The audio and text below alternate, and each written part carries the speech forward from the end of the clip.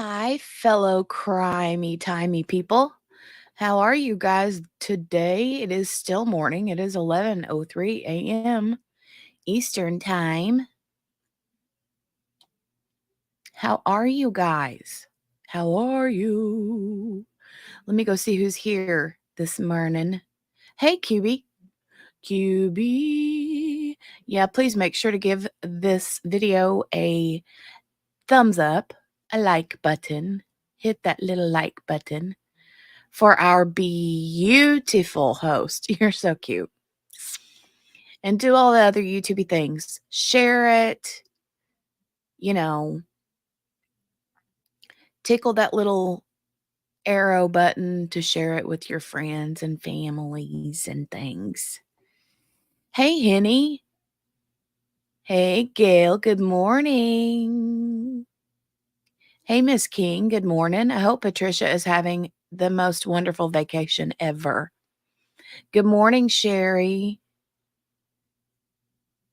Good morning, Steph. All right. Steph's doing laundry and chores. Got her earbuds in, so she may not be watching chat. Good to know. Good to know. All right. So we have a stream. Hey, Morgana. Good morning. Morgana, won't you be my neighbor? Morgana and I, we are pretty much neighbors in the grand scheme of things, right? We live like 30 minutes away from each other, something like that. 30, 45 minutes away from each other.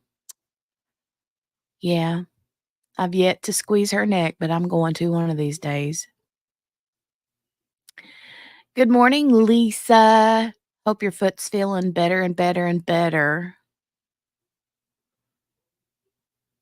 Better and better. Hey, good morning, sweet Joanna. Oh, no. 2 DAC paintings that went to the wrong building? That's not good. You're gonna have to go chase them down. No sloppy kisses, Morgana? Really? No, but I love sloppy kisses. Big old sloppy ones. You know, the kind of good sloppy cheek kisses where you get that good suction on the cheek and you're like that. Yeah. One of those. Oh, your new shoes or boots, Lisa. I feel that. I'm sorry. Not to the mouth, QB. No kisses to the mouth, unless it's accidental. No mouth kisses to friends. Only cheek kisses. As long as you keep the ugly thing on, it's fine. Ah. A kind neighbor delivered them to me. Oh, yay, Joanna. That's amazing.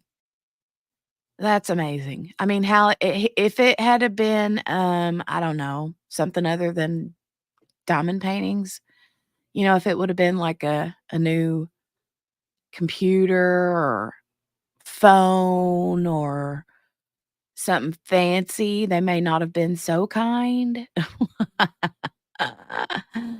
Ah. Steph, no worries. No worries. Yay, Margaret made it. Good morning, Margaret. Hey, Spins. Ooh, wow, look at you go. Wow, she says she got her laundry and dishes done. And therapy. Wow. Oh, no, no, no, no, I misread that. See, just one little word can totally mess things up. She says, "Hey, everyone, I've got dishes and laundry and therapy, oh my. So I won't be in chat today. Love you all." Okay, well, yay, yay, yay. Make sure to take a break in there between, ma'am. Margaret Morales and Magic Autumn, they are so heavy. Ooh, nice. All right. We have, Colin Albert cross-examination first thing well, actually, so I kinda, you know, cheated and already watched part of this morning. I couldn't help myself, right? We decided yesterday that I was gonna go on at 11 a.m. today, sort of like transition me and y'all into later mornings for our summer break because 'cause we're gonna switch hours to a little bit later for summer break. I mean, who wants to get up at 5:30, 6:30, 7:30 if you don't have to, right? You feel me? So, probably about 9:03, 9:05 this morning, I was like, "Ooh, but I really wanna see what's going on. Oh, I wanna really, really see what's going on." So, um, yeah, I peeked. I cheated. Cheated so hard. "Oh, no worries, Henny, go put your groceries away, ma'am.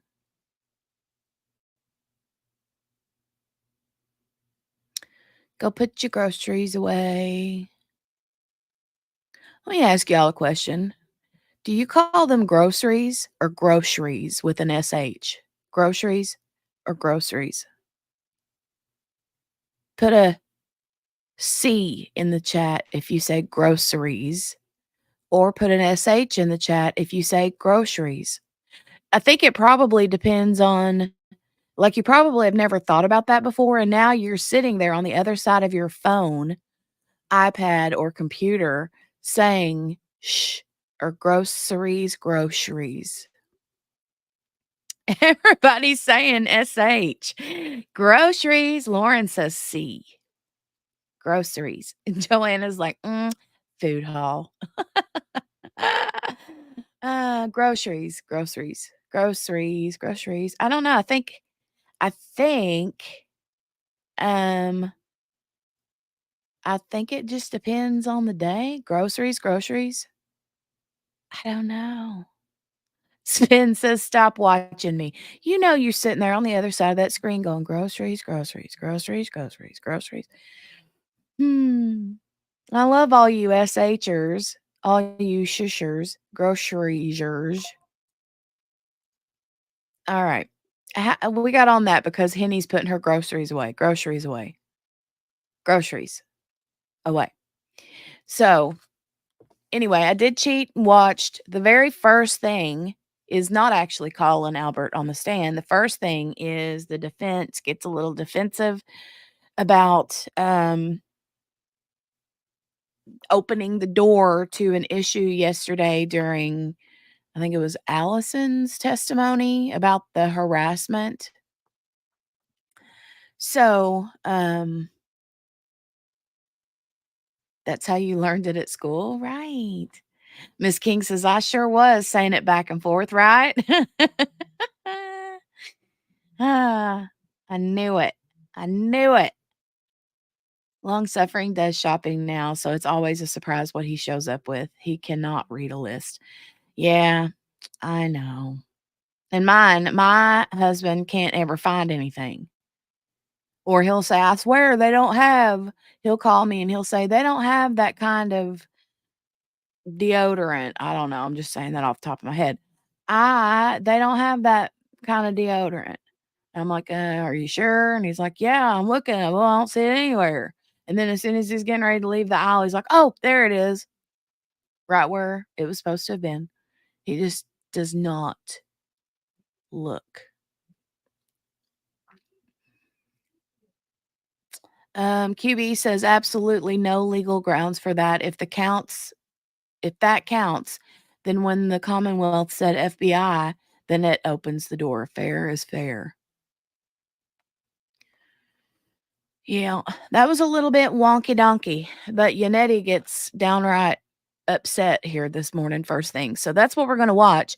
And then, um, I think they take a little sidebar. I mean, why wouldn't they take a sidebar?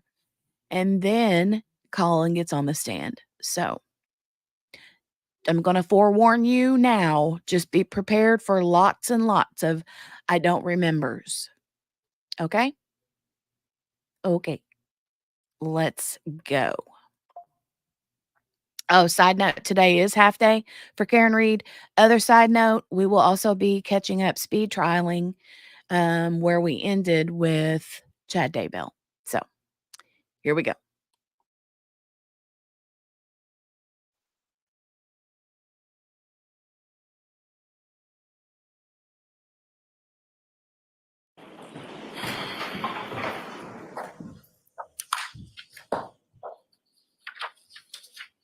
Thank you. Be seated. Court is in session.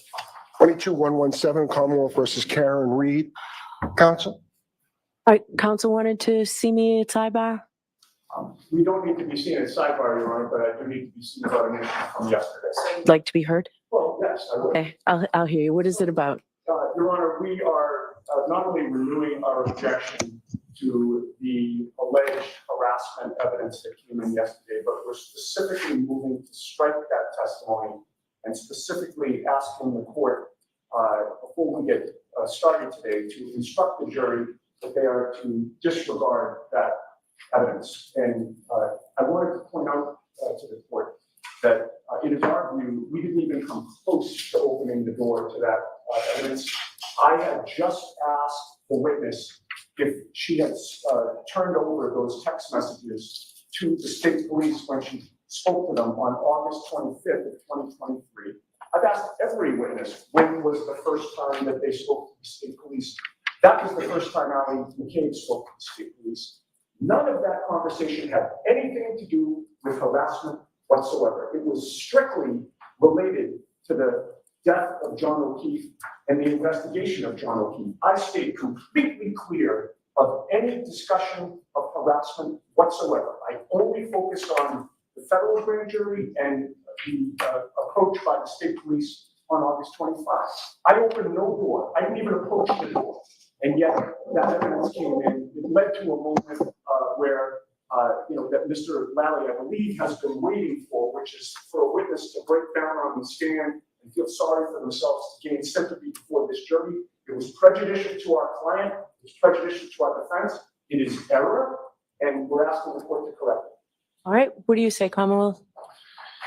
Your Honor, counsel absolutely opened the door as far as the questioning was concerned. It was not just the characterization of the questioning is just simply inaccurate. As far as the questions that were posed to the witness, it was more geared towards why, implying that the witness only provided this after testifying at the other proceeding or being questioned about it in that environment. And that's the only reason that she had these messages.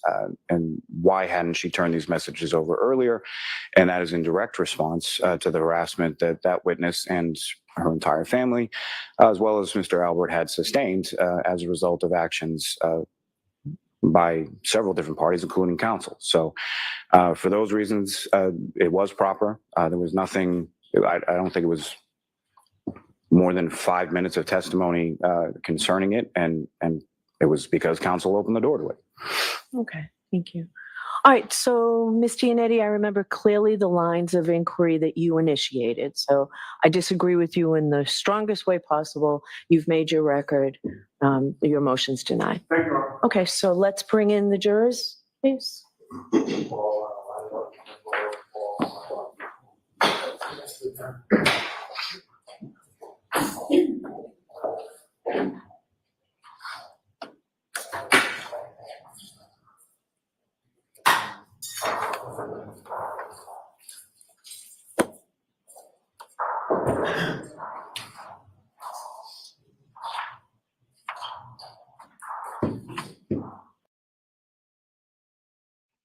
Do you need me to rewind it, QB?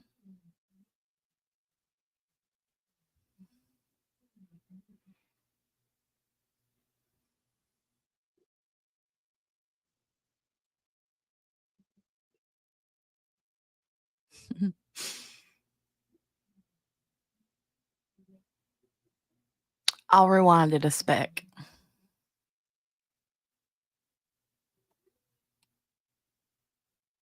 Oh, you heard him? Okay. Morgana said he has mush mouth syndrome. Uh,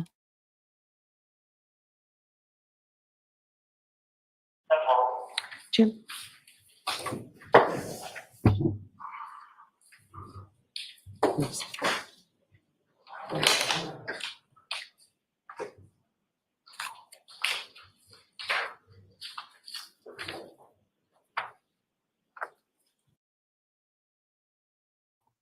okay, I'll rewind it.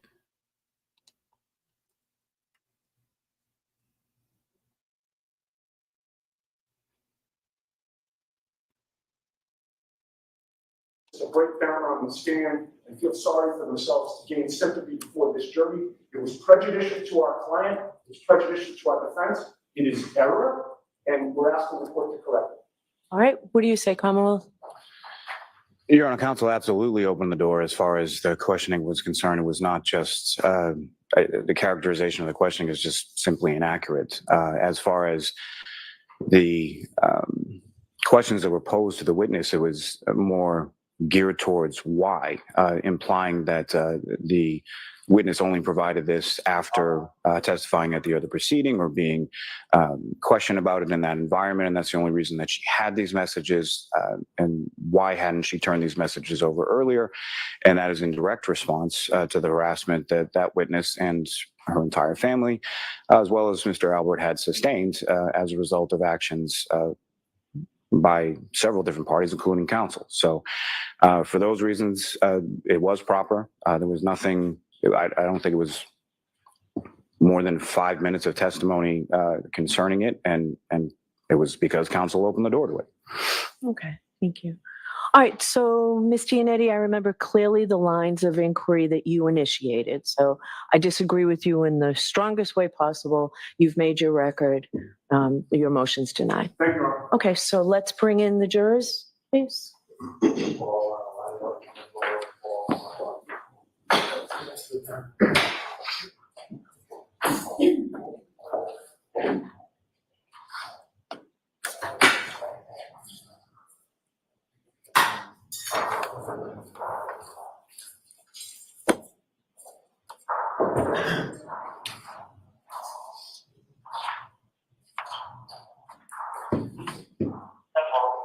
Jim?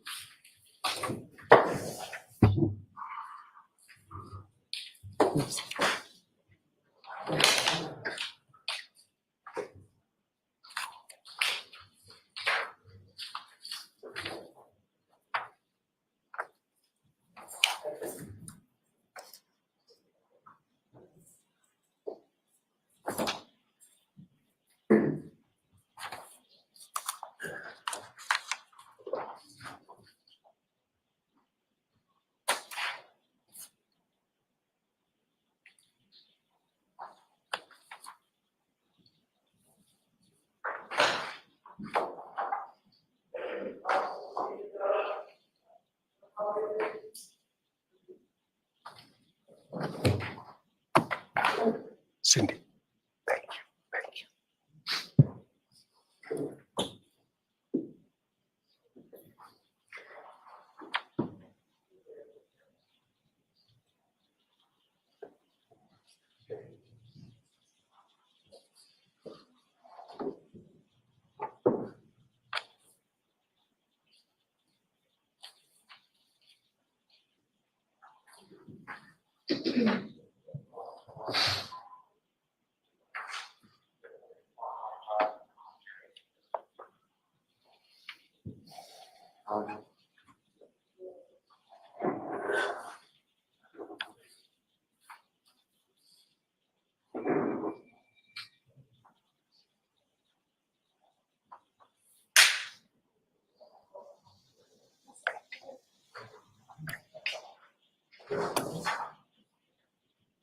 Court, all rise to the jury.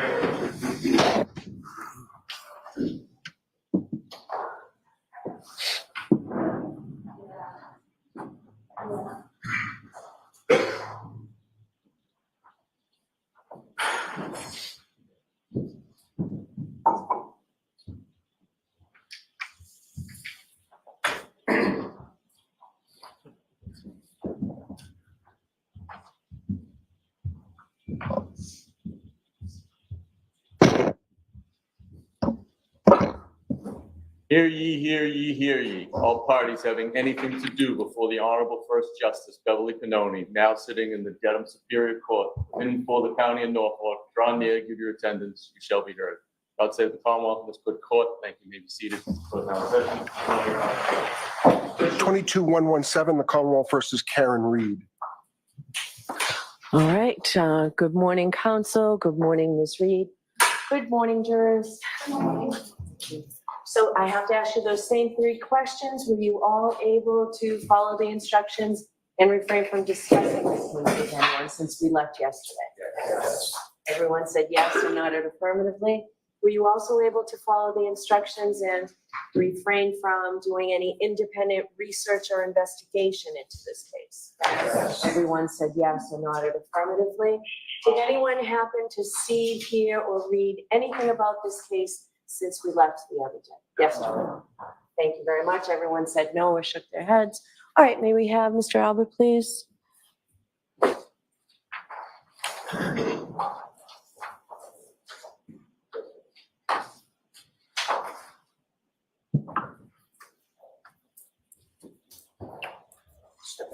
Step on me. Remain standing and face the clock. Raise your right hand. Do you solemnly swear the evidence here, the court and jury in the case now and here to the truth, the whole truth, and nothing but the truth, so help you? I do. All right, whenever you're ready, Mr. Jackson. Thank you, Robert. Mr. Albert, who did you talk to in order to prepare for your testimony starting yesterday? Can you rephrase that question, please? Phrase the question. You didn't understand my question? No. Who did you speak to in order to prepare for your testimony yesterday? My lawyer. Other than your lawyer, who did you speak to prepare for your testimony yesterday? No one. Did you speak to your parents? No. Did you speak to your mom, your dad? Nope. At any time before yesterday about your testimony or your statements? Nope. Did you discuss with your parents their testimony? No. So after they got off the witness stand, your dad didn't come home and say, here's how my day went? No. Mom didn't come home and say, here's how my day went? Nope. The Albert family just ignored the fact that both of them testified in a court of law before a jury about the events of January 29th, 2022. Nothing was ever said? No. Did you talk to Mr. Lally at any point before yesterday in preparation for your testimony? Before yesterday, you said? Correct. Yes. Tell me when. Want to say a month ago about. What did you talk about? I got prepped for this. Tell me what that means. What does it mean to prep for this? What I'm going to be getting asked. Okay. Remember my first question, very first question this morning? I said, have you spoken to anybody in order to prepare for your testimony? And you said no. Yeah. Okay, so that's not true. Spoke to Mr. Lau. Okay. Yes. It's not an okay, it's yes or no. Yes. Okay. You said that was about a month ago, correct? Correct. Around a month ago. Tell me I'm sorry, I didn't mean to. Around a month ago. Tell me what you and Mr. Lally discussed. The questions I would be asked here. Can you be more detailed? I don't remember everything he said. Did he go over the questions that he believed he would ask? I believe so. Did you give him answers to those questions that you believed you would give in response to his questions? Yes. What questions did he tell you he was going to ask? I don't remember. What answers did you tell him you were going to give? I don't remember. That was just a month ago, right? Yes. Obviously, you've been thinking about this case quite a bit, haven't you? Yeah. Over the last 2.5 years. No. How long have you been thinking about this case? Since people started writing about me on the internet. How about since you were at a house where an individual ended up dead on the lawn the next morning? Did that prompt you to start thinking about this case? No. Not so much, huh? Nope. Did you speak with, when Mr. Lally spoke with you, who else was there? The witness advocate, I believe, and Steve Nelson? yes, Who else? and is it Sergeant Tully, I believe? Tully, Tully? I believe so, yes. Okay. Anybody else? Not that I remember. Sergeant Tully taking notes while you were having this conversation with Mr. Lally? I do not remember. Mr. Lally taking notes? I do not remember. You remember being told by either Sergeant Tully or Mr. Lally that your conversation was being recorded? I do not remember.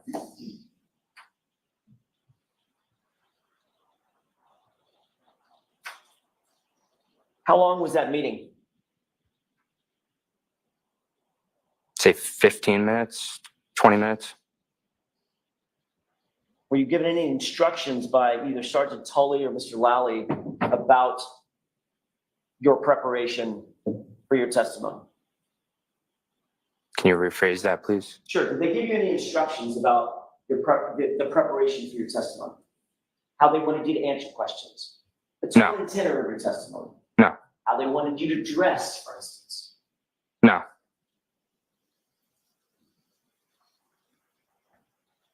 Other than that time a month ago, have you spoken with Mr. Lally or anybody from the DA's office since then, before yesterday? No. You watched any coverage of this case online? Nope. No social media? No, I don't have social media. No news, coverage? Nope. Nightly news, Channel 25, Channel 5? No. National news? Nope. Blogs? Nope.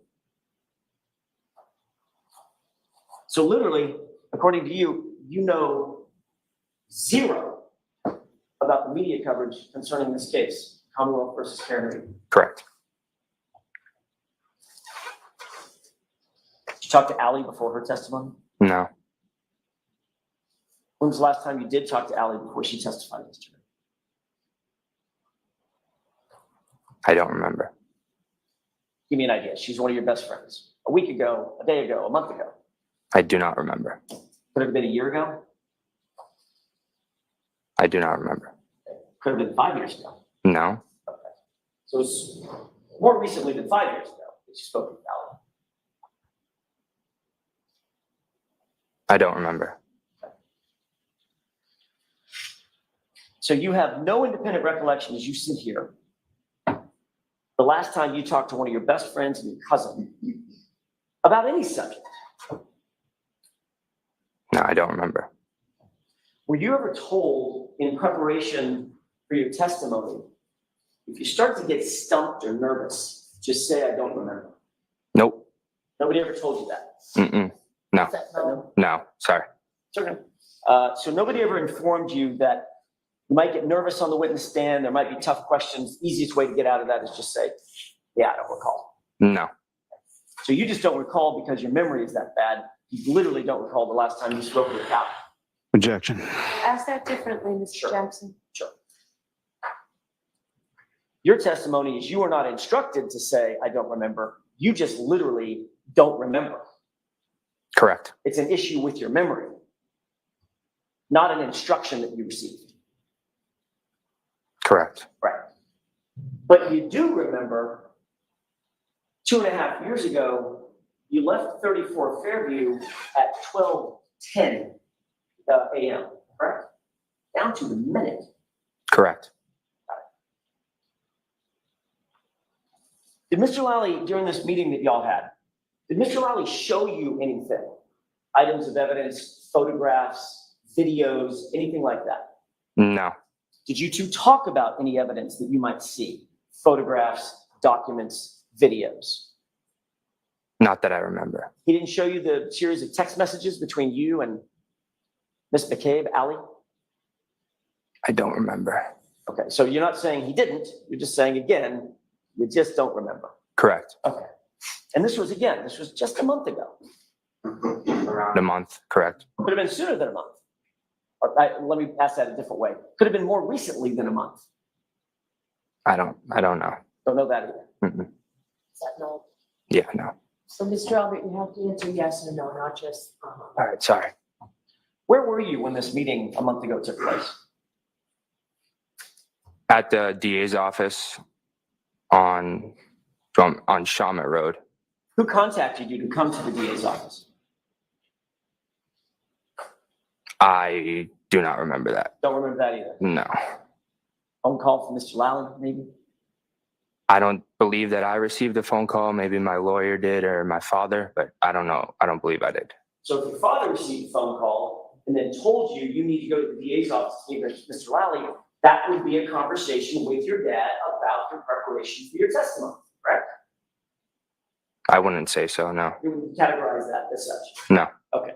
Because of course, even though you went to the DA's office to meet Mr. Lally and a sergeant from the Massachusetts State Police to talk about your testimony, you didn't mention that to your dad. No. You didn't mention that to your mom. No. And when you got done with that meeting, Dad didn't ask you, how'd it go, son? Nope. Your mom didn't say, how was that meeting No. about this massive murder case? Objection. Let me ask it a different way. Do you consider this to be a high-profile murder case? Objection. Stand on relevancy, ask it to. In your mind, this is an important case, correct? Obviously. Correct. But according to you, it just never comes up in the Albert household. No. Okay.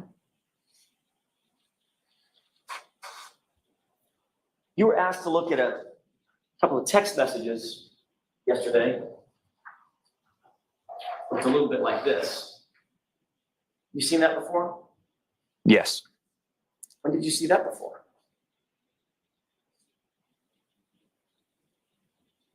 Yesterday. Before yesterday? Had you ever seen that before? On my phone, yeah. Okay, other than on your phone when you made the screenshot, had you ever seen that before? Mr. Lally ever show it to you? Not that I remember, no. So you two didn't discuss that in your meeting a month or less ago? We could have. I don't remember. But again, you don't remember. Mm-mm. Is that no? No. Did Mr. Lally tell you why he wanted to question you about those text messages? I don't remember. Did Mr. Lally tell you anything about what you might be asked on cross-examination? No. He asked you about any videos that you've ever posted? No. He asked you about any comments you've ever made online? Nope. Any photos you've ever been in? No. Any fights you've ever been in? Nope. Who's Courtney Proctor?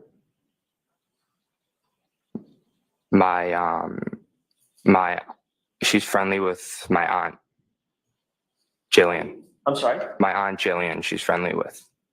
When you say friendly with, describe that. What do you mean by friendly with? I know that they're pretty friendly. Have you ever been to Courtney Proctor's home? Yes. How many times would you say over the years? 4 or 5, maybe. Her family is close to your family, it's fair to say.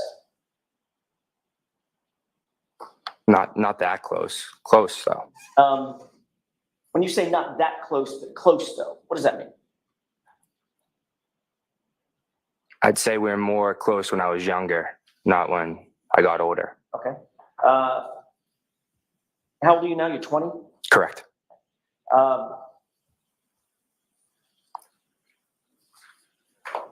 May I approach? Okay. I have a photo I'd like to show Mr. Lally first. May I? Yes. Thank you. Take a look at that photo and tell me if you recognize it. Just look at it to yourself, please. Let me know after you studied it for a second. Yep. You recognize the photo? Yes. Who's in that photo? Objection. So the objection sustained as to the content of the photos. Did you want to come to sidebar and explain this to me?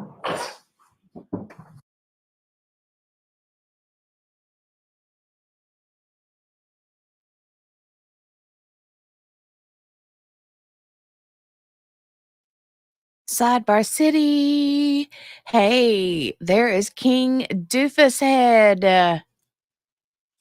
I was told to call you that, Lee. Hi, Lee.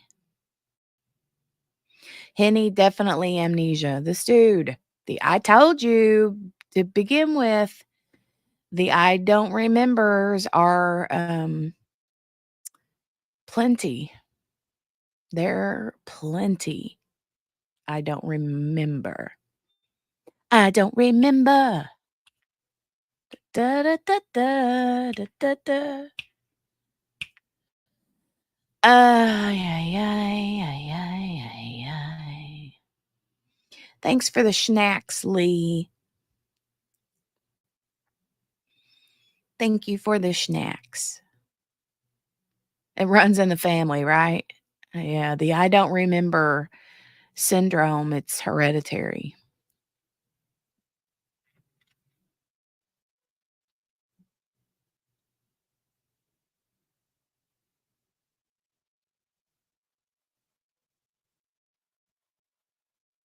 Wow, this is a long sidebar.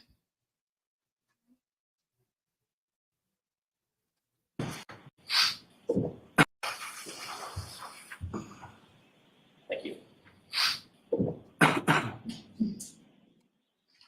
Mr. Albert, approximately when was that photograph taken? Objection. No, we can get that, but we'll answer that question.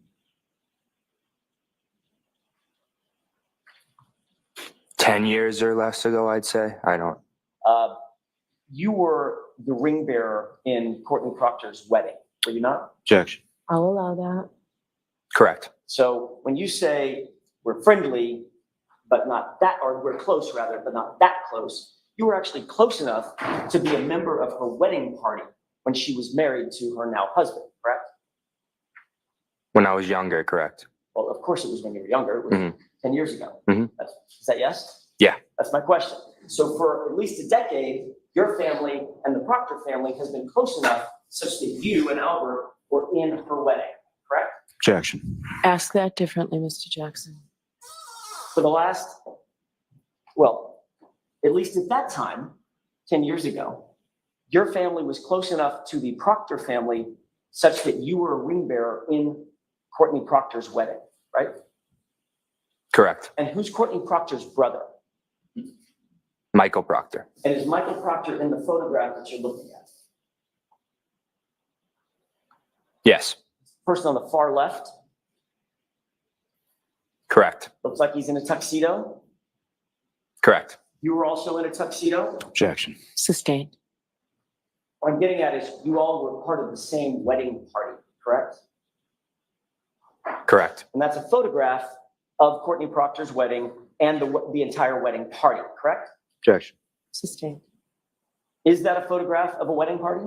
Objection. Sustained. Your Honor, may we approach? Yes.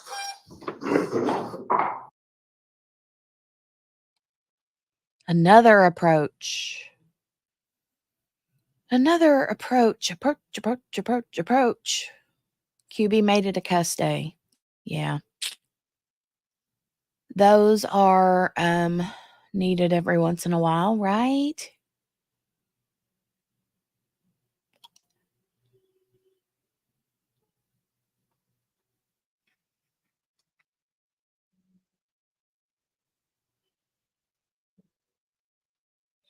I like how the dude back here in the back has this little bitty like TV tray table for his stuff. He's like, hold on, let me see if I can fit all this on my lap.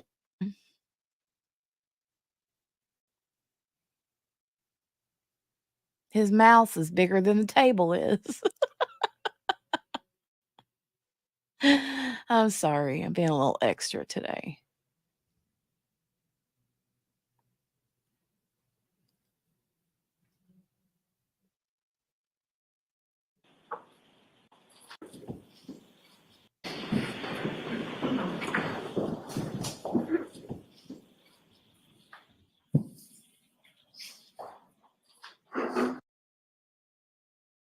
Oh, we got to pause it for Patricia. Hey, how's vacation going? We've missed you.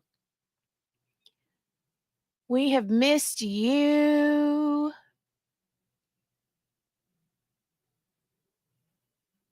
That's the defense's AV guy. They wouldn't allow him anything more.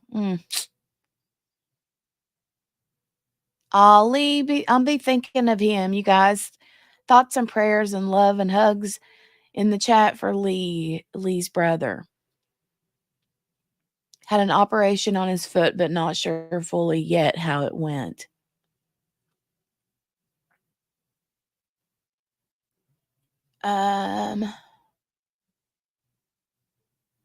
Good but short. I missed y'all too. Patricia, were you able to just rest and relax and what did we say? Chill and vacay, like bend and snap. Chill and vacay. Chill and vacay. Chill and vacay. Were you able to do that?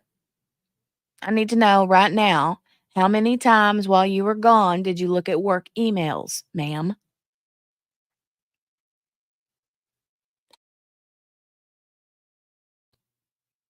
Okay, we'll get back to it.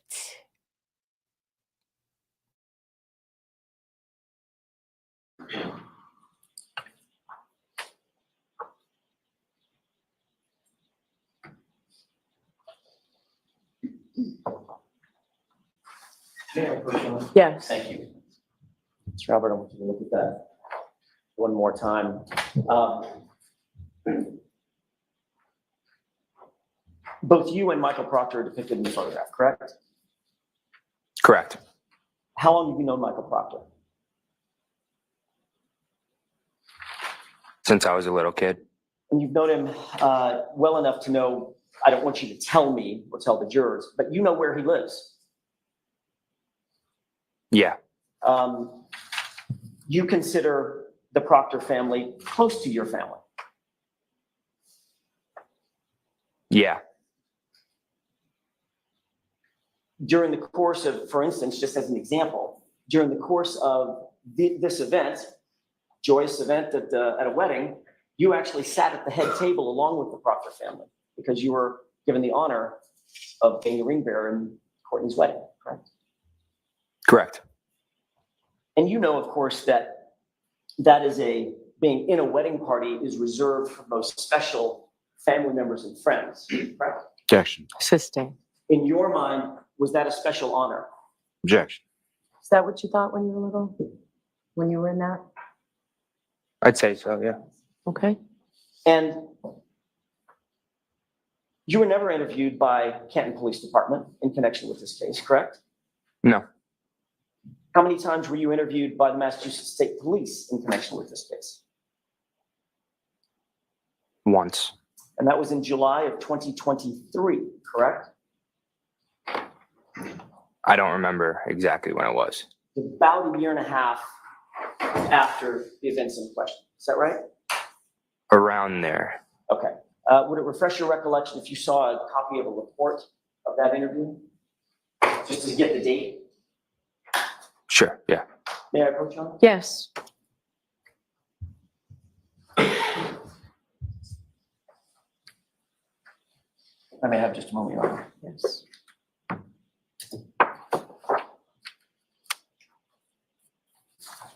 Take a look at paragraph 1. It's in the middle of the paragraph. If you'll just read that to yourself, please.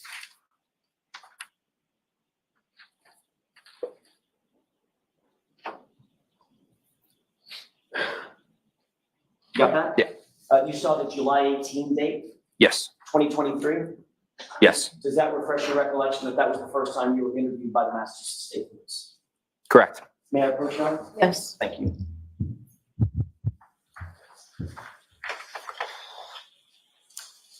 Who conducted that interview?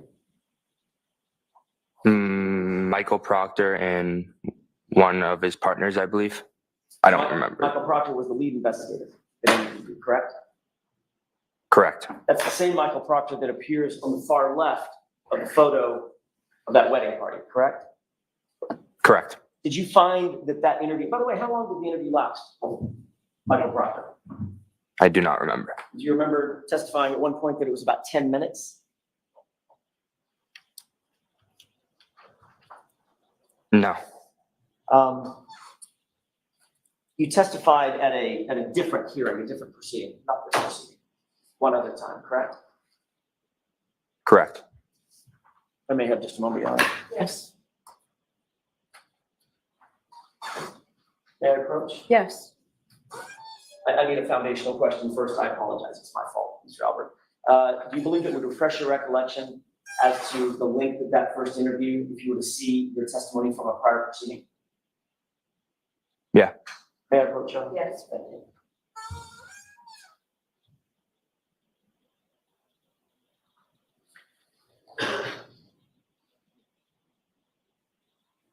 Take a look at this, and I'm going to direct your attention to line 18 and 19 of that transcript.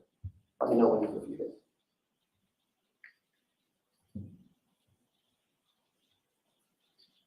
Is that yes? Yeah. May I? Yes.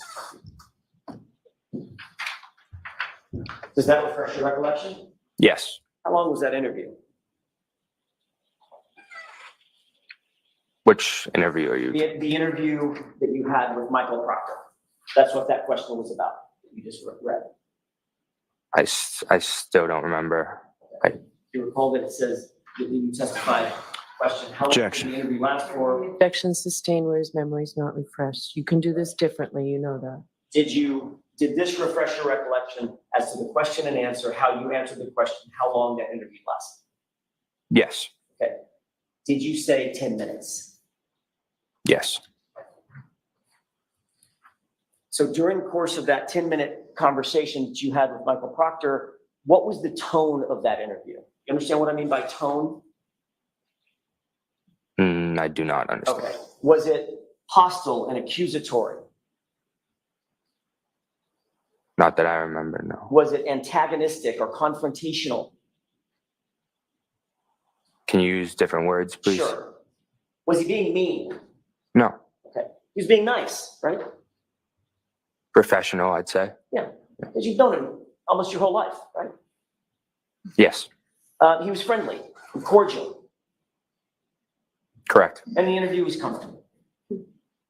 Say it again. The interview was comfortable. Correct. You didn't feel like you were on the hot seat. No.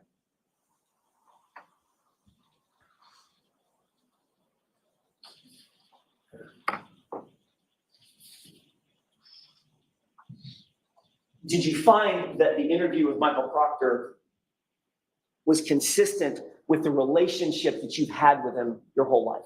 Meaning, he's always been friendly to you. He was just as friendly in that conversation. Not really, no. How is he different? I'd say more professional. Okay. Obviously, he was doing a job, correct? Correct. But when you walked in, you recognized him. Yes. He recognized you. Yes. Made natural greetings with one another, correct? Correct. Questioned you about a few things. Correct.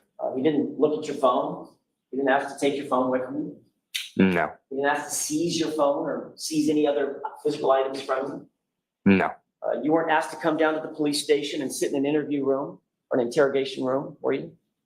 No. Matter of fact, where did the conversation take place, those 10 minutes? In the DA's office on Shawmut Road. DA's office on Shawmut Road. Who else was there other than Trooper Proctor and his partner at the time, Trooper Clark? Can you Who repeat? else was there? Was it just Trooper Proctor, Michael Proctor, and Clark? Yes. Okay, so it was just the three. Yes. And Trooper Proctor was the one that was sort of leading the conversation. Yes. And then when it was done, he said, "You're free to go." Correct. And he didn't take your phone. Nope. He didn't ask you to look at any text messages. Nope. He didn't look through your phone. Nope. He didn't take any screenshots or videos of your phone or the contents of your phone. Nope. Just let you walk out the door. Correct. Your Honor, may I publish the photo? Why don't you come over here for just 1 second? May I have that, please?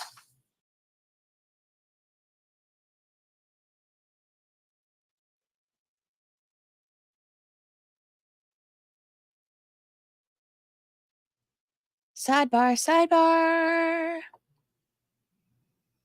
I love Margaret's comment about, hey, yo, your dad called. He wants his sweater back from the 1980s. Yeah.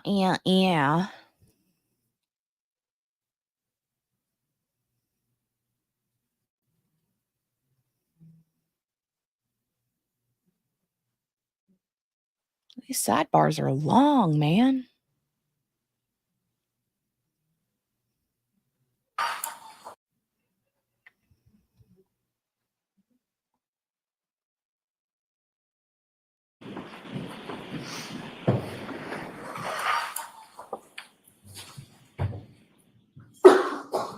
May I inquire you? Yes. Thank you. Mr. Albert, I want to shift gears for a quick second. On July 27th, you and your attorney appeared at a hearing in a separate proceeding, correct? Let me ask it a different way. You testified at a different proceeding, not this trial, but a different proceeding. Correct. Okay, you put on your oath, you appeared with your lawyer, you gave testimony, and that's part of what you looked at a second. Correct. But when you met with Michael Proctor, you did not feel the need to take an attorney with you. It was just you, Michael Proctor, and Investigator Clark, correct? Objection. That's sustained. You were asked yesterday about certain texts with your cousin Allie, correct? Correct.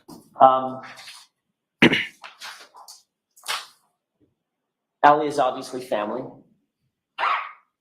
Yes. but she's more than family. She's also a good friend of yours. Correct. As a matter of fact, she's one of your best friends. Correct. And at your age, this is not meant to be pejorative, but we're different generations. At your age, you're most Oh, there's my Abigail. Hey, Abigail. She says, I wanted to pop in and say I'm a few hours behind, packing my whole house while I listen. I love you and I miss you. I'll see you all on the other side of this horrible month. I love you. Love you, love you. Can't wait to see you on the other side of this horrible month, too. Oh, Mickey Joe said, Abigail, I love your face and guts. See, QB, I told you Mickey's lurky lurky. She's lurky lurky. I'm out, LOL, busy. She came out of hiding for the baby. Yeah. She calls Abigail baby because, Abigail always says, and baby. All right. We'll get back to it. Hope we're able to keep you company, Abigail, while you work and lurk. I love you.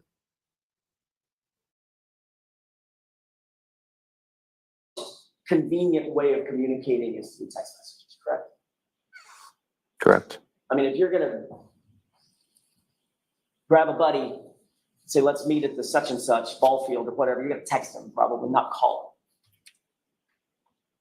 Either or. them. Okay, but texting is pretty common between you and your friends.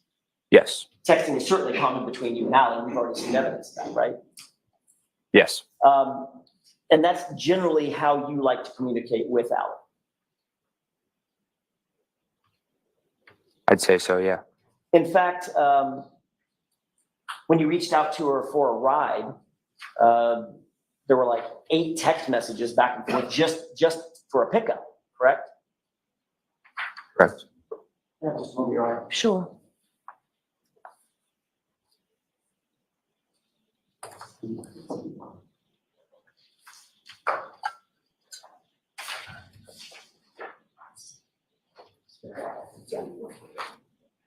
May I approach your honor? Yes. This is a copy of 81.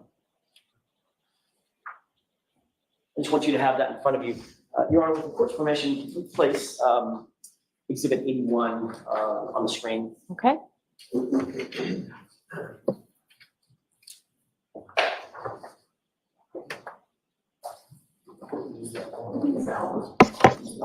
Your Honor, may I approach? I need to use the Elmar instead of. Okay. Is there an objection to that? No, Your Honor. Right. May I have that back? I thought you meant approach over here.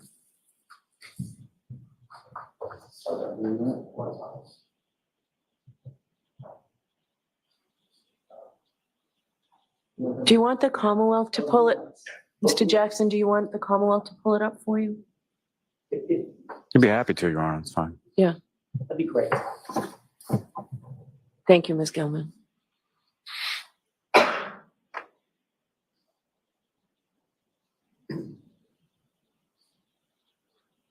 I approach the witness? Yes.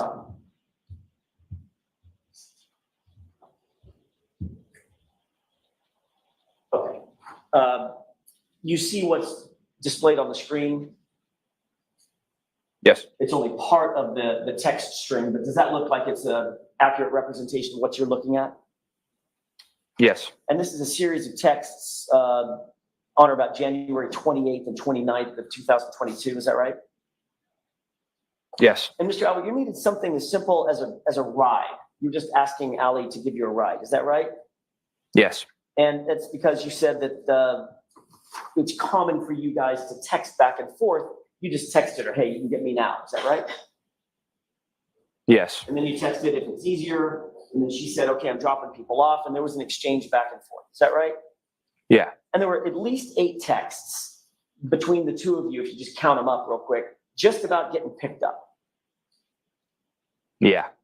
But if you scroll down a little bit, after the end of that text string, that ends at 12:10 a.m. and it says okay.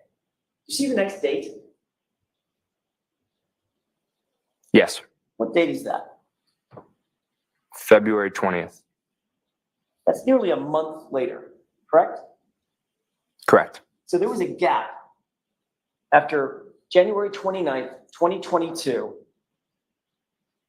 when you found out that a man had ended up dead on your uncle's lawn. And you and Allie did not text each other for a month, not once. Objection. Sustained is to that form. Ask it differently. Isn't it true that on January 29th, later in the day, you found out about John O'Keefe and his condition, the fact that he died? Objection. Is that true? Did you find out that day? Yes. Okay. So you were well aware of, thank you. We can take that down. You were well aware, Mr. Albert, that something very tragic had happened at your uncle's house, Brian Albert's house, right? Correct. And you were aware that you had been at your uncle's house that night, right? Correct. You're also aware that, according to you, Allie McCabe was the one that picked you up and took you from that location. Correct. And notwithstanding the fact of this tragedy, you and Allie didn't text each other one time for a month. Is that right? I don't think that's correct. So where are those texts? We text on other platforms too. So I'd say other apps. So is there a reason why you decided for the next month to just switch platforms to maybe Snapchat? Objection. I'll allow it. No reason. Are you sure that you switched platforms? I'd say so, yeah. Why did you switch platforms? We go back and forth, I'd say, between platforms texting. You switched platforms because you know that Snapchat deletes all communications, correct? Objection. Ask it differently, Mr. Jackson. Do you know that Snapchat has an auto delete function on it? If your app is set to that, yes. Your app was set to that, wasn't it? I do not remember that. So again, your memory is failing you. Can you rephrase that? Sure. Once again, your memory is failing you. You don't Objection. remember. Objection. Ask it differently, Mr. Jackson. Isn't it true, Mr. Albert, that you either switched platforms or deleted the texts because you did not want your text communications with Allie McCabe to be discovered? Objection. Overruled. Is that right? That's not true. So where are those communications? I do not know. Can't produce them right now, can you? I'm not sure. So in the days, the hours, and days and weeks following the death of John O'Keefe, your communications with your best friend, Allie, the person who gave you a ride home that night, they're just gone. Right? I'm not sure. You testified that you provided Exhibit 81, what we were just looking at, and you're still looking at in front of you, as a screenshot of your communications on January 29th, 2022 with Allie McCabe, correct? It was a screenshot. You say that again? Sorry. You provided that item as a screenshot, not as an actual text to law enforcement. Is that right? I don't believe so. Okay, do you know what a screenshot is? Yes. What's a screenshot? When you take a picture on your phone. That's a picture from your phone. Yes. Okay, so it is a screenshot. Yes, it is a screenshot. Okay, that's my question.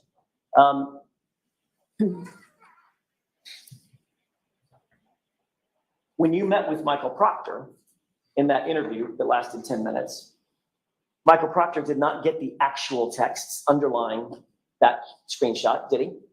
No. He never looked for those actual texts, did he? No. He never asked you for those actual texts, did he? No. And you never volunteered to give him those actual texts, did you?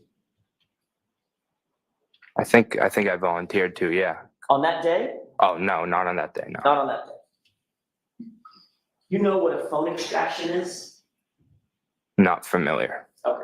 Have you ever heard of a phone imaging or a phone extraction or a forensic extraction? Any of those words sound familiar?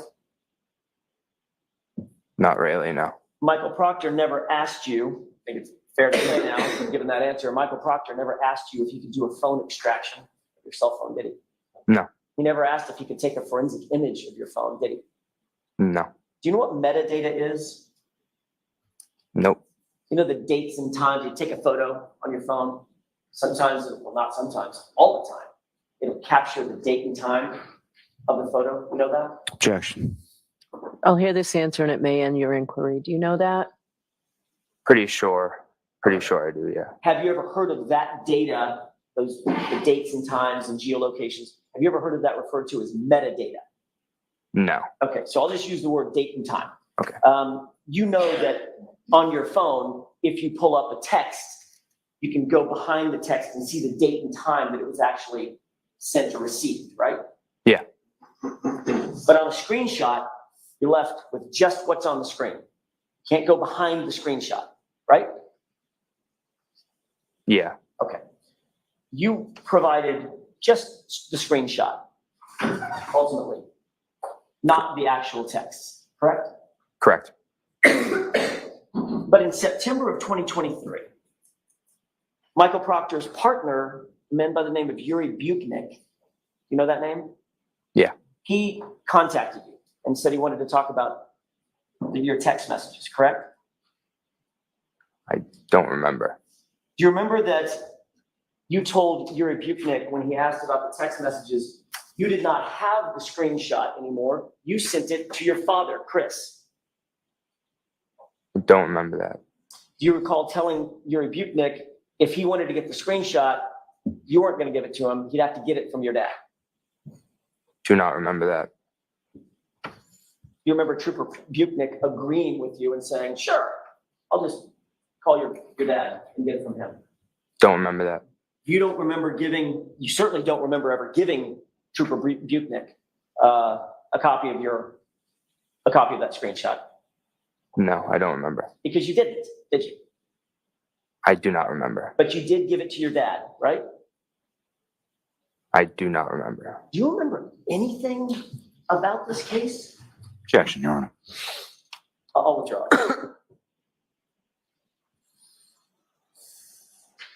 To this day, you've never been required to present your phone to any law enforcement agent, have you? Nope. It was never imaged. It was never downloaded.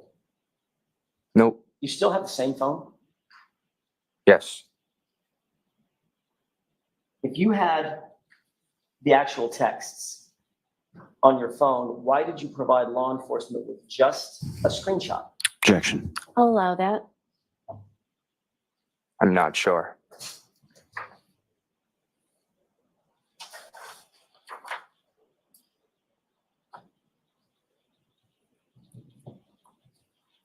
You were shown a photo yesterday of you in February of 2022 with your aunt.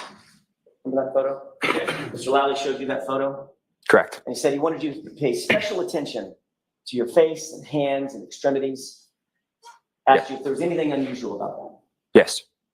You said no. In that photo, absolutely nothing unusual in February of 2022 about you, your face, your hands, fists, nothing, right? Correct. I want to draw your attention to February 26th, same month, less than a month after the incident. You were at a place called Fenway Johnny's with your buddies, weren't you? Correct.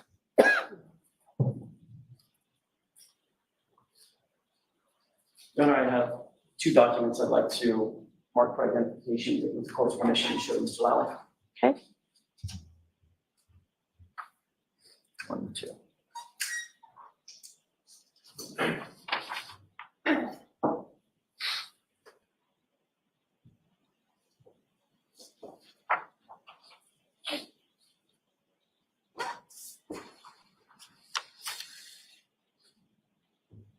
DE and FF. Thank you.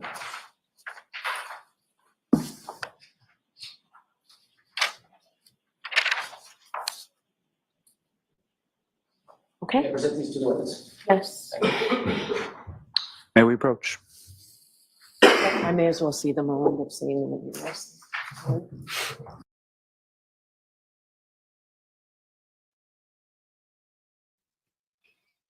Selective memory, right? Selective amnesia, says Morgana. Crack me up when Alan Jackson says, do you remember anything about this case? Ah. Ay, ay, ay. Um,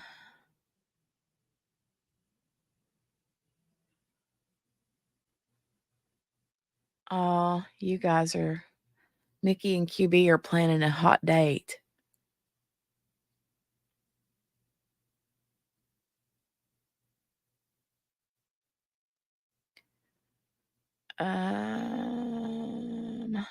Okay.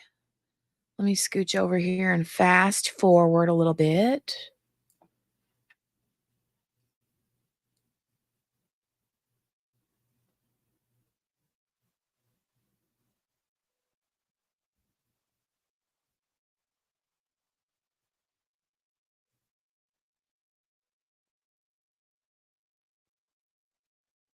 Telling you, these sidebars are so long.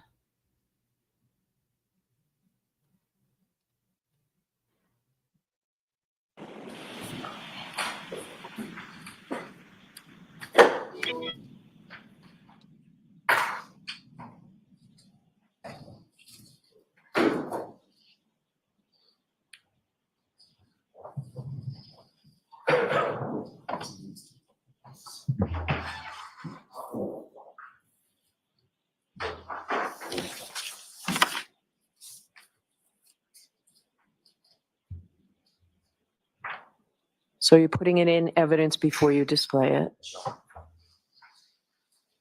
May I approach one more time? Yes. Surround.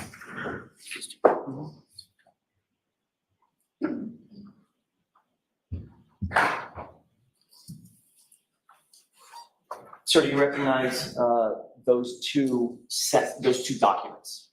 Yes.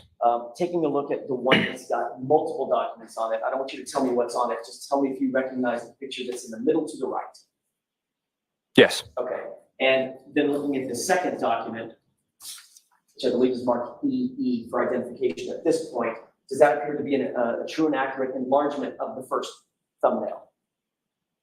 Yes. And those were taken on that photo was taken on February 26th, 2022.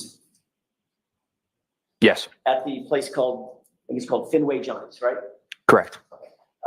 May I publish the Put it into evidence first. move for the admission of just EE? So you need to get it to the court reporter. I'm sorry, just FF? May I approach? Yes. EE or FF? Let me have it. FF. Okay, give it to Madam Court Reporter to put the exhibit number on it. Exhibit 85, Your Honor. Thank you. Excuse me, that.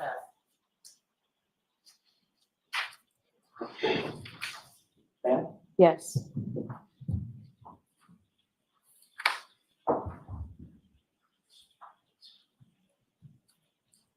You see that photograph that's being displayed? Yes. Are you in that photograph? Yes. Which person are you? In the middle.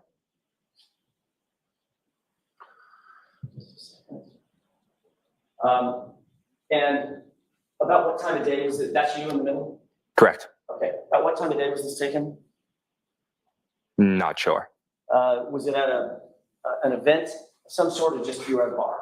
Just at a bar. Okay. I want you to take a look at your right hand. Can you see from there clearly your right hand? Yes. What do you notice about your right hand? It's cut up. Your knuckles are injured, correct? Correct. Now, you didn't take this photo, did you? Nope. That photo was never on your phone. In other words, it wasn't a friend of yours that took the photo. No. This was taken by an event staff member, is that right? Correct. It was later posted on social media, isn't that right? Correct. You could not access the metadata. You couldn't access the time and date of that photo, correct? Not sure what you mean by You that. couldn't manipulate the time or date this photo was taken? No.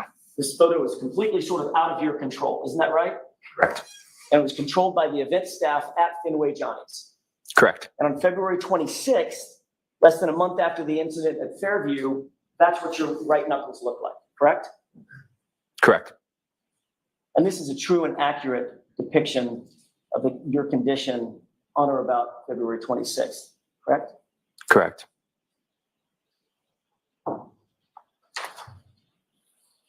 How'd you get those injuries, Mr. Albert? We can lights up. I was at a party, my house party, my senior year, and I remember it being icy out, and it was kind of like a steep hill of a driveway, and I was walking up the driveway, and I slipped down the driveway, and I tried to catch myself, but I had something in my left hand, so I had tried to brace myself with my right hand, and I ended up sliding a little bit down the driveway. What'd you have in your left hand? If I remember, it was either my phone or a beverage. So according to you, you fell on ice and injured your knuckles, as we just saw in that photograph, right across the top of your knuckles. Correct. So you fell onto what, pavement, asphalt, Yes. and you braced yourself when you fell, your entire body weight, by putting your right hand down in a fist, and you injured your right fist, just the top of the knuckles on your right fist when you fell down. Correct. Seriously? Objection, Your Honor. Sustained. You put your palms down when you fell? No. You felt your entire body weight on your right fist and just injured the top portion of your knuckles, correct? Correct. Those injuries to your knuckles look an awful lot like the type of injuries that you would get in a Objection, fight. Your Honor. Sustained. You ever been in a fight, sir? Other than with my brothers, no. You've never been in a fight Nope. your entire life. Other than with my brothers, no. Never hurt your knuckles before. Not sure what you mean. Never hurt your knuckles in a fight. No. And in this case, when you fell down on the asphalt, it was only the top four knuckles of your right hand, correct? Correct. You right-handed or left-handed? Right-handed. Box? Nope. I'm sorry, you don't box? Nope. You've never boxed? Never. You ever practiced boxing? I've hit the bag for like cardio, but other than that, no. When you hit the bag, is that considered boxing? I wouldn't say so. Not It's not jumping really. rope, is it, Mr. Albert? No. It's not doing curls, Nope. not doing push-ups or calisthenics. Nope. It's hitting a bag, correct? Yeah. That's boxing, right? I'd say, yeah.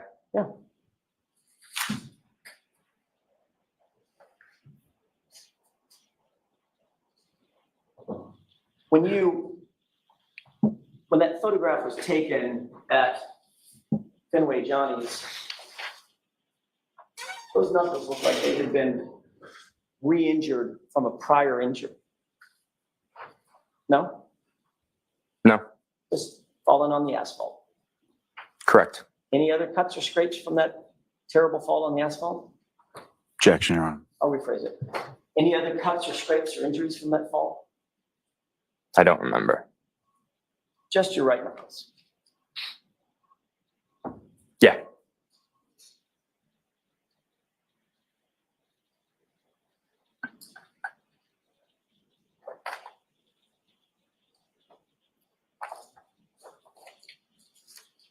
You said you've never been in a fight before. Nope.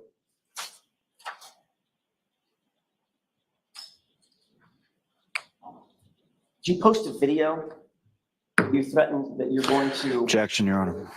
The objection sustained. I'll see you at sidebar on this. I'm familiar with this.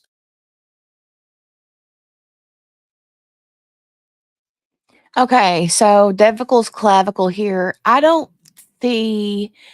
do like that Jackson just said he could have, that it looked like he re-injured a previous injury. But do you guys really think that he would have a whole, he would still have those bruises or nicks or whatever on his knuckles a whole month after the fact? I mean, a couple weeks, yeah, but a month? QB says 150% yes. I don't know. Yeah, I saw his face. I saw his face. Um,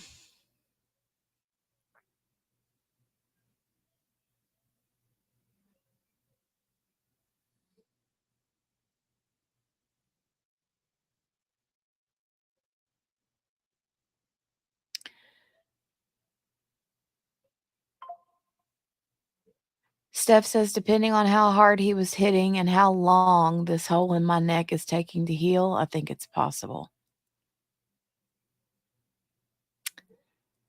QB says the dark spots, knuckles take a long time to heal and leave dark red spots.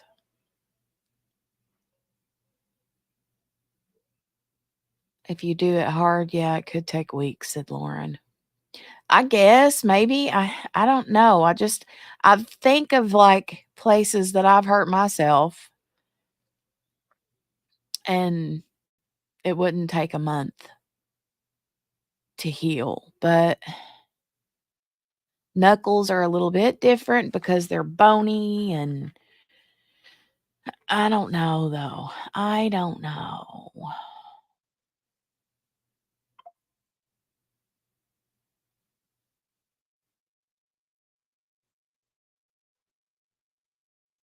No, I've not been fighting. Right, Miss King, you're always moving hands. They'll resplit often.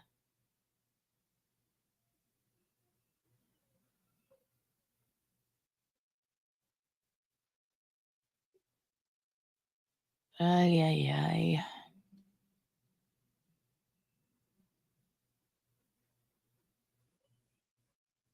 I don't know.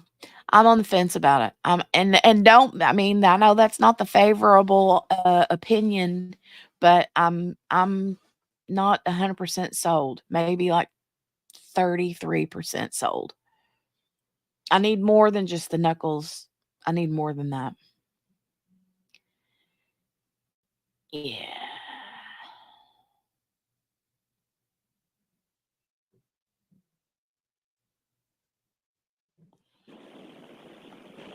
So I'm going to send you out for a recess. We have some work we have to do here. wasn't early enough for me to get you coffee and bagels. I apologize for that, but we'll be a little bit. So we'll send you out for the morning recess. All rise for the court, please. Jurors, follow me.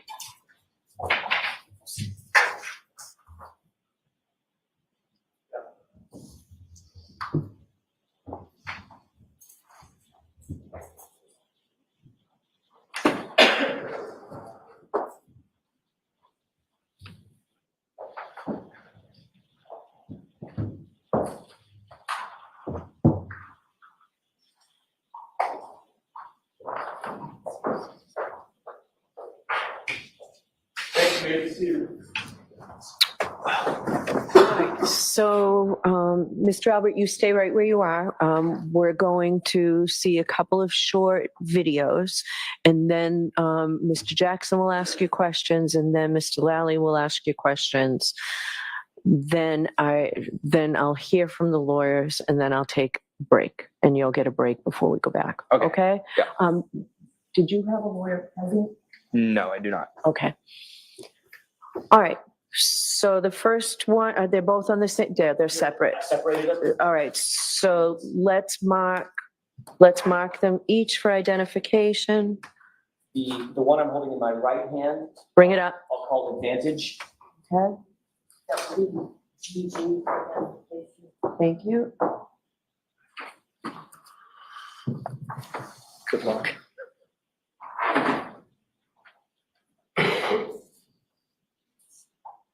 The one in my left hand, with the court's permission, this is, I'll call this bang bang. All right. Thank you. All right. So play GG first, please. Yes, sir. Young American boys, I will beat all your asses. I promise you, I will fuck you all up.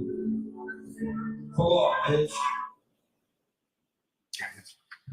Okay. And the next one, please.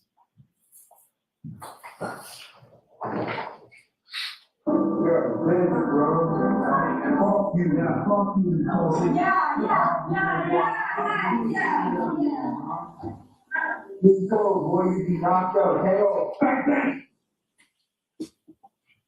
Okay. May I inquire, Your Honor? Yes. I'm going to take those two videos one at a time.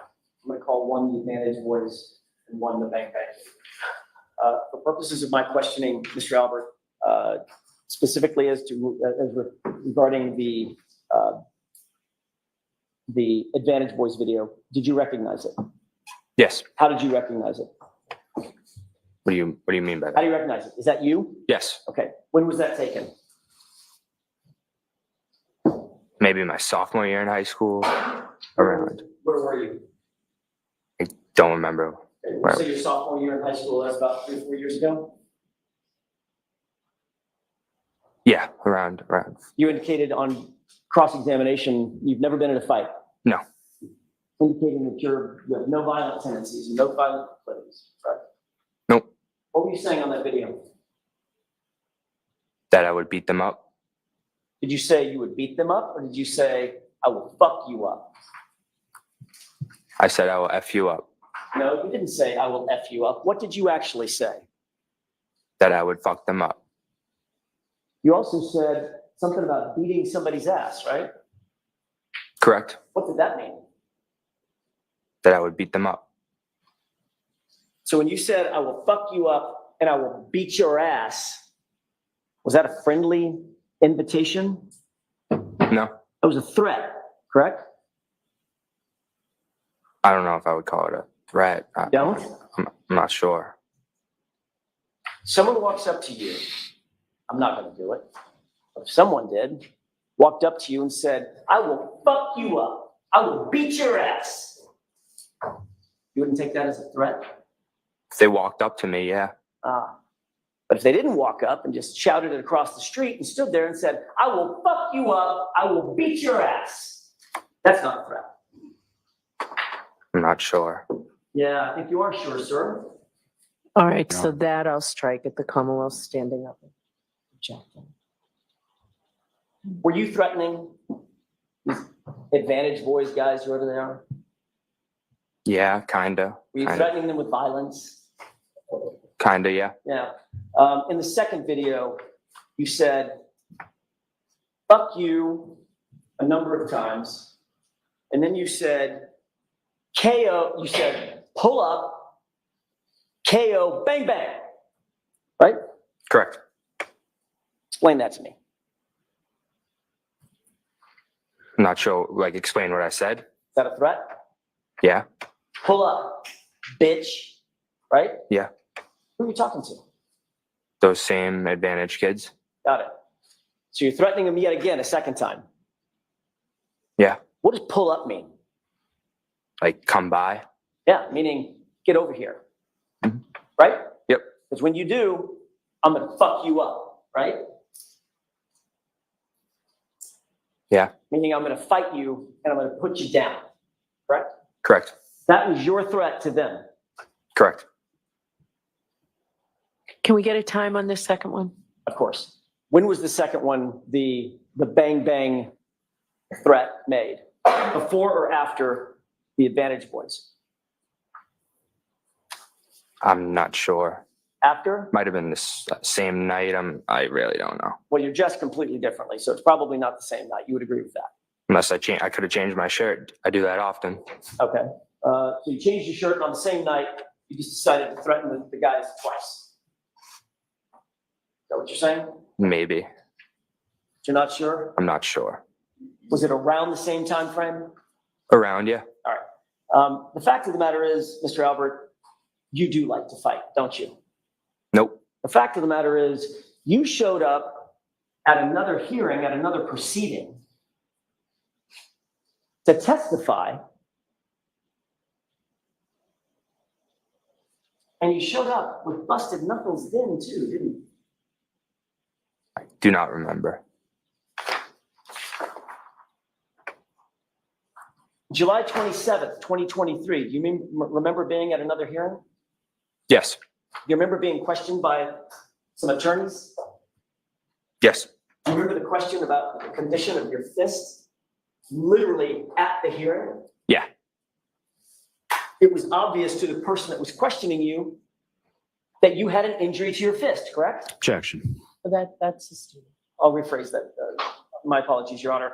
You were asked questions by the questioner about the condition, the physical condition of your fist, weren't you?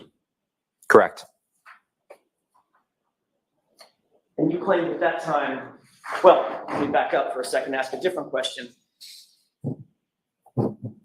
They were asking because you had open injuries on your right knuckles yet again, didn't you?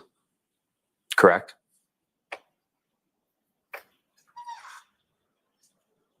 You said, I must have been hitting a heavy bag, right? Yeah. Boxing again.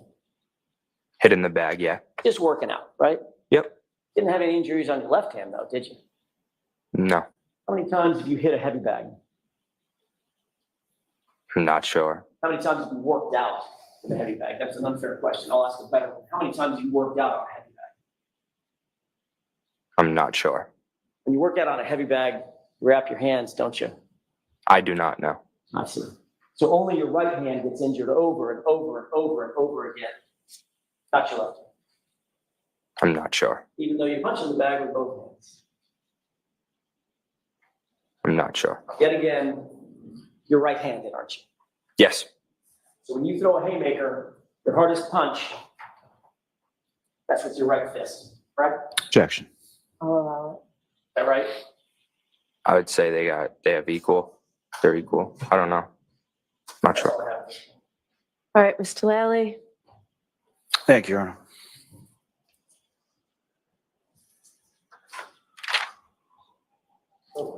Mr. Albert,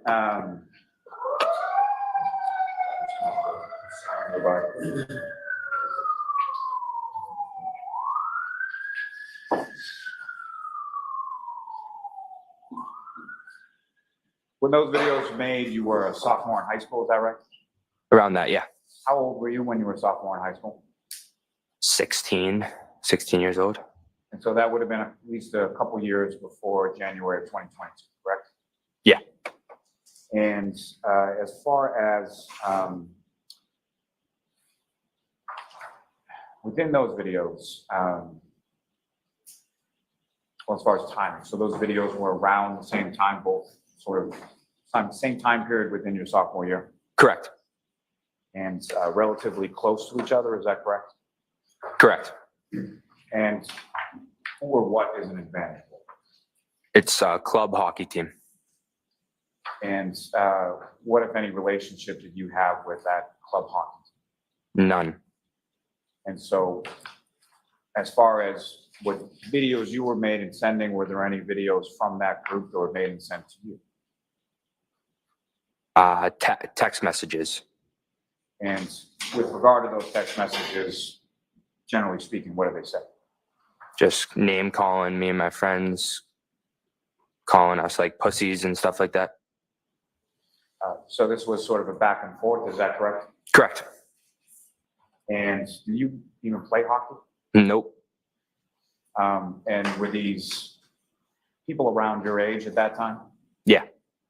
And were they kids from the same town or different?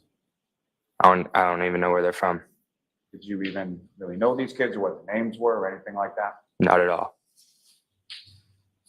And was there ever any sort of physical fight or even a physical interaction with these other kids? Never.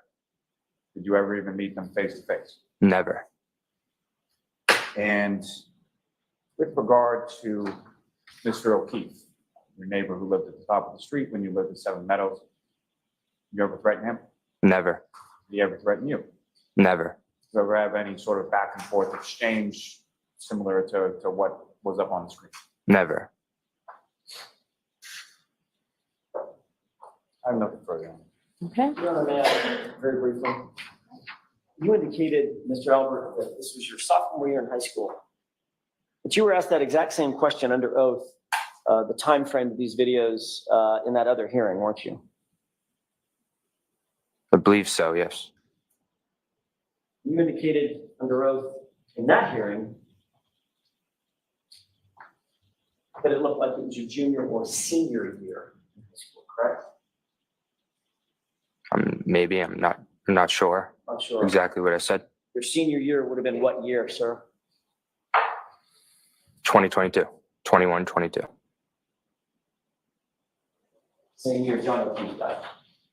Correct. They have no, Your Honor. Yes. That's all I have at this time, Your Honor. Thank you. All right, I will hear you. Your Honor, if we could make the argument outside the presence of the witness. Yes, I'm sorry. I'm going to ask you to step out of the.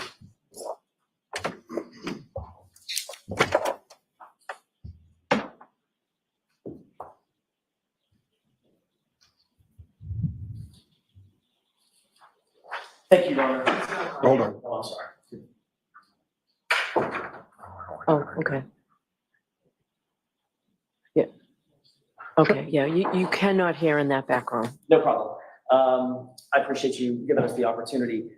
Your Honor, it's very clear that these videos are highly, highly relevant, given the sanitized testimony that this witness has tried to present to this jury. He's indicated that he's never been in a fight, doesn't have any violent proclivities, he doesn't have any violent tendencies. It's not in his countenance to do this. Mr. Lally opened this So door. you only got that through the voir dire. Understood. Okay, so the violent tendencies only came in through the voir dire. Well, that's not true. In front of the jury, he said, I've never been in a fight. Okay, but that specific question, you said violent tendencies, it was unobjected to, but that was voir dire. Understood. Mr. Lally clearly opened this door yesterday. He presented a photograph or a series of photographs with this witness's family. His arm draped over his aunt, he's with his mom, looking very family-oriented, etc. And Mr. Lally went further than that and specifically said, I want you to take a look at your face, your hands, your extremities. Do you see anything unusual or odd about that? That's why I believe the court allowed, based on the testimony today, allowed the photograph in February of 2022 of the actual photo that cannot be manipulated. It's in the hands of a third party of the busted and injured knuckles on this witness's right hand. He then said, "I've never been in a fight." Those two videos belie that testimony. There is no way to look at those two videos and say, this is not relevant to the issue of whether or not he has been in a fight. But tell me how whether he's been in a fight is relevant to an issue in this case. That's what you have to do. Because the police should have, the Massachusetts State Police should have, if they were doing their due diligence, they should have investigated this young man. They should have investigated every single person that was in that house, in or around the home of where John O'Keefe was found, the Albert home, and they didn't. They did nothing to investigate whether or not there was someone in the house who tended to fight, who wanted to get in physical altercations, who had a propensity to get in physical altercations, who was a fighter by nature, who threatened to fight, who threatened violence. That's what this young man has indicated he does constantly. I'm surprised he didn't show up in this hearing with busted knuckles. So does this go to your third party culprit defense? It goes to both. It certainly goes to both, but yes, it also goes to our third party culprit defense as well. This is a focus of, I believe this should be a focus of the juror's attention in terms of, is there a third party who could have done this that evidence points to that may have done this? Absolutely.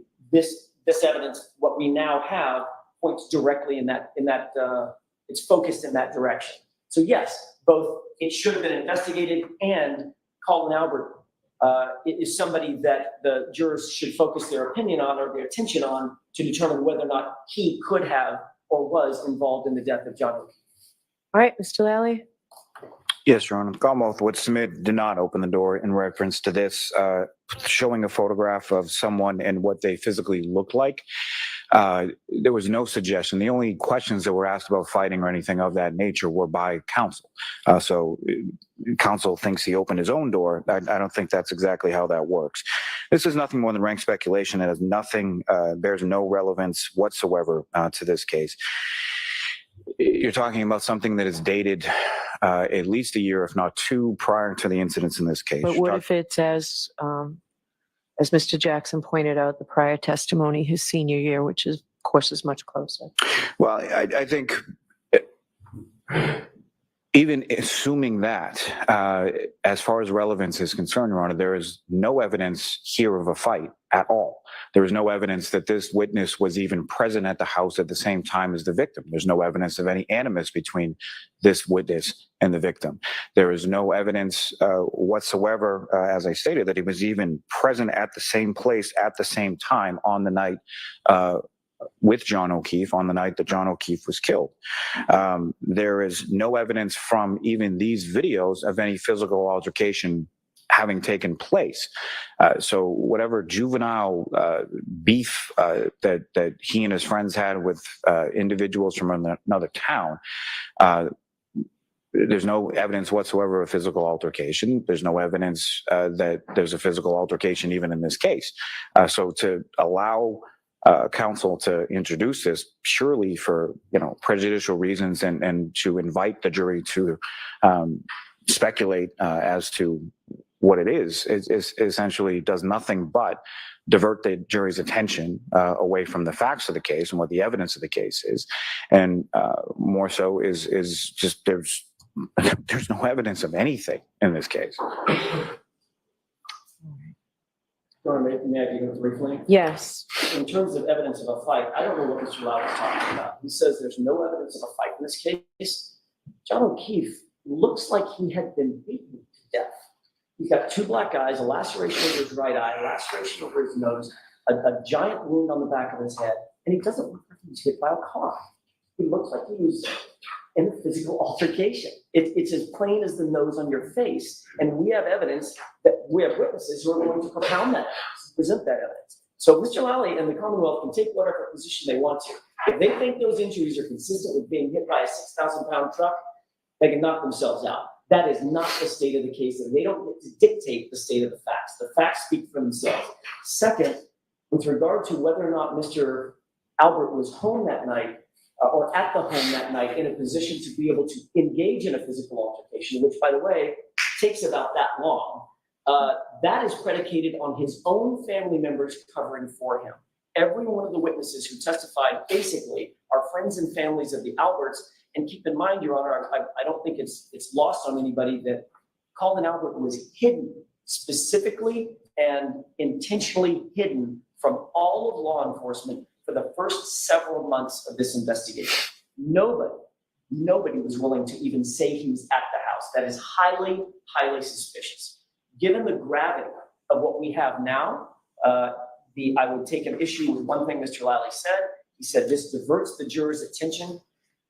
I would agree it diverts their attention. It diverts their attention to somebody who possibly could be involved with this, who was not properly investigated.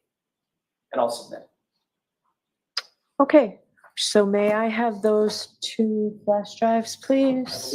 Yes, no, I was asking Madam Courtney. All right, so why don't we take a 15-minute recess? I'll look at these and we'll come out. All right.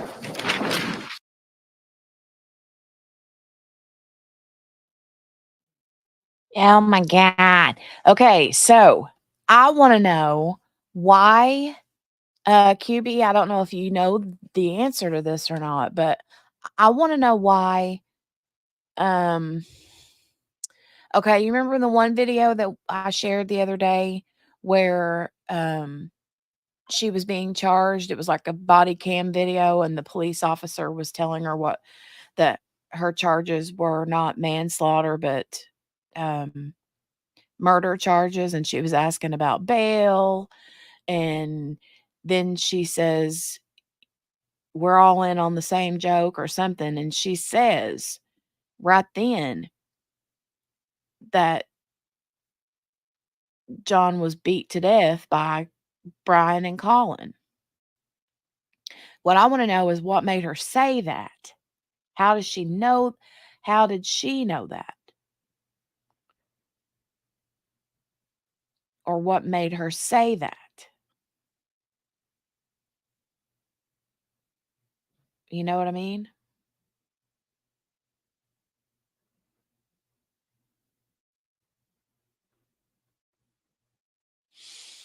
Hmm.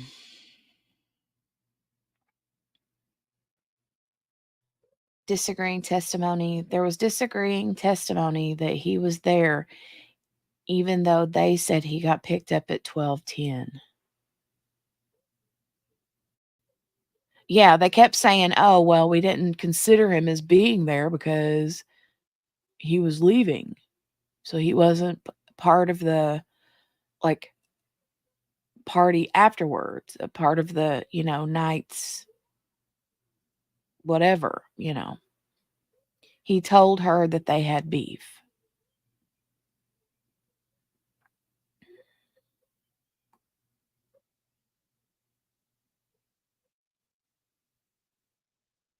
Hmm.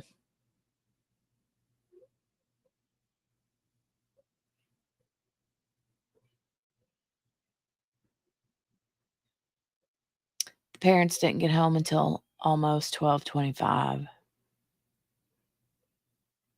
Then why would he right, that's what I wanna know, Steph. Then why would he even wanna go to Brian's house if he had beef with Brian?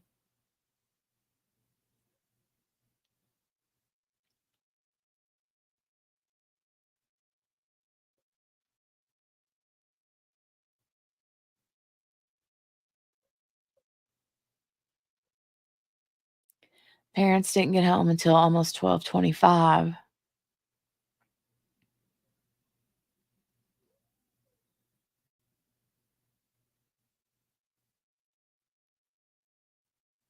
It wasn't huge beef, just neighbor crap. He was friends with the others, and Jen McCabe kept telling him to come. Oh, yeah. All right, I'm gonna fast forward through this, break. We'll see what the judge's decision is. Um, I actually okay, I'm gonna mute myself. So we will hear what her decision is.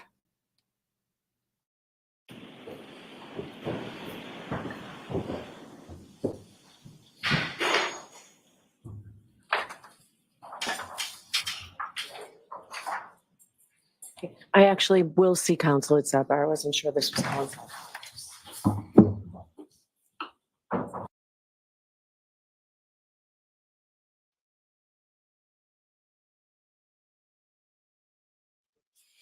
Right, QB. She says, remember, okay, I'm going to talk this through.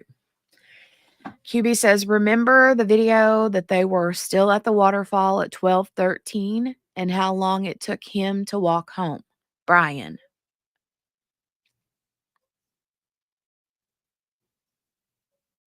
Are we talking about Brian or Chris?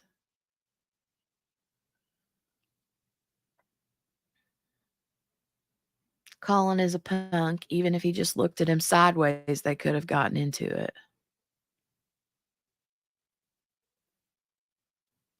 QB, I can't remember. Chris. Okay, it was Chris that walked home, not Brian, right? Brian drove home.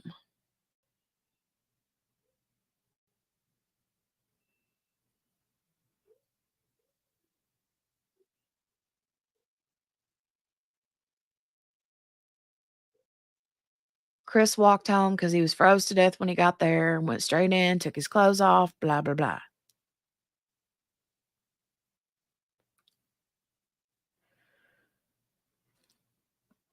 Chris, and when they all testified that they saw Colin, but he left. Right? I'm trying to connect these dots, QB.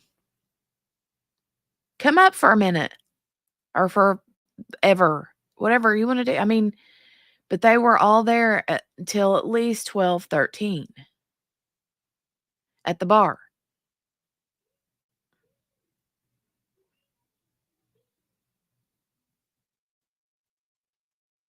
Send me the link. Okay, hold on. Copy. Let me run over here. Open. Yeah, I need you to explain this because these times are throwing me for a loop. All right. Discord, QB.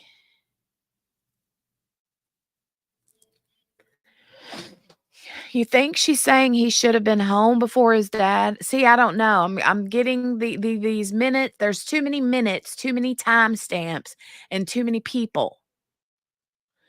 Ms. King says, and he left at 12:10. That's impossible. Hey. Hey, let me mute you. Okay. Hold on. Okay. Okay. I'm screaming at my phone. Okay.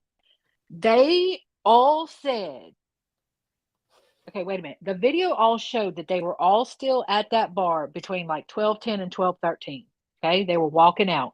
Remember, we saw them all walking out. Some walked home, and then they were behind, or John and Karen were behind them, and they walked out front. And then Miss Thing had her White Claw, right, and all that stuff. That was all around 12:10 and 12:13. Okay, that's the video Okay. from the bar. Okay. I thought that it All right. was. I thought that was it was like before midnight because I No, remember seeing, they like argued about it because they all kept saying 12:10, 12:10, 12:10, and they were like, "Doesn't the video show 12:13?" I mean, if right, y'all are going to be specific, let's be right, specific. I mean, why'd they pick 12:10? Because in my mind, the text messages said that she was picking him up right. at At 12:10. 12:10. That's why they all kept saying 12:10. I couldn't figure out. Remember, I kept saying, why does everybody keep saying 12:10? Until yesterday when that text message came up and it was 12:10. Okay. Then how, if he was picked up at 12:10 and they were just leaving the bar, how did his mom and his dad and Chris all say he was walking out as they were coming in if he was picked up at 12:10. It's not possible. He would have been gone long before they got home. He would have been gone long before they got home. Somebody's a whole lie. It's not possible. It's not possible. And what they're trying to do, and that's why Jackson is saying they're trying to hide this child. They're trying to cover for him because they're saying they kept him from the police. Okay. They kept, and nobody, and the police didn't talk to anyone in that inside of that house. No one. No one. Right. It's a whole lie. I'm sorry. It's a whole lie. It's a whole lie. There's no way that they ran into him. No way that they ran into him. And like Steph said, if his dad walked home, okay, Chris walked home, Colin should have been home and there. And he wasn't. He wasn't at home. So how did he leave at 12:10 and it only takes 15 minutes to get there? Not Right. even. I'm looking at the screenshot. So yeah, she says that screenshot's here, a whole lie. Anybody that has an Apple to Apple, look at your Apple to Apple text. Do they look like that? no, I did mention that Okay. last night. Yeah. Or I mean, I looked at my text messages last night, but it says that Allie says here at 12:10 and he says okay at 12:10. But Right. does she say that's the last thing? But does she say how long it No, nothing. There's nothing took after him to that. come outside? She said he came out immediately. She said he came right out. And then there is nothing more until February 20th. Right, I saw that. Nothing more until February 20th. And he's right. I called it yesterday. I said it yesterday. The reason I don't know if it was with you or with it may have been somebody else. It may have been Gypsy. Yeah, they said it took about 30 seconds for it. She said he came straight out. They said he went straight out when she said he was there Mm. at 12:10. Not possible. Somebody's a whole lie. And the video don't lie. The video shows them leaving the bar at 12:13. Wow. Because they had the whole thing. They went back and forth. Was it 12:10? No, actually it was 12:13. If y'all gonna be so specific, let's go with 12. And I could not figure out where that 12:10 number came from because that's crazy. I mean, do you say, "Oh, I left at 12:10"? No, you say I left No. around midnight. Yeah. But it's not Yeah, they possible. The did math all ain't keep mathing. saying 12:10, 12:10, 12:10. Yeah. And I could not figure out why they said 12:10 until they showed them text messages yesterday. Says there's no way someone walking would arrive quicker than someone in a car. Supposedly his parents were in bed when he finally got home. Yep. So they had time to change and settle in and everything. Yep. Well, his mom was already home. She left. Yeah, the she was bar already home early. because she had a migraine. Yeah. Was she the one with the migraine? Mm-hmm. Yeah. She had a migraine. I'm just Julie. saying the math ain't mathing. It ain't mathing. Hey, He came in and kissed her goodnight and all that stuff. Mm-hmm. And that's the conversation. I think it was with Gypsy. The conversation I was having with Gypsy yesterday was the reason why they use Snapchat is because it disappears. Yeah, it does disappear. But here's what I want to know. I thought that if Snapchat was subpoenaed for account stuff, that all that stuff would show up then in the Snapchat. Some it does, some it doesn't. They may not have been able to subpoena his records. Because they have not, up until this point, they haven't put him at the house when John was there. So what do you think happened, QB? I think that there was. Oh, by the way, wait. Mickey Joe, I told QB what your theory was about and I the think daughter. your theory is good. Mickey Jor, I think your theory is good. The only thing is that if that were the case, okay, let's say that were the case. First of all, I think Officer O'Keefe is a stand-up guy. I think the stuff in Aruba was a misunderstanding. Okay. He was friends with that woman. She had lost her husband. He was the Yeah, godfather to her apparently it's been child. said that he wasn't caught kissing. No, it was hugging. They Yeah, were apparently hugging. they say that he Yeah. wasn't they were hugging, not kissing. Right. So, So I don't think that he right. Okay. Is that who is that? Yeah. So my point is this. One, I don't think that he's a cheater. Okay. Now, could he have said something off the cuff, a guy thing like she's hot or something like that? He could have, but if the fight surrounded Caitlin, why did they not try to hide when she left? Why was she the last one to leave? I agree, Mickey Joe. I think it's fishy. But what I think is this is what I think. I think that Colin and his brother are a whole punk. Okay. Colin and And his brother, which brother? Gavin or whatever his name. It's not Dylan. Gavin. Dylan. Dylan. Yes, they're always running through O'Keefe. They were always running through Officer O'Keefe's yard. They were throwing beer cans on his yard. They were doing all the things. Now, when I heard the beer cans, I was like, "Come on, now these kids ain't of age." Well, we've seen that it don't matter. Okay, so and that was apparently a trigger for him, and I think there was beef between them, and I think that they um it either was the beef that they had and something got said sideways, or it was Higgins because he had a thing for Karen. That's why they were like, oh, was he jealous? Did he seem like he was jealous or whatever? Okay.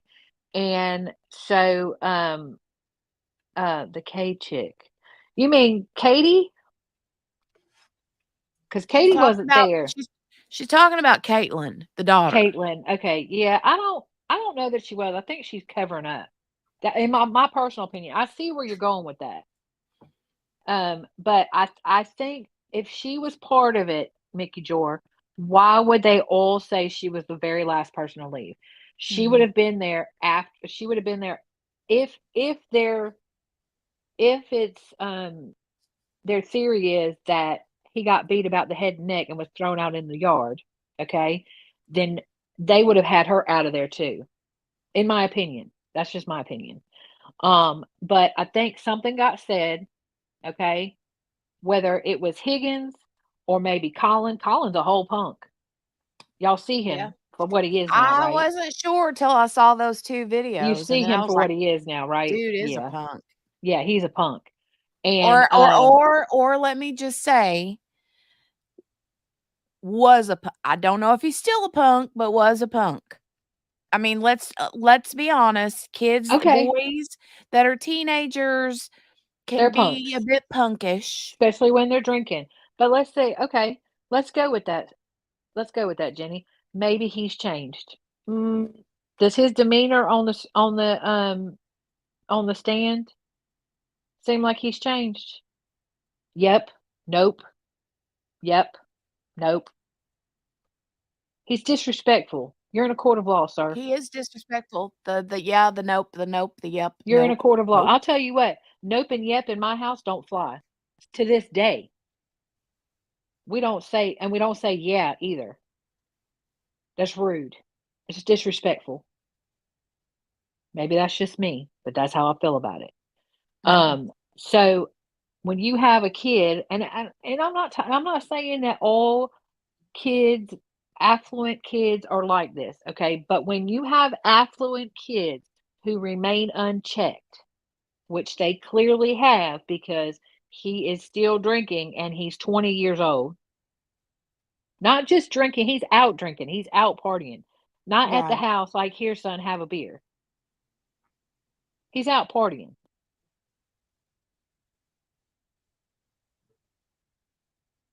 And they remain unchecked, right?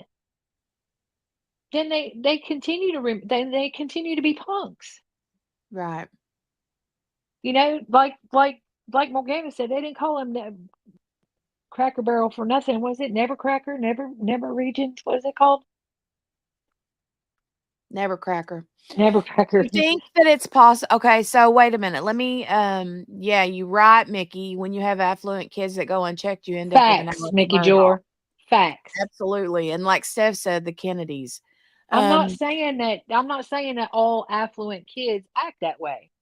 right, right. I'm just saying, in particular, the ones that go unchecked, that act a fool, they continue to act a fool and think that they're not accountable, Hmm. and they won't be held accountable because they've never been held accountable. This kid is sitting up there lying through his teeth, saying he don't remember the last time he talked to his best friend, Allie. Are you Right, kidding me? right. I was hot. I'm hot. I'm hot today. I'm flying with it. So I'm Mickey had glad. asked also about the reason why she had that theory was because the mom. They kept asking the mom. The defense did about why are you? Is there a reason why you're protecting your daughter? And QB made a really good point to that. I think that it's I don't know that he actually said, "Why are you protecting your daughter?" I think what the questions were, if something happened, wouldn't you protect her? If something happened, wouldn't you protect him? If something happened, wouldn't he come to your aid? That kind of questions. And I thought in my mind that they were showing that if something happened to one of theirs, that they would all come to the aid. Like they are a family unit. That's why I kept mixing up and calling them the McAlberts, because I done threw them both together and just made a new name. The McCabe's and the Alberts, yeah. Yeah, yeah, they protect their own. And so I think that was where that line of questioning was going. I could be wrong. This is just that look, QB disclaimer, do the thing. And they these are just my thoughts, but that's what I think. Do Um, we think that it's possible? Let me run this scenario by. Do you think it's possible that the dude never did enter the house and that somebody was leaving, whether it was Colin or Chris or Brian or who like was like maybe outside letting the dog out and they see him and he pops off some big comment and like, "Oh, I didn't know you were going to be here." And then they get it's in a big old possible. brawl right there in the middle of the yard and he lays there and dies It right there in the yard. it is very possible. The only thing that I can't make sense about that, okay? Unless there was a big old rock or something in the yard that he hit his head on. What did he hit his head on? Well, I mean, that fire hydrant was right there. Well, and they could that's fair, and they could, but and I mean they didn't do any testing. It wasn't even a crime scene. So, Mhm. was there anything on the fire hydrant? I mean, I think that's completely viable. I think it's completely viable. The only thing about that as well, though, is why didn't anybody come outside? Why didn't anybody say they saw something or heard something?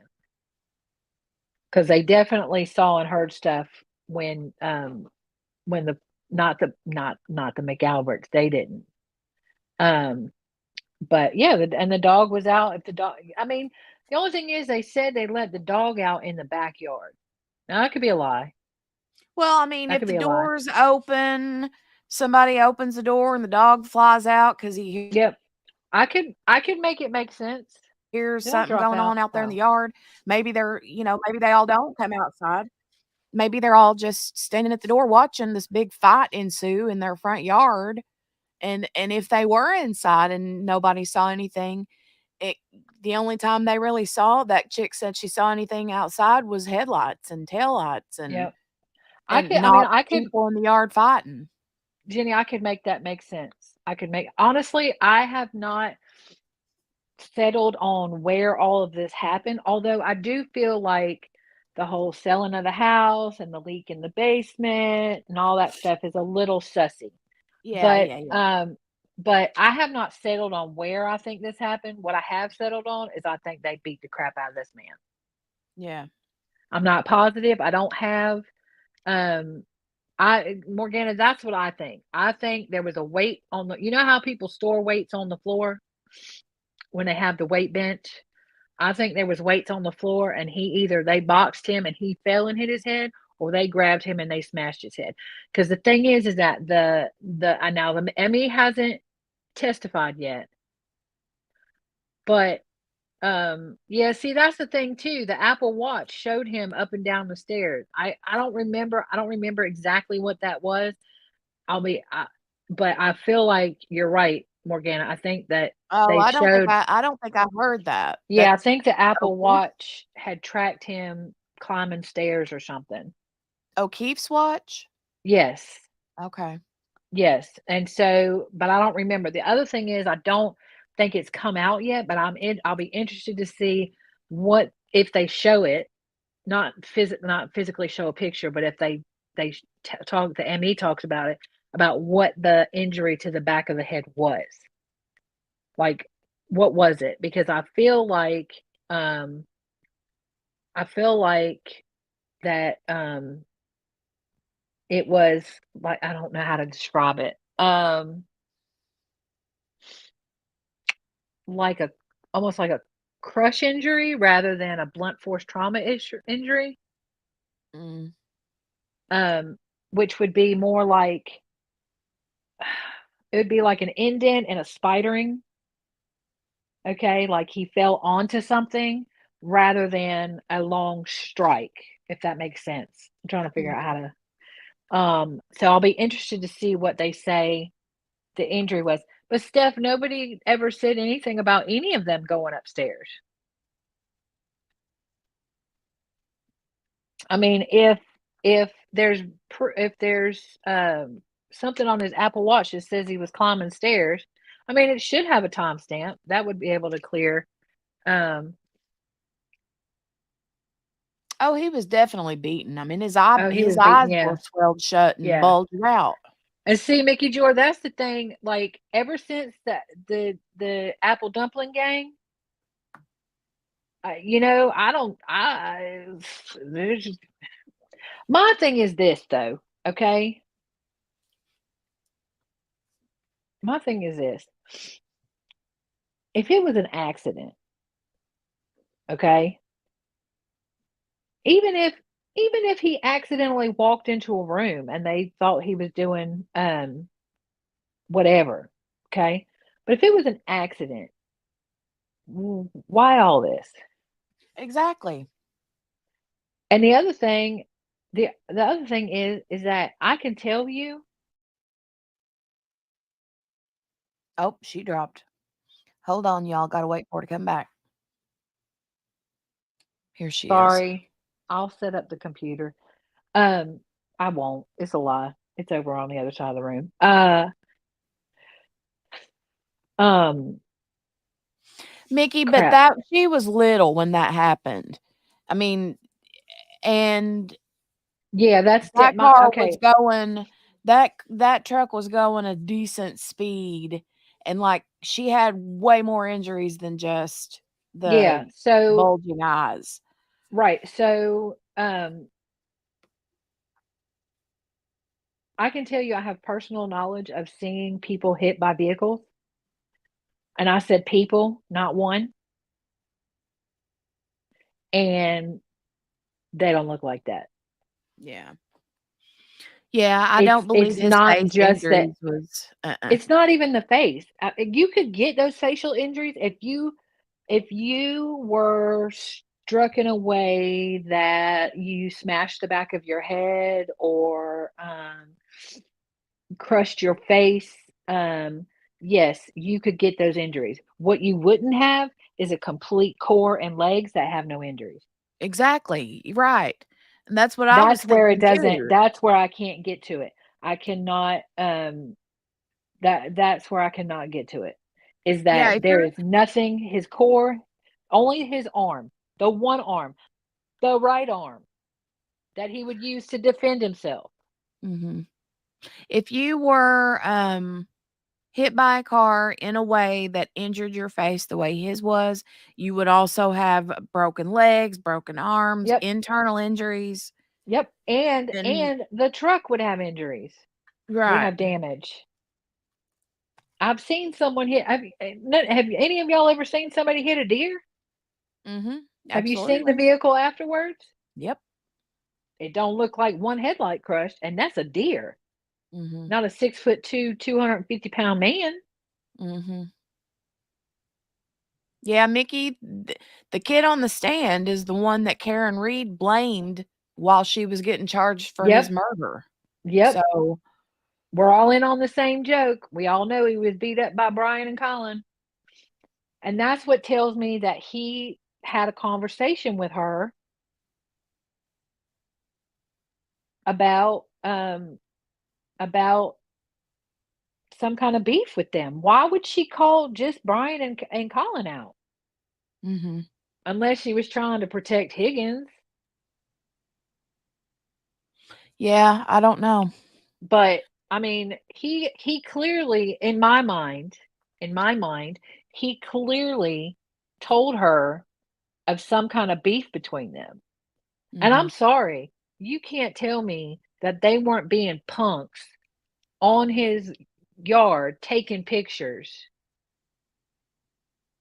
when they're calling him Nebuchadnezzar or whatever. What is it called? Nebuchadnezzar. Good Lord, you called him everything but Nebuchadnezzar. Nebuchadnezzar, whatever. I don't know. I mean, who even? Anyways, Ebenezer, oh, Nebuchadnezzar. I didn't do oh, Nebuchadnezzar. I could do that one. Ebenezer, yeah, that one. Um,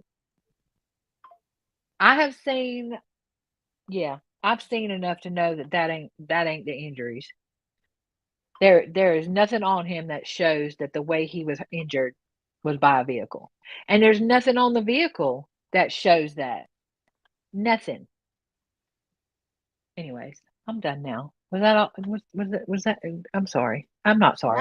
No, no, no, no, no. I Don't be I had words saying today. I had words today. I was hollering at the screen.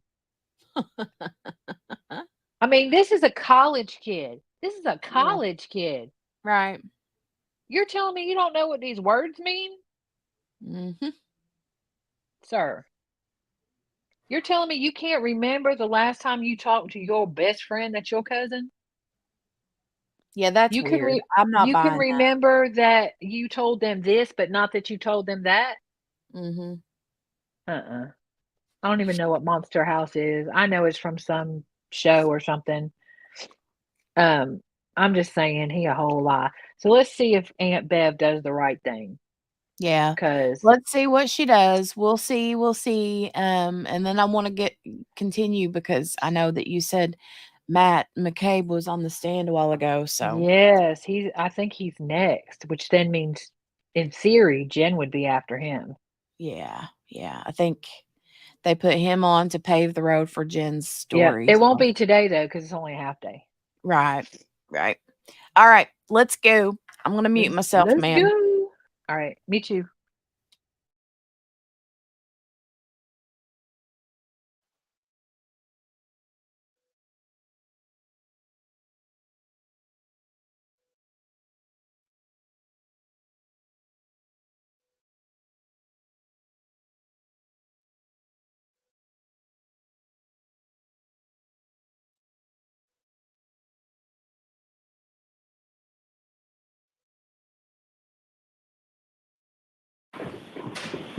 So Jim, and oh, actually, they'll need to be passed down to Nancy. Thank you. Sorry.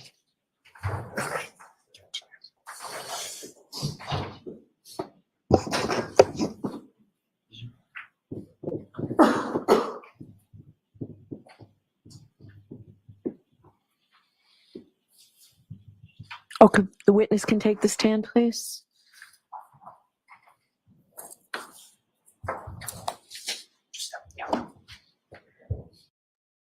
Mr. Jackson, Madam Court Reporter has two marked for identification. Are you moving to introduce those into evidence at this point? With the court's permission, yes. Okay, so let's wait a minute.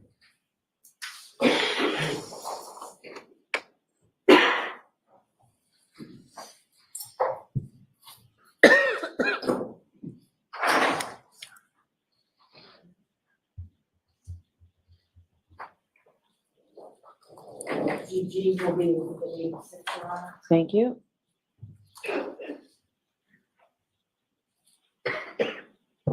The H will be with the 87. Thank you.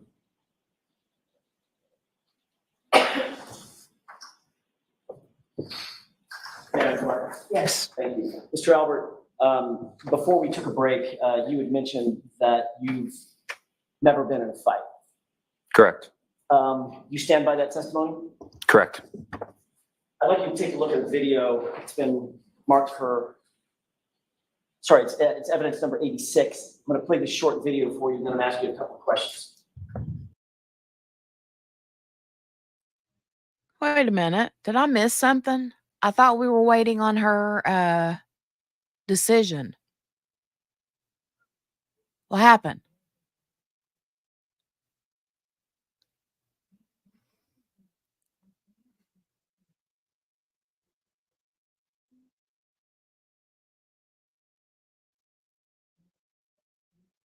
Oh, she is letting it in? Oh, hold on a minute.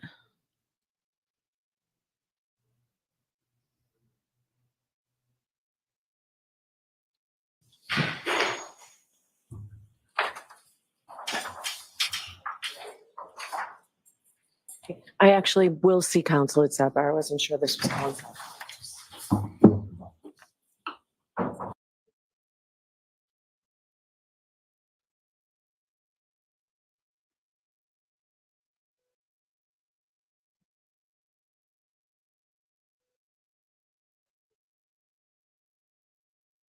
Yeah, I heard her say that, but I didn't know for sure if she was talking about different evidence or what.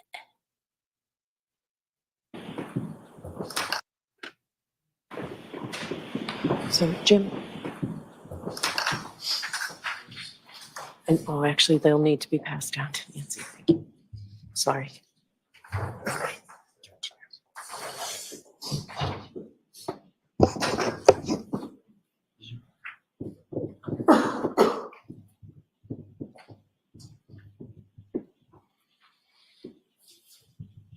Okay, the witness can take the stand, please.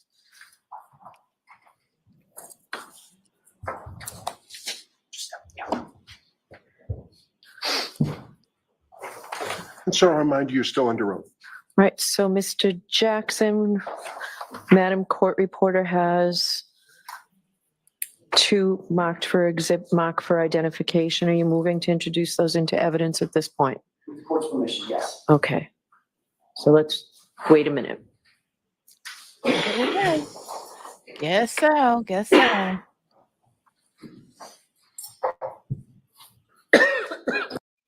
Oh, she doesn't have to give her decision in open court. Okay. Okay. I know, right, Morgana? Her sidebars drive me crazy too. Okay, let's go. I just wanted to make sure. I just wanted to make sure.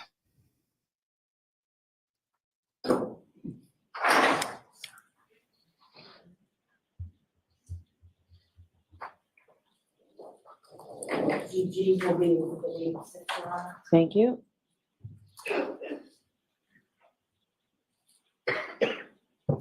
The H will be with the 87. Thank you.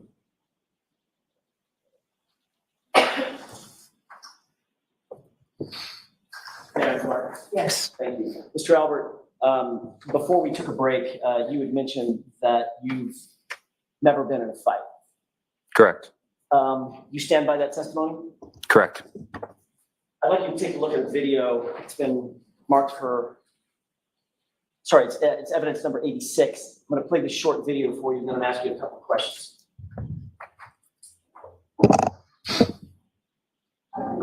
Yo, your revenge boys. I will beat all your asses. I promise you, I will fuck you all up. Pull up, bitch. Did you recognize what was depicted in that video? Yes. Who was that? Me. Approximately when was that video taken? Around my sophomore year in high school. Sophomore year or senior year in high school? Say around my sophomore year in high school. Why do you say your sophomore year when you previously, well, let me ask it a different way. Did you previously testify at a different hearing back in July of 2023? Yes. You were asked about this video, weren't you? Yes. You were asked about another videos at the same time, correct? Correct. And in that hearing, you said you believe that was taken closer to your junior year or senior year in high school, correct? Correct. And that was under the oath, Correct. same oath that you took here. Correct. Closer in time to the events in question. And at that time, you said your junior year or senior year in high school, correct? Correct. If it was your senior year in high school, what year would that have been? 21, 22. So 2021, 2022. Going into 2022, correct? Yeah. The same year that John O'Keefe passed away. Correct.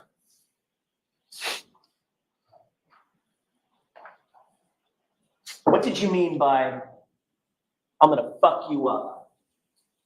That I was going to beat them up. Actually, you didn't say beat them up. You said, I'm gonna beat your ass, didn't you? Yes. That was a threat, wasn't it? Yes. It was a threat directed at some other individuals with whom you had some sort of a beef or a problem. Correct. And your resolution of that problem is, I'm gonna fuck you up, I'm gonna beat your ass, right? Correct.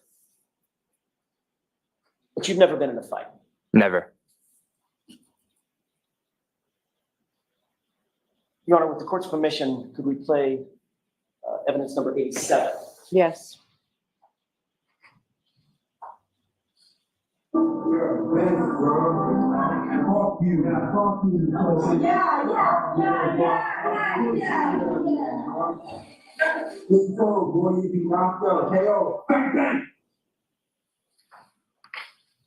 Right.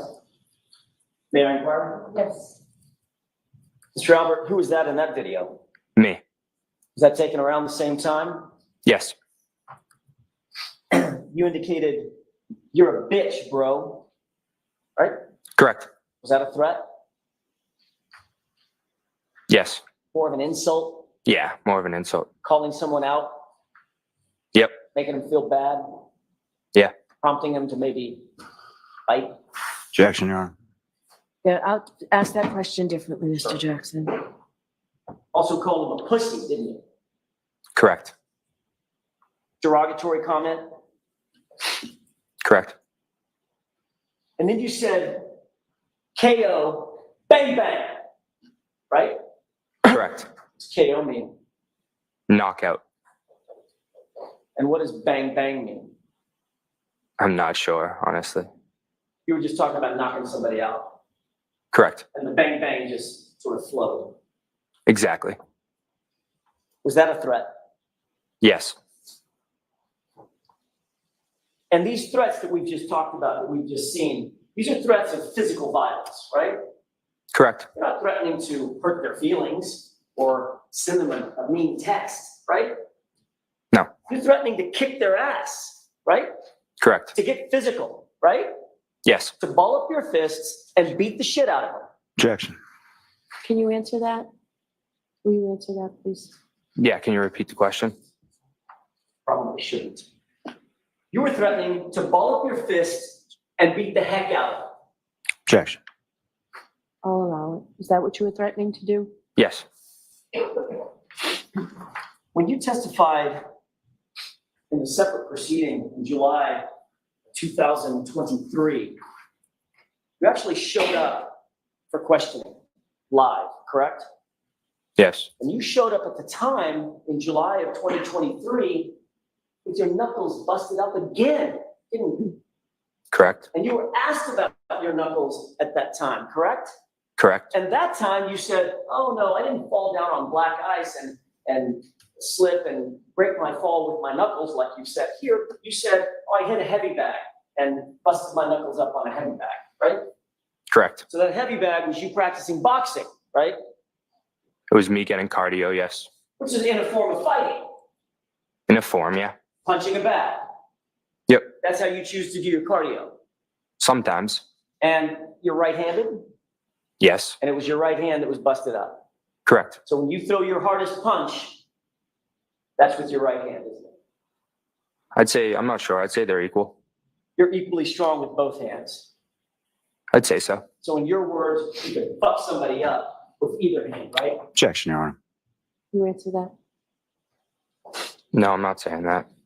That's all I have, Your Honor. Okay, Mr. Lally? Thank you, Your Honor.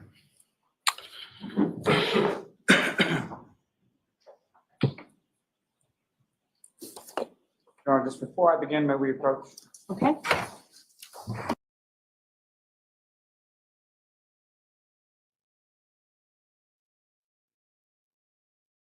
Yeesh. Look, his favorite uncle, his bestest uncle that he's the closest to, they all testify, is a trained fighter. I won't say a expertly trained or whatever they used, but he's a trained fighter. Mm-hmm. Yep. You're telling me you don't bounce with the heavy bag and train and with your favorite uncle, boom boom, Right. with all the equipment downstairs? He needs to shut up. Hmm. Oh, right, Steph. She says, I just want to see their eyes. I don't need their identity. Exactly. I mean, I just need to see them giving him the side eye. But Mm-hmm. somebody that was in the courtroom said that when he said something yesterday, that the jurors all looked to the side and then looked around like, what? Wow. Yeah. Mm. Mm. Be a whole lie. Woo! Jackson just nailed it. He was like, what's that dude's name that was into Adam Montgomery that I was gonna marry, but now I've moved on? I can't remember his The name. yeah, I can't remember his name either. Aaron something. Wasn't it like It's a weird last name. yeah. Steph or Morgana will remember, but um he was like that when he came out and he's like, F this and F that. Yeah. Mm-hmm. He said, you didn't say you were gonna beat him up. Right, I know. You didn't And then say whenever he said, "Can you ask that again?" He's like, "I probably shouldn't, but." Agati, Ben Agati, that's it. Oh, I was Margaret. wanting to say like Aaronetti or something weird. Yeah, Agati. That's right. That's right. Ben Agati. Love him. Mhm. See, these are all good men because they're all married. Dang it. Dag Steph nabbit. says Super Mario. Yes. Mm. Anyways, I'm sorry. I just had to say that. Kiwi's over there smacking her lips. Right? Mm. I did leave him for Jackson. I threw him to the side. Now it's Jackson. Look, y'all, I'm just saying there is something about, look, listen, I don't have a type per se, like looks wise, but there is something about a quiet, polite, respectful man that can get hot and go at it. That sounded so bad. That sounded really bad. Wow, that can get work. Nope. Get so hot and really go at it. Okay. I think you just need to started stop it while back. you're ahead. Okay, I'm gonna be quiet. Okay.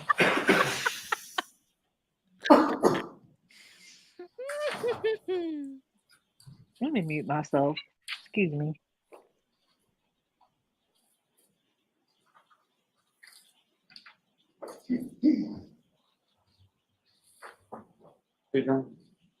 Yes. Mr. Albert, just to be clear, Ally McCabe is not your cousin, correct?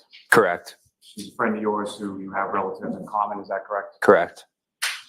Now, when you and I and other individuals met prior to your testimony in this case, it was just one time, is that correct? Correct. Did we talk about something called sequestration? Not that I remember, no.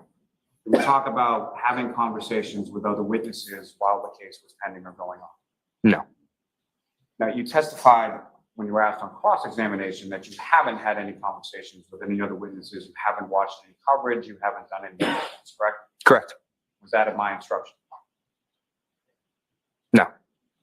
Is that something that you've done at any point in time as far as talking to any other witnesses, including your parents? No.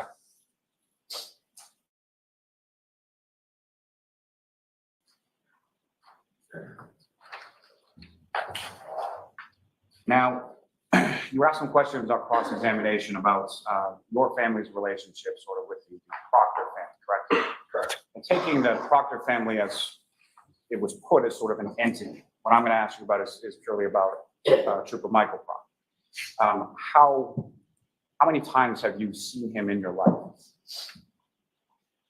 Maybe 5, 6 times. And when about would those be, and what would the nature of those interactions? Other than when I got interviewed last time with Trooper Proctor and one of his partners, other than that, I didn't see him for years, I want to say, since I was a young kid. And when you were a young kid, just so we're clear, as far as young, how young is young? Maybe saw him, I could have seen him at like a football game or something, but other than that, like pretty young, like 12, 11, 13 years old. And where about, or what was the context in which you would see him? Was it you and him together, or was it a group setting, family? How would you come into contact? We've been over the grandmother's house a couple of times, but that's pretty much the only time I would see him. Now, as far as the photograph that you were shown, as far as a wedding was concerned, you were a ring bearer in that wedding? Correct. And that was over 10 years ago, you said? Yes. But how old would you have been in that particular photograph or in that particular wedding? If I had to guess, 8 or 9, maybe around there. Do you have any independent memory of that wedding or anything about that wedding? None.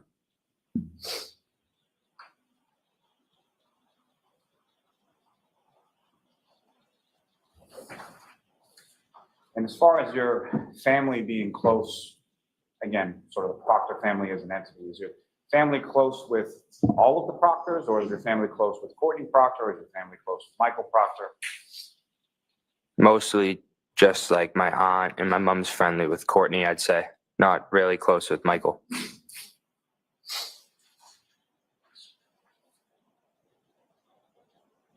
There are some questions about the text messages that were up on the screen yesterday and up on the screen today. As far as sort of gap between January 28th and February, is that correct? Correct.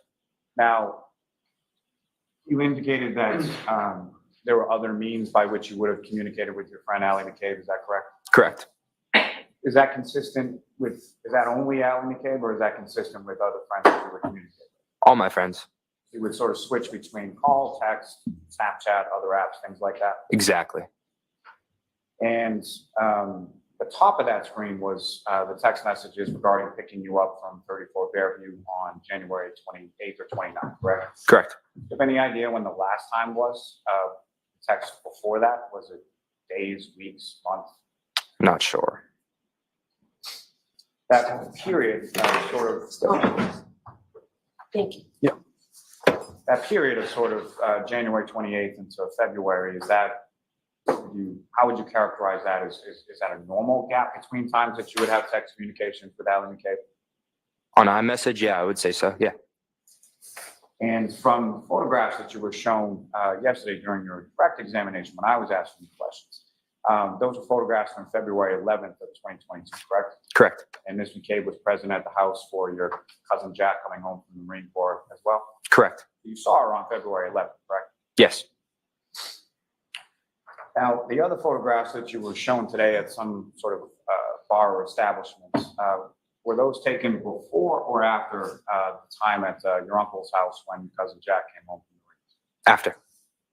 And after by days, weeks, if you know? Weeks. Now, with regard to questions you were asked about injuries to your hands, those are two separate incidents, one in February when you slipped on ice, is that correct? Correct. And one in July when you had struck a heavy bag, correct? Correct. And when you struck a heavy bag and got sort of injuries on your hands, were you wearing anything on your hand when you hit the heavy bag? Nothing. Nope.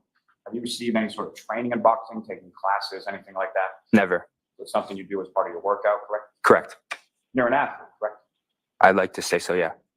You played sports in high school, correct? Yeah. And at least at the beginning of college, you played sports in college, correct? Correct. Now, you were asked about things about that February 26th photo at, it was Fenway Johnny's, is that where it was? Correct. And you were asked about control over the photograph, correct? Say that again. You were asked different questions about your control over what you could do or alter with respect to the photograph, correct? Yes, correct. Ultimately, though, you were in control about whether or not you were photographed, correct? Yes. Nobody forced you to go up and pose with your friends or anything like that. Nope.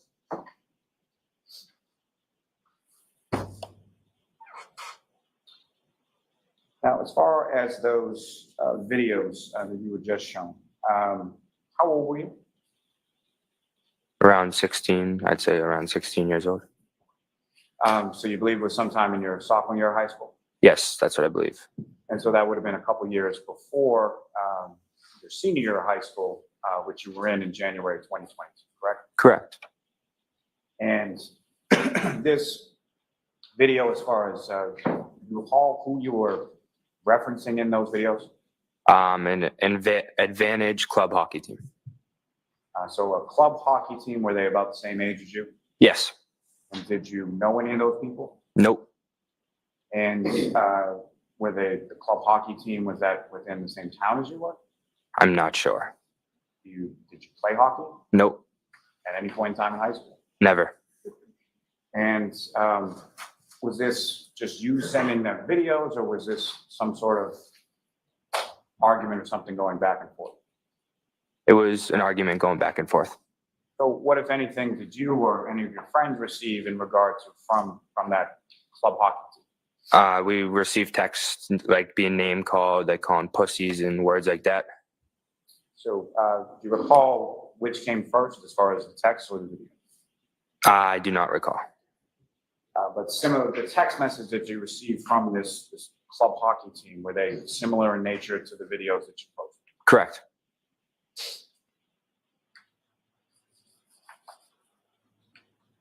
Do you recall what the argument was about with this other group of kids from this club hockey team? Yeah, it was the girls in our friend group, a couple of the girls in our friend group, like hung out with them a few times. So like all my guy friends got a little salty about it. So that's why we kind of sent videos back and forth. So you were teenage kids arguing about girls, correct? Exactly. And at any point in time, did your friend group and this club hockey team ever meet up at all? Never. Any sort of physical altercation or anything like that? Nope. And you indicated that you've never really been in a fight except for with your brothers, correct? Correct. And when you would get in a fight with your brothers, how old were you then? Younger, I'd say. Yeah, younger. Younger, like as young as you were when you were ring bearer in somebody's wedding? Yeah. Now, with regard to John O'Keefe, your neighbor who lived a couple doors down, you ever threaten John O'Keefe? Never. John O'Keefe ever threaten you? Never. You ever get in an argument about girls? Nope. Any animus or any conflict that you can recall ever between yourself and Mr. O'Keefe? Never.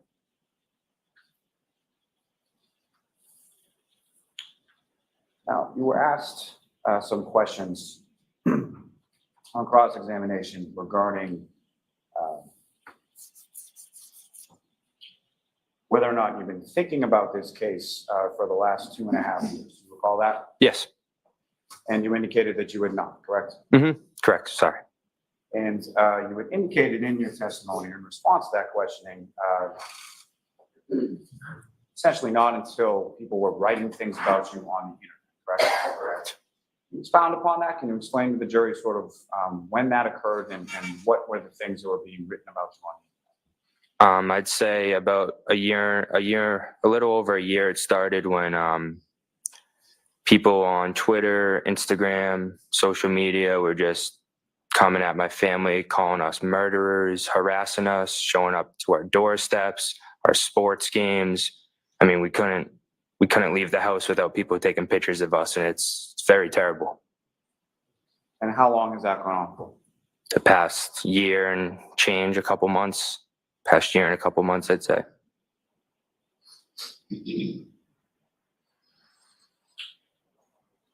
be clear, that night that you were at 34 Fairview Road at your uncle's house, January 28th and 29th, at any point in time did you see John O'Keefe at that house, come into that house, around that house, at any point in time that you did? Never. Nothing further. Nothing, Your Honor. Thank you. Okay.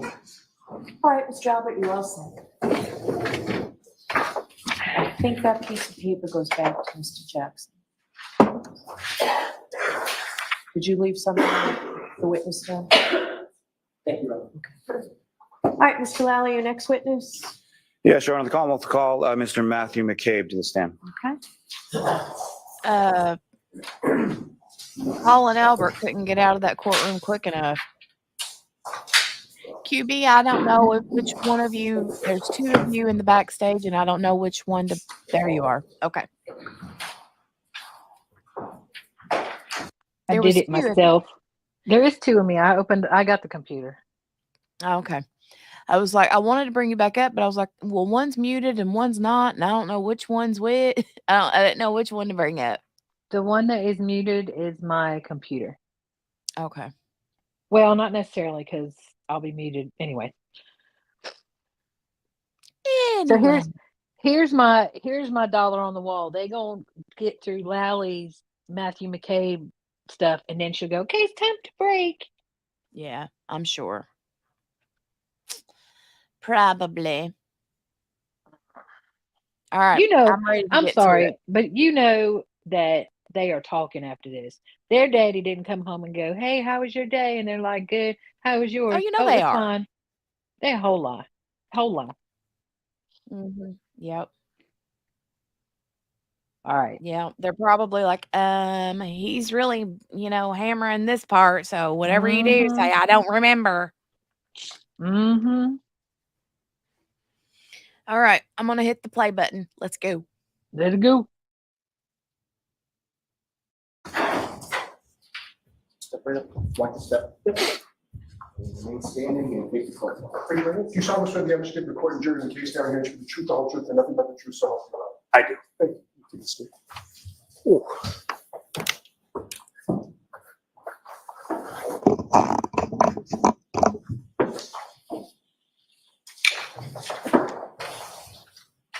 All right, Mr. Lally, whenever you're ready. Your Honor.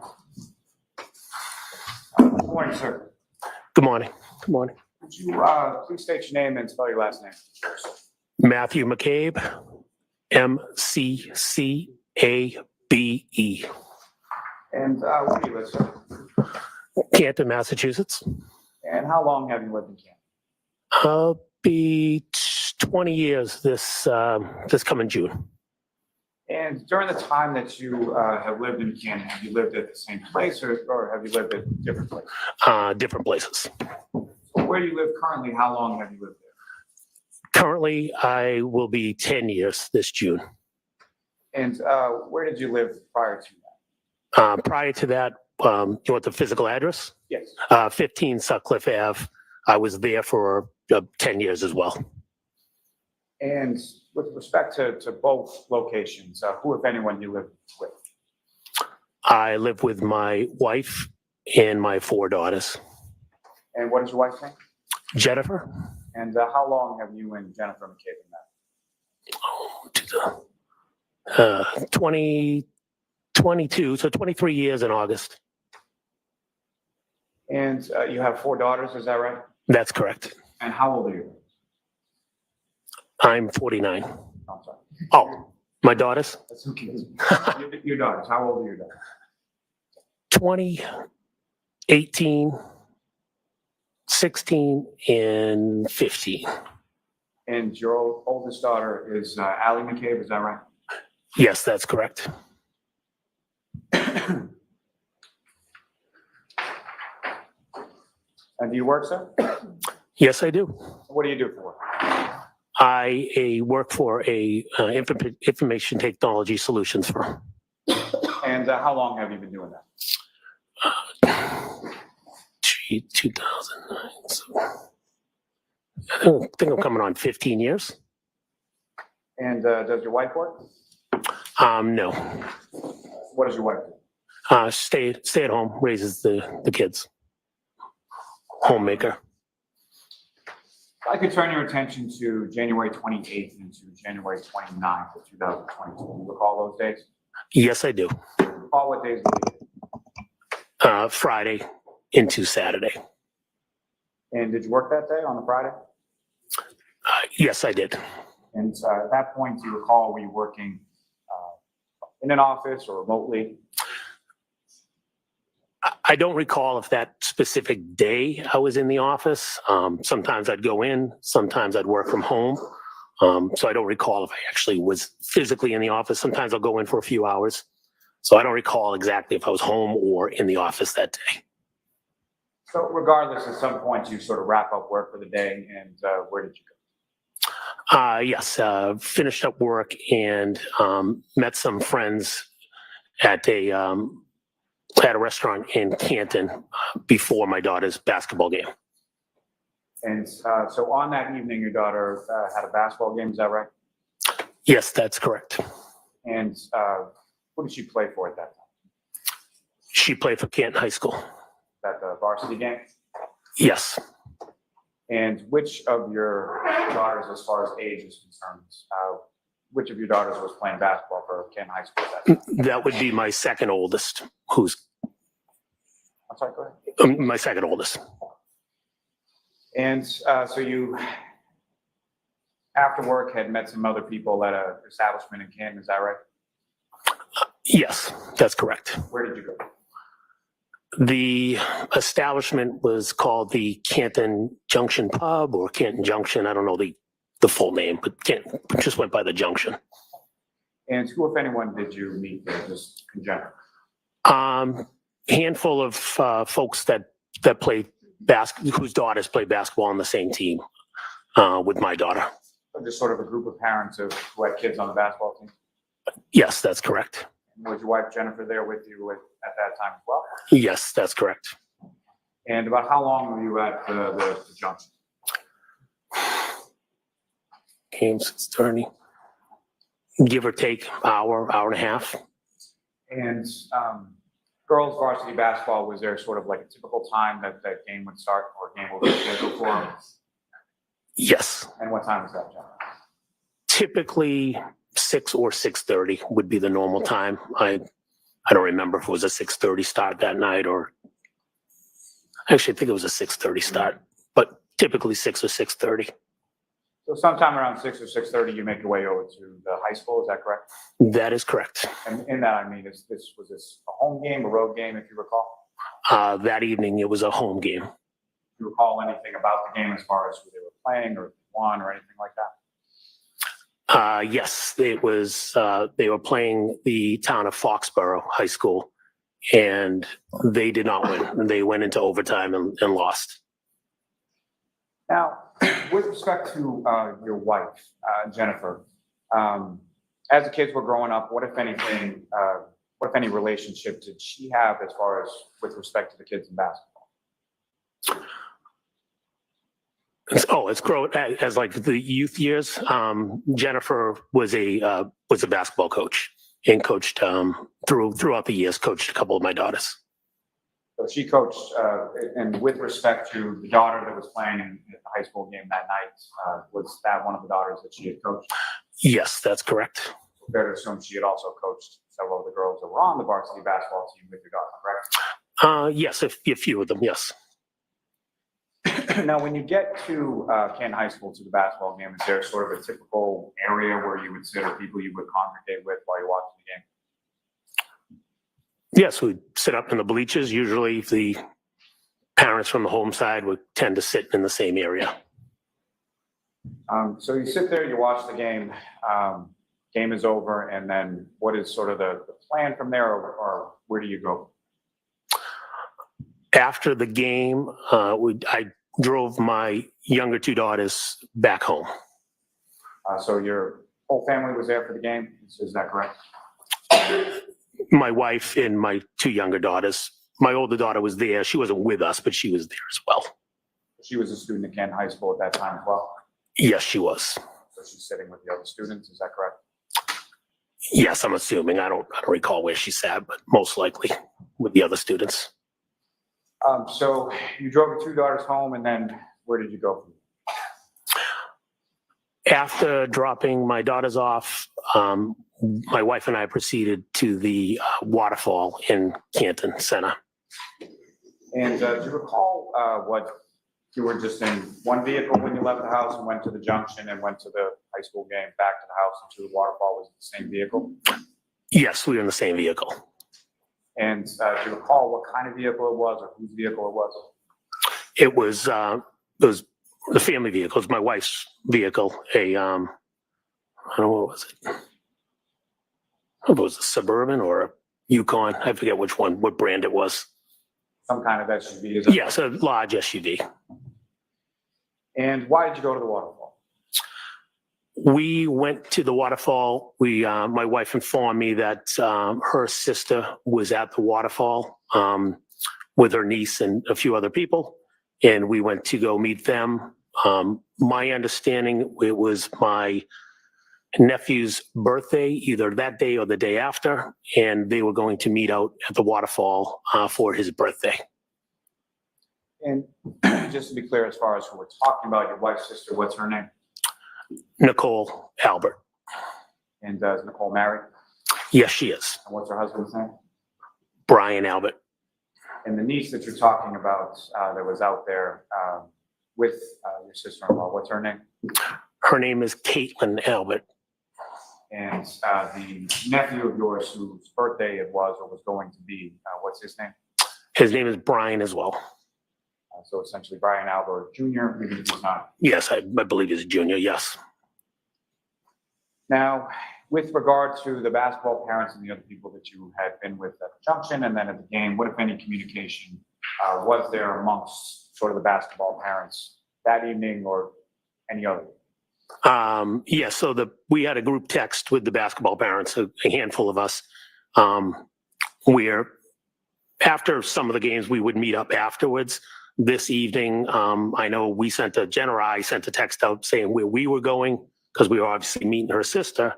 And a few of the parents responded where they were going. We kind of split up, except for one couple decided to meet us at the waterfall out of that group text. And the couple that decided to meet you at the waterfall, who were they? That would be Nick and Karina Kolakisis.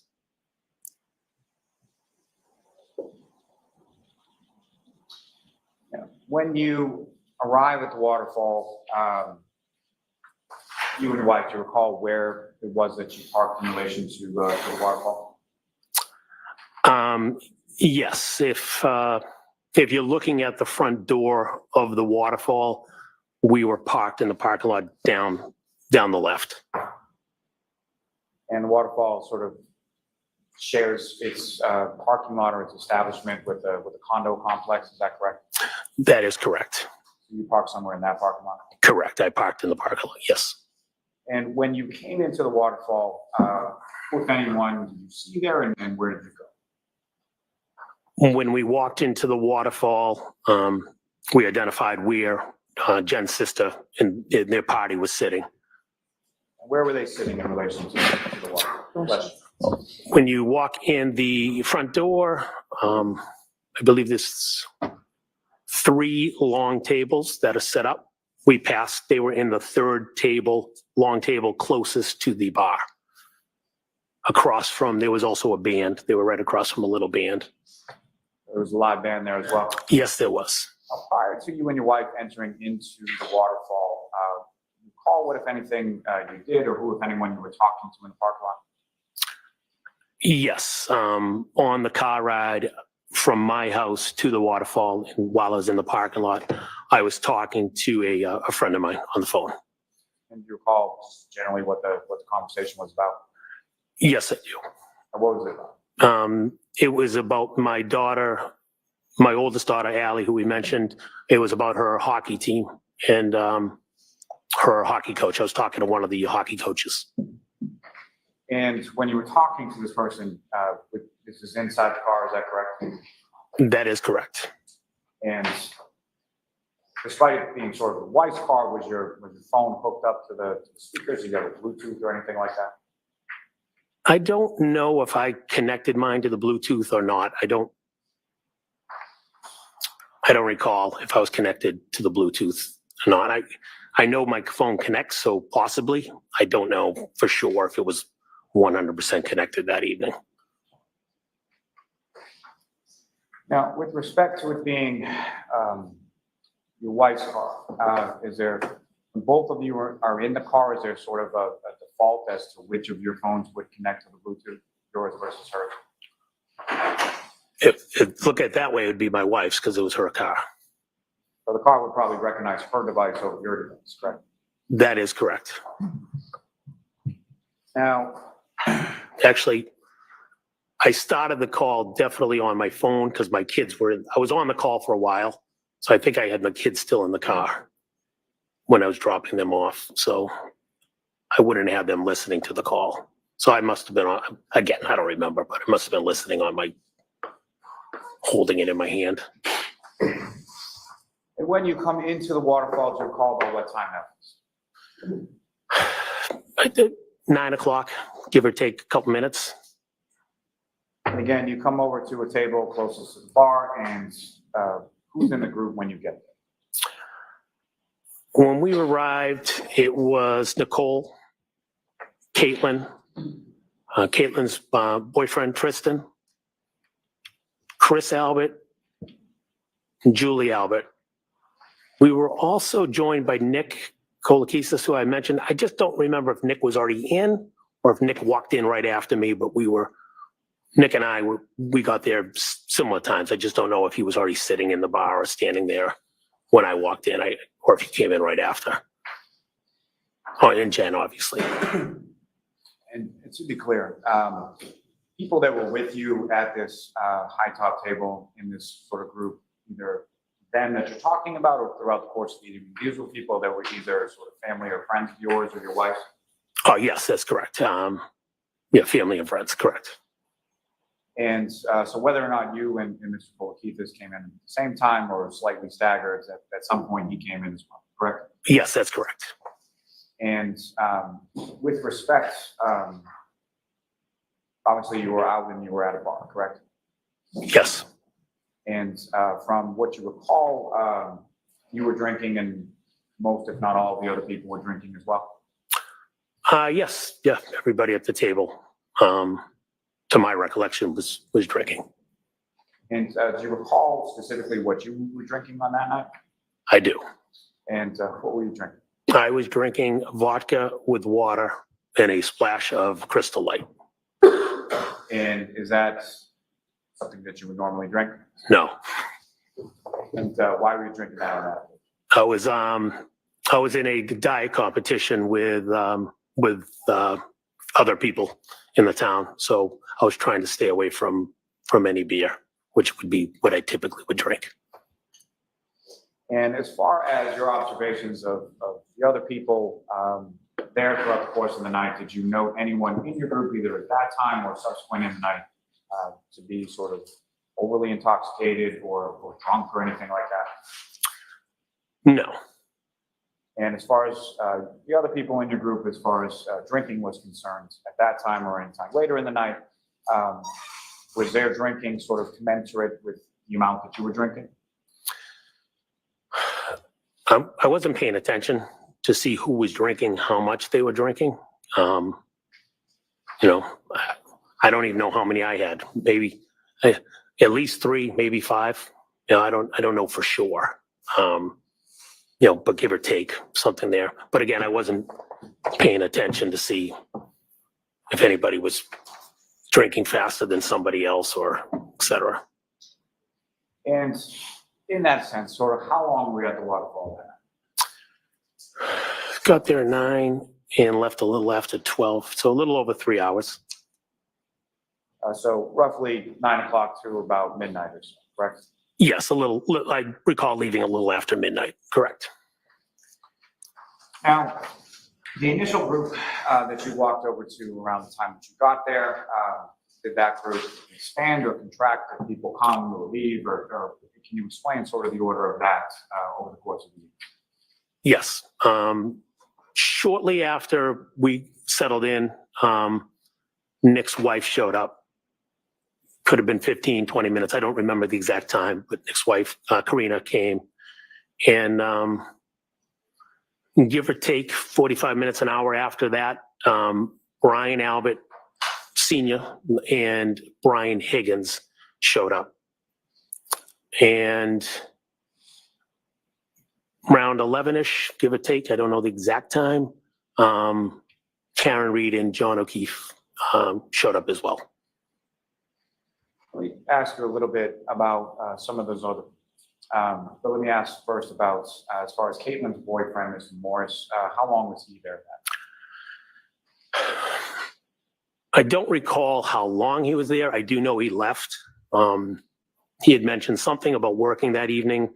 There was obviously a snowstorm coming in that evening, and he had mentioned that he was going to go home for a little bit before he had to go out and, I don't know if he was plowing or shoveling or doing something, but he was going to be going out that evening to plow, I believe. And Christopher Albert and Brian Albert, they're brothers, is that right? Yes, that's correct.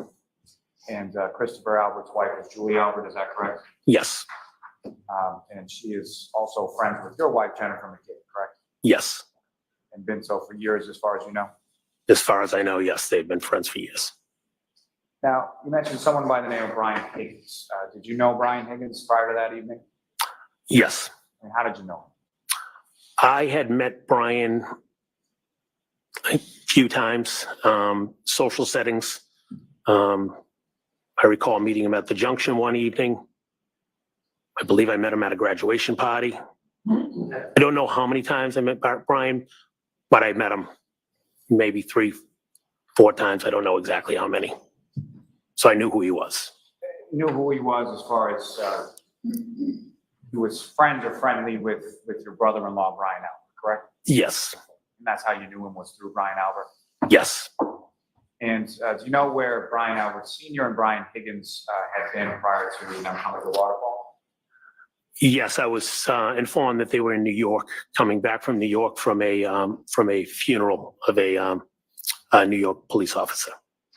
And both of them, as far as you knew, Brian Albert Sr. and Brian Higgins, they were in law enforcement, is that correct? Yes. Now, you mentioned that at some point around 11 or so, John O'Keefe and Karen Reed came into the waterfall, correct? Yes. And just to be clear, when you speak of Karen Reed, that's someone that you had met prior to this evening as well? Yes, that's correct. And clarity purposes, for the record, do you see Ms. Reed in the courtroom today? Yes, I do. Could you just describe it as where she's seated or an article of clothing? She is seated at the table with her attorneys.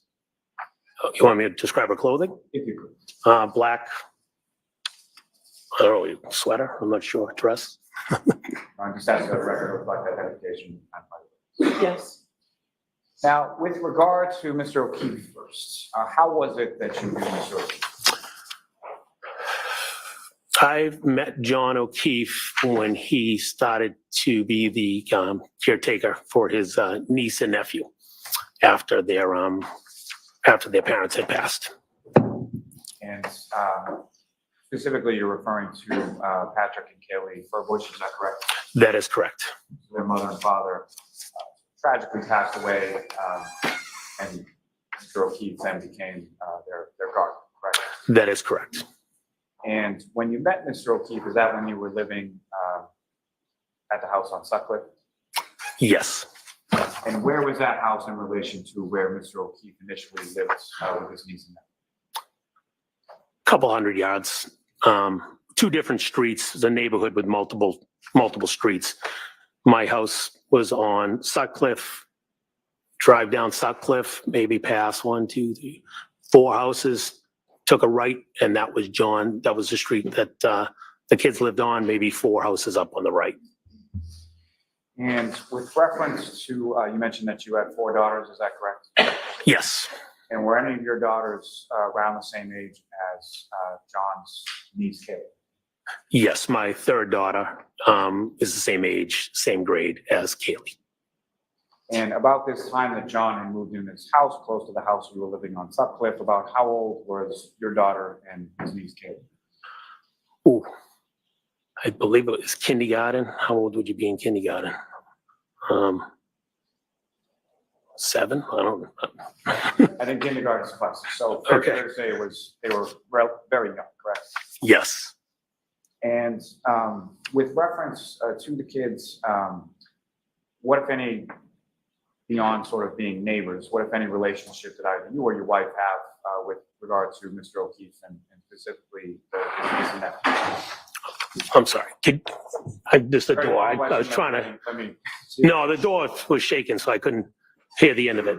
So around that time that Mr. O'Keefe moved in with his niece and nephew and took over guardianship of that, Yes. what if any relationship beyond being neighbors did yourself and or your wife have with respect to Mr. O'Keefe?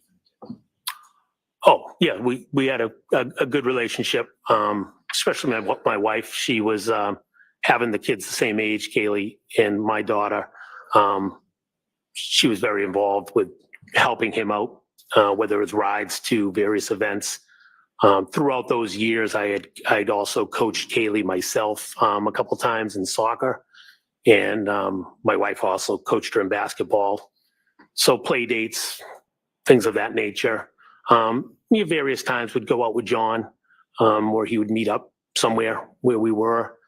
So a friendly relationship where, John was, in essence acting as a mother and a father. And so you do a lot of communicating through my wife in regards to needing help and things of that nature. And in particular, his niece Kaylee and your daughter, who was around the same age, were they friends? Yes, they were friends. And about how close were they, particularly around that younger age? They were very close in the young age. Kaylee would spend a lot of time at our house, spend a lot of time sleeping over. So they were very close. And Kaylee in particular, was she, how close was she with your wife, Jennifer? Kaylee was close with Jen. Kaylee was mature, well beyond the other girls in regards to she was bright, and she was very articulate. So she could have conversations with the adults much better than the other kids. Having 4 girls, she's a bright kid. Now, at some point, Mr. O'Keefe and the kids moved from that house, and you also moved from the house on Sutcliffe, correct? That is correct. And do you recall the order of that? Was it you that moved first, or they that moved first? I'm pretty sure I moved first. Yes. And about how far away from the house on Sutcliffe was your new house? It's right up the street, driving in a car, 2 minutes. I don't know, mile and a half. I'm not sure the exact distance, but not far away. And where did John and the kids move? They moved a little further away from, they're probably a couple miles away, 2.5, 3 miles. I don't know the exact distance. Not far. That side of town, everything's fairly close. And specifically, they moved to a house on Meadows Avenue, is that correct? That is correct, yes. And the nature of your relationship, you and your wife's relationship with John and the kids and your daughter and Kaylee, did that sort of continue throughout after each of you moved from the original neighborhood? Yes. Now, with respect to the defendant, Ms. Reed, when was it that you first met her? It's COVID 2020. We met her summertime of, I think it was the COVID year. I think it was 2020 summer. Can you recall the circumstances of that or how you came to meet her at that time? Yes, I do. Can you explain to the jury what were the circumstances? Where did you meet her? John had reached out to my wife, Jen. It was on a Saturday. I don't know if they connected that Saturday or the Friday, but they connected. John asked if he could come by the house with the kids. We have a pool, so he wanted to come by with the kids swimming and wanted to introduce Karen to us. specifically wanted to introduce Karen to my wife, Jen. You know why that was? Yes, because they were dating, and he informed my wife that Karen had MS, and my wife has MS. So he thought it'd be good for the two of them to get to know each other, could have conversations with each other, obviously both suffering from MS. How long has your wife suffered from MS? I'm gonna say, I think she's been suffering for a while, but I'm gonna say her diagnosis, maybe 9 years. I don't remember the exact date. I'm gonna say about 9 years. And so, Mr. O'Keefe, let's read the defendant and the two children came over the house that day, is that correct? Yes, that's correct. And about how often did you see Ms. Reed from that summer of 2020 until about the time of January 2022? I would see her. There was a couple other times that John and Karen came by the house with the kids, and also see her at sporting events, whether it was soccer, whether it was basketball. Would see her at events, whether it's practices, picking somebody up. I would see Karen around. And as far as you knew, or what, if anything, let me ask you this, as far as your relationship with Mr. O'Keefe, is someone he was dating or what was going on with someone he was dating's relationship, is that the kind of thing that the two of you would discuss? You're asking John and I if he would. No, John and I don't recall ever having any conversations about his relationships with me directly. And that applies to the defendant, Ms. Reed, and it applies to any other relationship you had while you were friends, correct? Correct. Now, turning your attention back to the waterfall on the evening of the 28th, when Mr. O'Keefe and the defendant come in, where is it that they went in relation to the group at the high top? They came in and immediately made contact with us, walked right over to our table. And when they came over to the table, what if anything happened when they came over to the table? Shaking hands, hugging. How you guys doing? Good to see you. Typical meet and greet when you see somebody that you're friends with. And if you recall, was there a particular sort of side of the table, or where were you situated in relation to the table, and who, if anyone, was situated around? Yes, if I was to be looking at the table, long table, I spent most of the time at the end of the table, kind of in the corner on the right side. Nick Kolakisis was right next to me. There was a wall. It's kind of thin. The table ends. There's a little space and there's a wall right behind you. Nick was there. I was there. Jen, Karina were on this side most of the time. Brian and Brian were on the opposite side of the table, my recollection. I mean, there was obviously some movement around, but I spent most of the time, again, if the table's coming across, standing on the end. I did sit down for a little bit, if I recall, but definitely on the edge of the long table. It's fair to say the Kolakisis didn't really know anybody at the table besides yourself and your wife. Fair to say, they obviously knew who John was. They have a daughter as well, the same age as Kaylee. I don't know if they hung out with them, but fair to say that obviously it was my family and was there, Jen's family. So yes, I'd say in general, correct. Huh. You get water.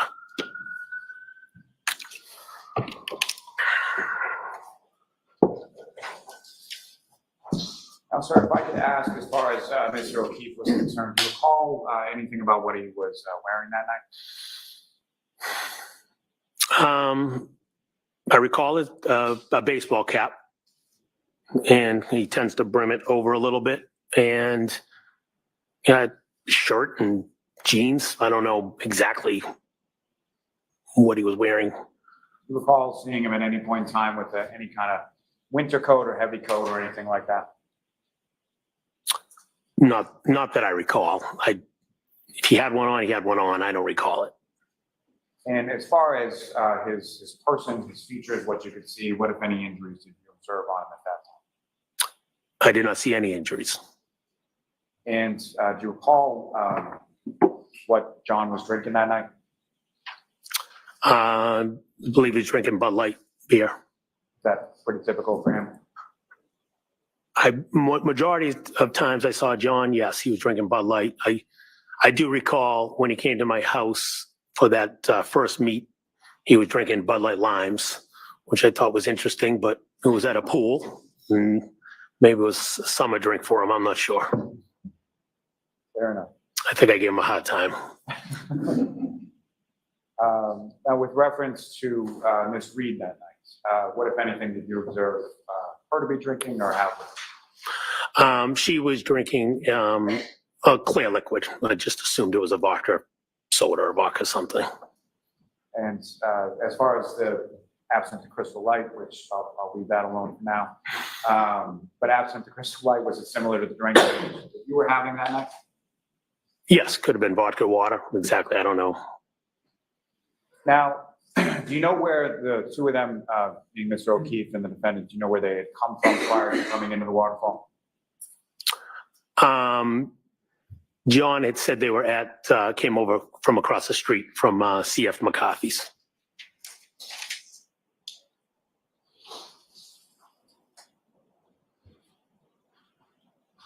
Now, let me ask you, as far as you were going to the waterfall, or your understanding was that it was your nephew, Brian Albert Jr.'s birthday, correct? Yes. And was he at the waterfall any time that you were there? No. And at some point, did you learn where he was? Yes, I learned he was still home. And was there any conversation, or do you know why he was still home? My understanding is I thought we were waiting for him. He never showed up. My understanding was he chose to stay home. I had a couple friends over at the house. Now, from the time that you were in, the waterfall, how would you describe sort of the mood or the demeanor of sort of the group at large? Everybody was just having a good time, hanging out, socializing, talking. As I said, there was a live band playing for a little bit, and just a normal evening. And as far as the defendant and Mr. O'Keefe were concerned, from what you could see or your observations, was there any sort of fighting or arguing or anything like that that you observed between the two of them over the course of the evening at the waterfall? No, I did not. You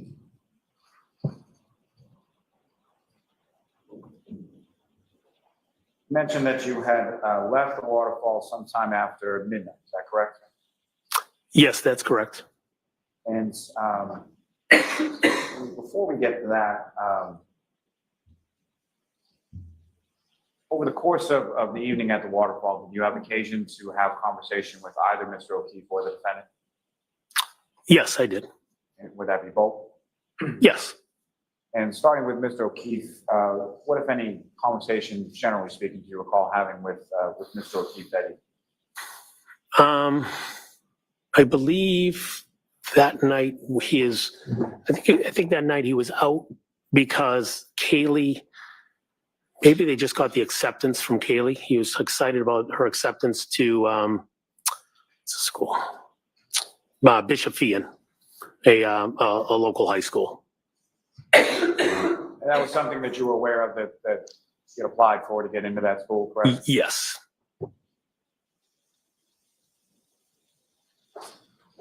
And with respect to Ms. Reed, what, if any, conversations you recall in regard to her? Normal conversation. She, hi, how you doing? Good to see you. She made a reference to myself asking how Jen and I do it. And I said, she was talking about with the 4 girls. How do we do it? How do you raise the 4 girls? You guys look happy. And I actually joked to her. I said, well, we're at a bar. Considering, it's obviously any marriage will tell you have your ups and downs. But brief, conversational, nothing of any substance. Just good to see you. Now, this time that you're talking about that you're leaving shortly after midnight, is that around the time that sort of the bar was winding down for the evening? Yes. The band that had been playing before, were they still playing or have they? No, they had stopped earlier, before 12. I don't remember the exact time, but they definitely stopped earlier. There were some people there, but our table was definitely the last table to wrap it up. Well, some people left before me, but the band was packing up packing up all their equipment. And so in that vein, if you recall, can you tell the jury sort of the order of people from your group and when they left and things of that? Yes. So Brian Albert, Brian Higgins, and Nicole were packed up, leaving before us. Then my wife, Karen, Karina, John and Chris, they started leaving before us. I think John was delayed, but they walked out, and Nick and I were the last two at the table. I recall us picking up some of the empty glasses and beer bottles, and because I said the bar was right behind us, so I recall picking up the glasses and some of the bottles and bring them to the bar, as well as a couple of the members of the band were sitting on the edge of the bar, and just some brief conversation with them. Good job, guys coming back, things of that nature. And then Nick and I walked out. Now, over the course of the evening at the waterfall, while you were there, what, if any, conversation was had amongst the group in regard to any plans or where to next, or where people were going after the waterfall? Yes. As mentioned, thought we were going to meet my nephew. He didn't come out. Found out he had a few friends at the house. When Brian and Nicole were leaving, they had mentioned that Brian was at the house with a couple friends, and we were welcome to come back and have a celebratory drink for his birthday. So he had extended an invite to the table, like, hey, who's ever around wants to come back, you're welcome. So that was sort of extended to the entirety of the group, is that correct? That is correct. And so what was your understanding, at least as far as your plan, you and your wife, Jennifer, when you were leaving the waterfall? That we'd be stopping by Brian and Nicole's house. And so prior to that discussion regarding stopping by your brother-in-law, Brian Albert's house, what, if any, discussion was there in regard to your to his brother, Christopher Albert? Let me ask you, what, if any, other discussion other than going to your brother-in-law, Brian Albert's house, was there at the table in regard to places to go after? Yes. There was discussion about going to D&E Pizza. That's a pizza sub shop that Chris Albert owns in Canton Center, which is 100 yards, whatever, across the street from the waterfall. And can you describe sort of what was the substance of that discussion and who was involved in that discussion? Yes, the discussion is we've done that in the past where we've wrapped up for the night. We've gone over there and turned the ovens on and have made some pizza. In this particular instance, Karen had asked if we could do that. She wanted to go to D&E. She wanted to make pizza. Chris and I were adamant that we were not going to D&E because we were on this diet and we were not going to go subject ourselves to late night pizza. So we said no, we're not going to D&E. Though we had conversations. Karen wanted to go, but we kept saying no, we're not going to go. When you say you kept saying, was that something that the defendant raised once or more than once? More than once. Now, when you leave, you and Mr. Kolokitis, and you walk out of the waterfall, you go over to your car in the parking lot, is that right? Yeah, yes, that's correct. And again, by your car, I mean your wife Jennifer's car, is that right? Yes. And where was she in relation to the car when you get there? She was already in the car.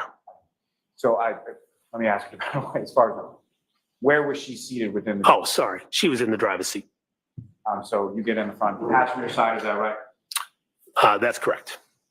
And when you get into the car, what, if any, communication did you become aware of between your wife and Mr. O'Keefe? When I got into the vehicle, my wife received a text from John, and it said, "Where to?" I think he was looking for the address. I told my wife we were starting to drive out of the parking lot. I told her just call him instead of texting him back. Rather than text while she's driving, you advise her just call him back. Correct. And did she call him? She did. And with respect to that Bluetooth that we were discussing earlier within the car, this call from your wife Jennifer to John O'Keefe, was that using the Bluetooth technology? I'm assuming it was. I don't recall, but I knew he was on the phone asking what the address was. Let me ask you this: could you hear both sides of the conversation? I could hear him. Yes. So you heard your wife talking and you heard John talking, correct? Yes.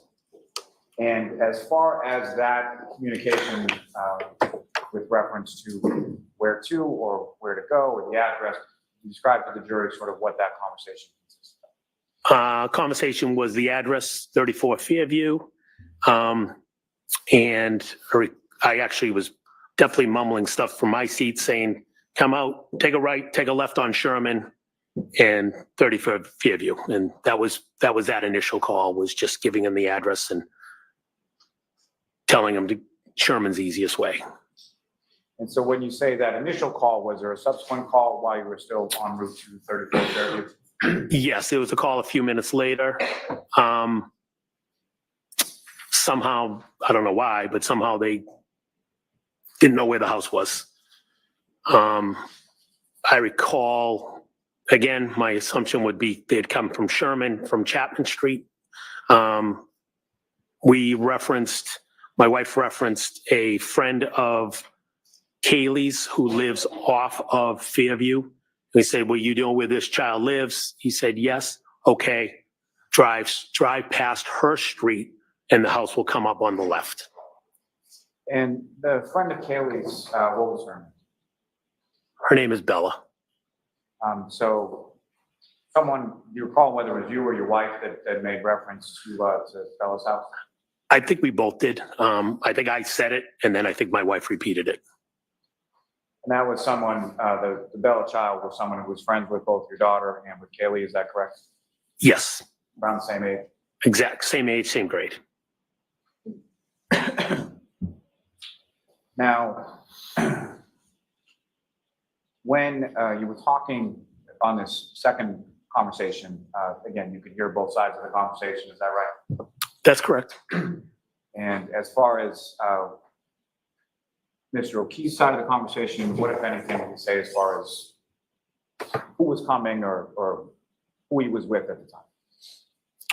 He didn't make any reference to, you're asking if he made reference of anybody else? Is that what you're asking? What I'm asking is when he was saying as far as looking for the house, was he? Oh, we're on our way. Okay, great, we're on our way. And from, obviously, the earlier interaction that you have with him and him saying we, who did you infer that we to be? Karen. And at any point in time during the conversation that you had where you were hearing both sides, did you hear Miss Reed in the background at any point? I do not recall hearing Miss Reed, no.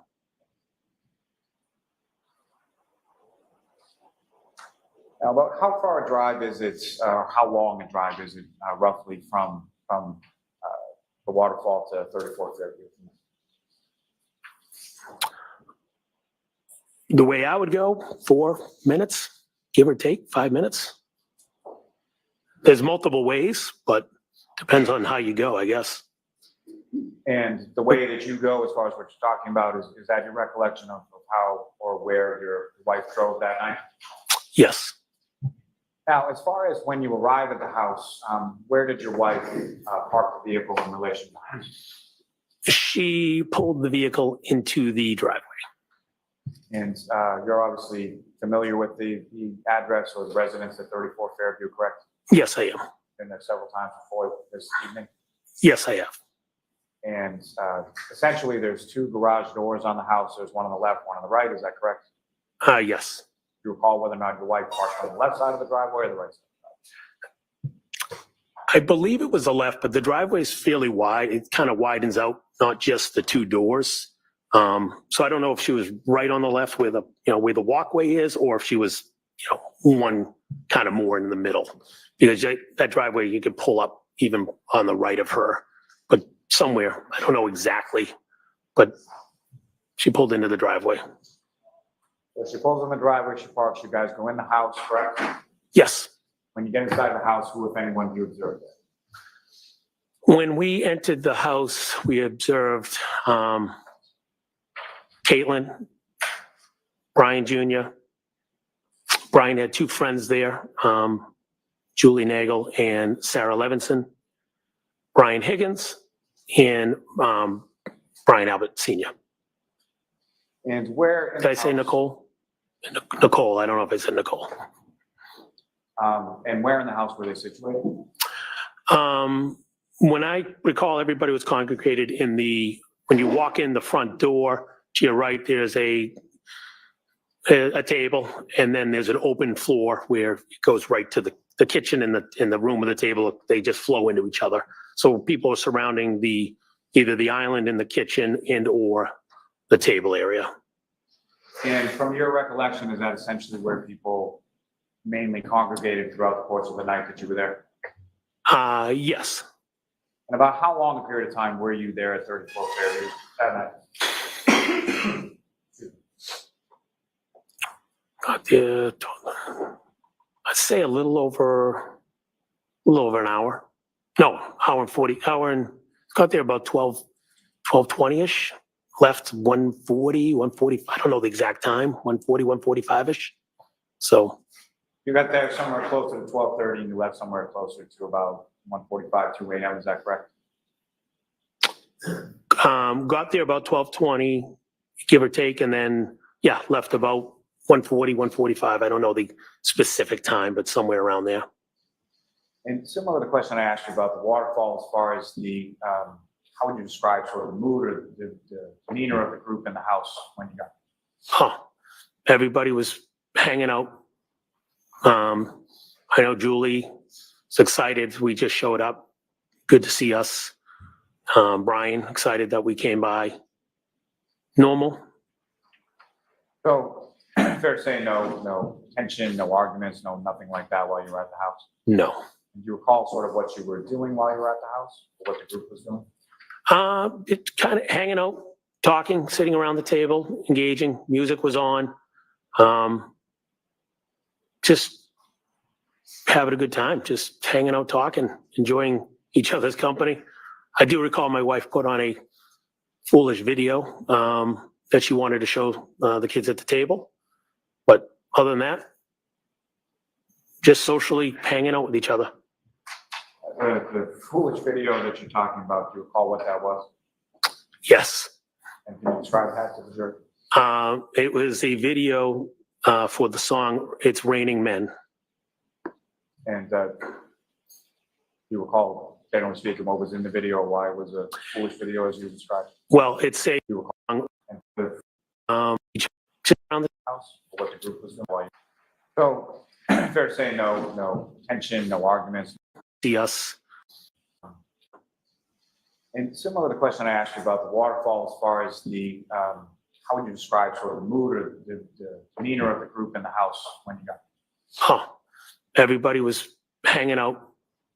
I know Julie was excited. We just showed up. Good to see us. Brian, excited that we came by. He totally just said Julie. Now, Bro, did he he was accident? not there. He might have accidentally said it, but Lolly didn't catch it. Yeah, I know. He said Julie. He Julie was definitely. supposedly home in the bed with a migraine. Bro. I mean, he could have accidentally slipped and meant to say Nicole, but he said I mean, Julie. he could have, but Lolly didn't. Lollygagging. Also, since you stopped, I'll find it interesting when he starts to get crossed what he can and cannot remember, because he certainly remembered exactly what video he was playing. Mm-hmm. Why didn't Lollygag catch it? I don't know. But he needs to go back and fix that if he hasn't already. Otherwise, people in the jury is going to be saying, wait, I thought Julie wasn't there. If they're paying attention, heck yeah. Well, I mean, I barely pay attention. I'm know. usually the last one to catch stuff, but I caught that. I was fixing to be like, wait a minute. Wait a daggone minute. Julie had a migraine. She weren't there. Mm-hmm. All right. Let's go. Let's go. Let's see. Let's go. Normal. So fair to say no tension, no arguments, nothing like that while you were at the house? No. Do you recall sort of what you were doing while you were at the house, or what the group was doing? It's kind of hanging out, talking, sitting around the table, engaging. Music was on. Just having a good time, just hanging out, talking, enjoying each other's company. I do recall my wife put on a foolish video that she wanted to show the kids at the table. But other than that, just socially hanging out with each other. The foolish video that you're talking about, do you recall what that was? Yes. And can you describe that to the jury? It was a video for the song It's Raining Men. And you recall, generally speaking, what was in the video, or why it was a foolish video as you described? Well, it's a, in the family, it's one of Jen's sisters had put on a show before with an umbrella. So at some point, my wife came across this video and it was people just dancing around. So she was showing my niece and my nephew and the friends the video so they could see, we're kind of picking on my sister-in-law. And you have another nephew by the name of, I'm sorry. Are you familiar, you mentioned that earlier at the waterfall, there was Christopher and Julie Albert, is that right? Yes. Familiar with them, your wife is friends with Julie, correct? Yes. And you know their children as well, is that right? Yes, I do. And specifically, you know their middle child, Colin? Yes. And at any point in time in the evening when you were there at 34 Fairview Road, was Colin Albert there at any point? No, he was not. You didn't see him that night at all? Never saw him. And obviously, you know your oldest daughter, Allie, correct? Yes, I do.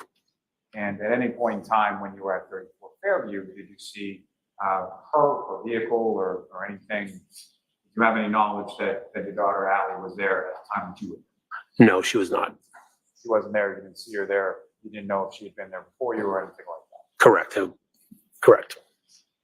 Now, turning back into the house, as far as the group that you were with, was there any point in time that anyone from that group left that sort of general area of the dining room and in the kitchen that you recall?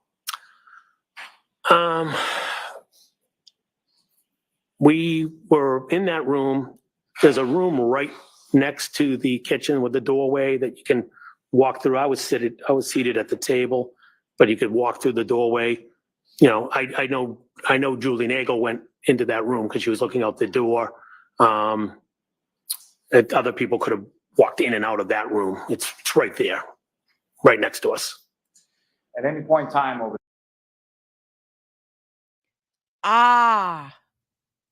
He meant Julie Nagel.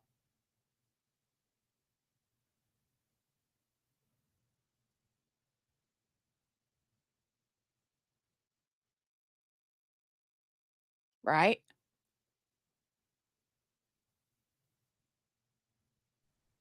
Wait, I missed that. What? Sorry. I said he meant Julie Nagel.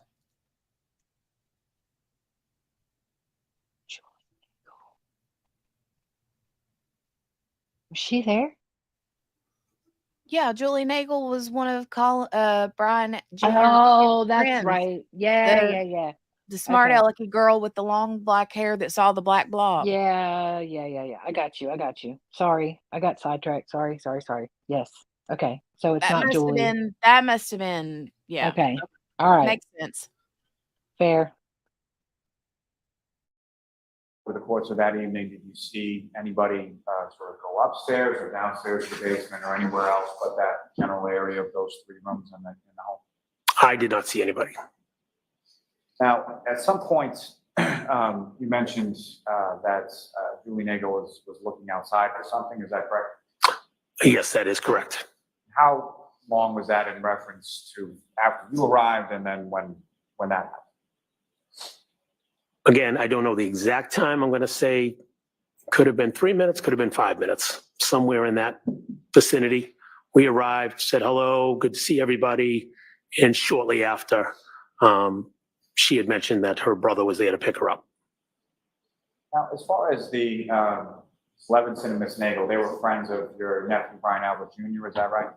That's correct. And did you know them at all at that time, when you arrived there on the 28th? Miss Levinson, I did not know. First time I met her. I definitely had met Julie before.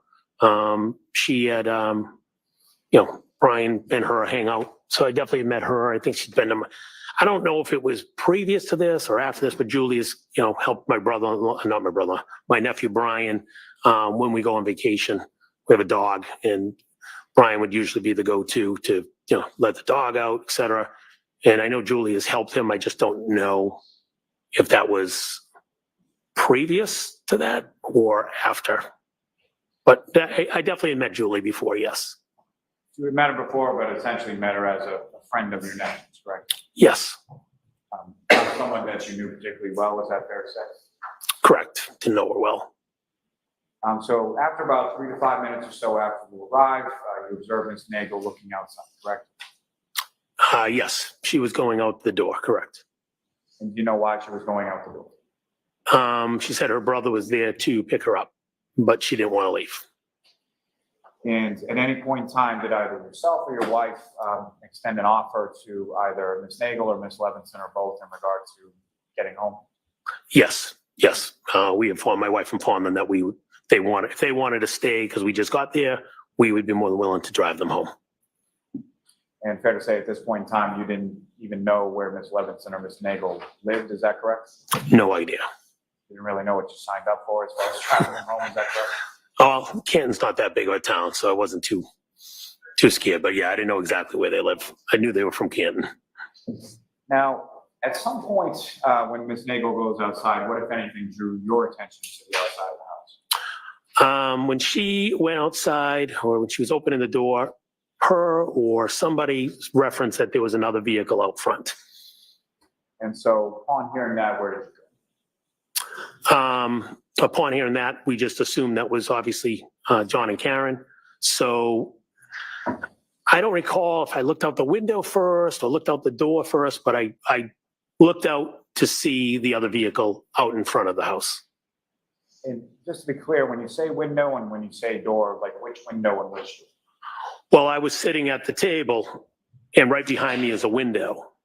Or if I stood up and took 5 steps, there's the front door of the house. So again. In addition to sort of the regular front door, is there like a storm door or something that you would have been able to see through? Is that? That would be the front door, I would call the storm door. That yes, I could see out the front. There's another door. If you're looking at the house, is your front door, windows, and then there's another door. Julie looked out or went out through that door. I either looked out the window or walked over to the front door, which would be the opposite door. Regardless if you looked out the window or you looked out the storm door at the front door, when you looked out, what if anything did you see? I noticed the big SUV parked in front of the house.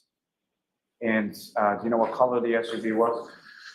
At the time, it was dark. I didn't know if it was a black SUV, a dark green, or dark blue, but it was a dark SUV. And at the time, were you familiar with either or both of the vehicles of Mr. O'Keefe and or the defendant, Mr. Yes, I knew Karen drove a dark SUV. I didn't know the make and model. I just knew she drove a dark SUV. I'd seen it at pickup and things of that nature. And did you know what kind of vehicle that Mr. O'Keefe drove around that time? I think he had a smaller SUV. I don't remember the make. Remember what He color? had a. You know what? I don't remember the color of his SUV. He had another car too that he drove around. I remember that. That's about it. And when you're looking out from either the window or the door, where was the dark SUV in relation to the house? If you came out that front door, pretty much right in front of the house, parked in front of the house. Now, you mentioned that Ms. Nagel had left the house through the other door and gone outside. Is that right? That's correct. When you looked out, could you see Ms. Nagel or where she had gone? No, there was another vehicle, again, coming out the front door. If you go to the left, there's a driveway. There was another vehicle over there. I don't know if it was on the street facing this way, if it was pulled in. I would just looked out the front door and noticed the car to be like, oh, that's John. That was my focus. I didn't look for Julie. As far as the other vehicle, did you observe at least enough to know whether or not it was behind the dark SUV, in front of the dark SUV, or something else? Yeah, it was to the left. It was equivalent to where the driveway was. And then after the end of the driveway, there was a Jeep. And after the Jeep was the SUV, the dark SUV. And with respect to, just from your perspective, you're looking out, so the driveway would have been to your left, is that right? Correct. Are you familiar with any other sort of landmarks or anything else in the front yard area of your brother-in-law's house? Yes. So you look out, the driveway's to the left. If you look to the right, there is an island of like maybe rhododendrons, something, bushes. There's a flagpole. Right there, there's a utility. I believe it's a green utility box. I'm assuming it's utility, kind of on the edge. There's a fire hydrant. All that stuff was to the right side of the looking out the front door. Now, after you look out this initial time and you see this dark SUV sort of right in front of the door, was that the only time that you looked out, or did you look out on subsequent occasions? Nope. I looked out again because it'd been a few minutes. Again, 2, 3, 4 minutes. I'm not sure how long, but it'd been a few minutes, and we thought it was weird they hadn't come into the house. Looked out and saw the SUV again. And when you looked out for the second time, where was the SUV in relation to where it was the first time? The SUV had moved up the road from the front of the house. It went from spot A to spot B. Now it's further up, more in sync of where the again the flagpole, the utility box, more in sync with that. It had moved up the road. Thought it was weird that they hadn't come in. Now, as far as the times that you're looking out, did you happen to make any note of sort of, let me ask you this, taking you back to the waterfall just for a second. When you were driving, or your wife was driving from the waterfall to 34 Fairview, what, if anything, did you observe as far as what was the weather? The snow had started to fall. And at that initial time that you're going from the waterfall to Fairview Roads, was it sticking to the pavement or anything at that point? I believe there was a dusting. It was definitely falling. I don't think it was on like the main roads, but definitely a dusting of snow was falling. Correct. And from that time after you arrived at the house and shortly thereafter, when you observed this dark SUV out in front of the house, had that changed at all as far as the accumulation or sticking to the pavement, roadway, grass, anything like that you saw? Yes. At some point, at least on their road in their grass, you could see the snow had started to, it definitely was sticking on that road. Now, you observe it initially in front of the door, then about 3 or 4 minutes later, you observe it further up towards the flagpole, correct? That's correct, yes. And each of these times, you're not just standing at the door or standing at the window, staring out the entire time, correct? No, just looking out, being like, what the hell are they doing? And going back to my seat. And other than those 2 times that you've already testified about, was there any subsequent times after that? Yes, I definitely looked out a third time out the door. And the third time that you looked out the door, where was the dark SUV in relation to where it had been the second time? It had now proceeded further up the road, past the flagpole, past the utility box, past the fire hydrant, more in line with between the yards. I believe there's bushes and trees that separate the Alberts residence to the next residence. So it was actually past the Alberts residence and a little further up.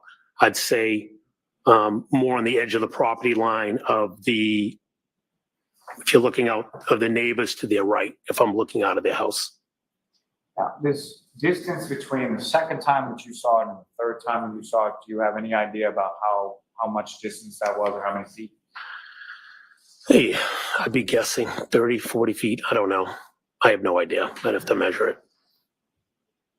Now, with respect to the snow that had fallen on the ground, as far as the vehicle was concerned, it moves from one point to the second point to the third point. Do you observe any sort of tire marks or anything in the snow out on the road when you looked out? Yes, I did.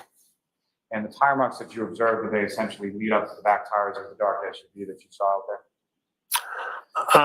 At some point, I looked out and noticed tire marks that would have started before the Jeep. So if the Jeep was here, so where it's just a weird, like a wave. It was a weird wave in the road. You could see the tire marks. And was that before or after? So at some point, Ms. Nagel goes out to some other vehicle and then comes back inside the house, correct? Yes, that's correct. You know about how long she was outside of the house for? I'd be guessing a minute. I'm not sure. Not terribly long time. No, not at all. And so the time that you observed this sort of abnormality in the tire marks that you see out there, was that before or after she had come back inside the house? That would have been after. So you don't know if that was from the dark SUV or whatever vehicle she had met. You have no idea. Objection. No, can you answer that? Well, the form of the question, it's sustained, right? Do you know which vehicle left those abnormal tire marks you saw? Based off of where the tire marks were, they came off the curb. I would have, my assumption was it was the SUV. I withdraw. Okay, I heard the answer, I withdraw. okay. But you don't know, correct? No, I didn't see the no. And that was my next point. As far as when you saw the vehicle, as far as each of those 3 times, it was stationary each time you saw it, correct? The first 2 times, definitely stationary. The third time looked stationary. If it was going a half mile per hour, I'm not sure, but it was further up the road. It looked to me it was stationary, but like I said, if for some reason it was moving, it could have been moving. But now, each time that you saw the vehicle, was it in the same sort of position with respect to the house? By that, I mean, as far as was it on the Alberts, was it on the 34 Fairview side of the road or the other side, or where was it positioned with respect to the road? yes, same position, parked parallel to the Alberts house, heading forward as if you were going to leave Fairview to head up to Chapman Street, heading away from the house. And so each time that you observed the vehicle, you were looking at sort of the passenger side of that vehicle, correct? That is correct.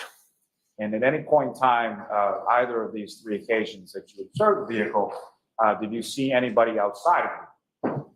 I did not. Did you see any footprints around the vehicle or leading away from the vehicle or across the yard or anything like that? I did not. And were you able to see inside of the vehicle from where you were, either from the window or from the storm door or the front door? I could not, or I did not see anything inside. And further to that point, at any point in time that you observed this vehicle in front of the house, you see any sort of interior lights on inside the vehicle? Not that I noticed.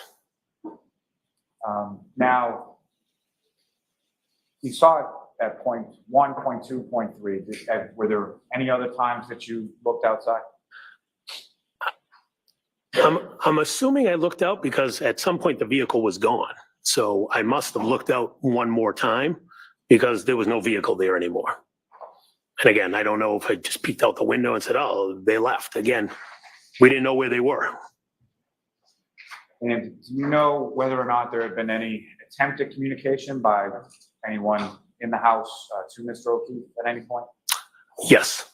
And who was doing that? My wife was trying to communicate with John, let him know that he's here. I'm going to let that stand. And at any point, do you know whether or not Mr. O'Keefe communicated back to Ms. McKay while they were out front of the house? Objection. Do you know? Not how you know, but do you know? Do I know if Mr. O'Keefe communicated back to Jen? Is that the question? That's my question. No. No, she did not, or no, you don't know? Oh, no, sorry. No, she did not. Sorry. I'll strike that. Now, Ms. McCabe, with regard to this, from the first time that you sort of get up and either look out the window or look out the door and see it in front of the front door, to the time that you look out and see it for the third time, or let me ask you this, from the time that you see it in front of the door to the time that you see that there's no vehicle there anymore, you know how long a period of time that was? I say at least 10 minutes, could be 12, 13, 14. I don't know the exact time, but it was out there for a little bit. And so let me ask it this way, as far as from the first time to the second time, you testified it was about 3 or 4 or 5 minutes, somewhere in there, correct? Correct. Were the timing in between the times that you looked out, were they relatively consistent with each other? Yes, they were. So you look out 3 or 4 minutes, look out again, 3 or 4 minutes, look out again. Is that? Yes, that would be in line. Correct. And at some points around 1:45 or 2 a.m., somewhere in there is when you leave Fairview Road. Is that correct? Yes, Do you recall who drove your wife's vehicle home that night? I drove. And if anyone else was in the vehicle, and where were they seated within the vehicle when you got? So we were driving Sarah Levinson and Julie Nagel home. They were in the back seat of the vehicle and my wife was in the passenger seat.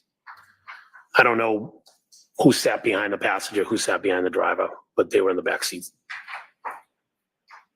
Your Honor, if at this time with the court's permission, I'd like to publish for the jury for this witness exhibits 71, 72, and 73. Okay. Mr. Chairman, if I could have exhibit 71 first.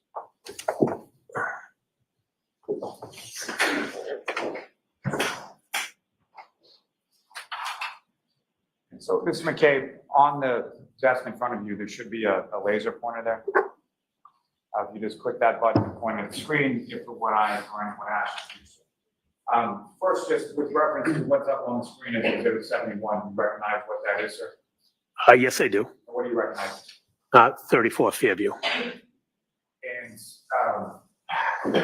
absence of the snowfall, obviously, is this essentially what the house looked like on that early morning of January 29th? Yes, that's correct. And if you could, with relation to the window first, and then the storm door that you were talking about, that you were looking out from the house, using the laser pointer, show the jury where that is. Is that working? That would be the window. That'd be the storm door. And with respect to the first placement, the first time that you look out and see the dark SUV in front of the house, is that visible in this photograph? Wait, can you repeat that? Sorry. First time that you look out and see the dark SUV in front of the house, is that position, is that visible in this photograph? I'd probably catch the very back end because there was a Jeep parked right here, so it'd be right there. And still, if I could have exhibit 72. Again, sir, do you recognize what's up on the screen? Yep. another photograph of the residence of 34 Fairview, is that correct? Yes. If you could, using that laser pointer, could you show the jury or demonstrate to the jury where that vehicle was the first time that you saw it? Say right about here. In this general area. The second positioning that you were talking about, is that visible in this photograph? No, it'd be further up the road. So Ms. Gilman, if I could have exhibit 73. Can you recognize what's depicted now in exhibit 73? Yes, I do. That secondary position that you observed the vehicle in is visible in this photograph. Yes, it is. So if you could, sir, just direct the jury's attention to where about that. In this general area right here. And the third positioning that you saw the vehicle in, can you describe where that was? Yep, it'd be further up the road. I'd say, give or take, right there. Thank you, Ms. Gilman. You can take it.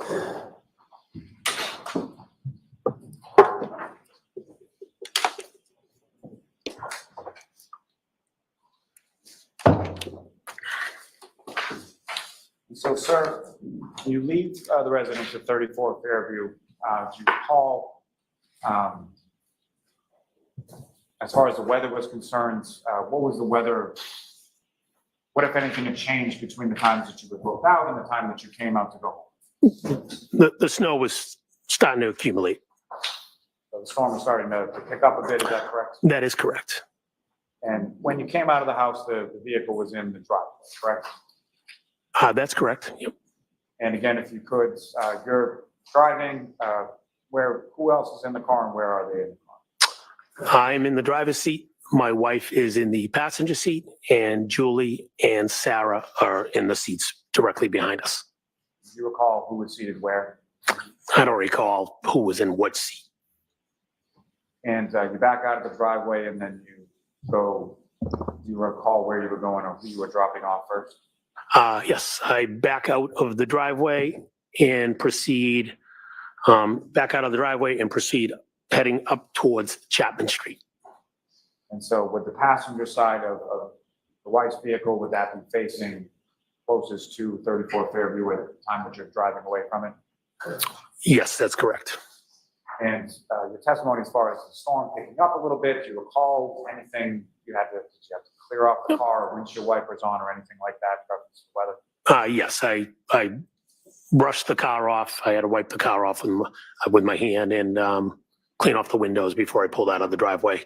And then obviously setting the windshield wipers as I was driving away. Now, that area over where the secondary position that you observed that dark SUV in over by the flagpole, do you recall any sort of like street lighting or anything, ambient overhead lighting in that area? I don't recall it, no. As you're driving away from the house, do you recall whether or not was there any conversation or music playing or anything like that in the car as you're driving away? Yeah, it was chitter chatter. You know, my wife was turned towards me, like turned in, talking to the girls behind me. I know at one point somebody was joking about, I don't know, peanut butter and jelly sandwich or something. Something about bread. I forget what it was. And then I drove up the street. And as you were driving up the street and away from the residence of Fairview, what, if anything, did you observe abnormal on the side of the road? Were you looking at the side of the road?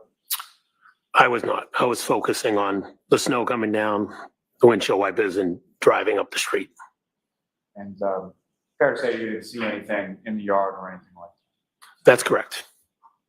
So you drove each of the two young ladies home, is that correct? Yes, it is. You know about what time it was that you got home yourself? I got home, give or take, somewhere between after 2:10, 2:15-ish. I don't know the exact time, but somewhere in that vicinity. And when you got home, each of your four daughters, including Allie, were they all home at that point? The kids were home, correct. And when you arrive in the house, you and your wife, where did you? Well, first went in the kitchen. When we walked in, my wife proceeded upstairs before I did. I was in the kitchen for a few minutes and then went upstairs and went to bed. And did your wife go to bed around the same time as you? Yes, she might have already been laying in bed before I physically got in the bed, but yes. And as far as well, when you fell asleep, was your wife still awake or had she already fallen asleep? She was still awake. We were both awake. She actually wanted to watch a show, which I had no desire to watch, and said I was going to bed. We talked a little bit about my younger daughter, about she was trying out for a basketball team, so we talked a little bit about that, and then that was it. I went to bed. Turning your attention to the morning of the 29th. Yes, the morning of the 29th. You woke up at some point, is that correct? Yes, that's correct. And what, if anything, you recall, or what woke you up that morning? I woke up to screams in my bedroom. All right, may we approach this briefly? Okay.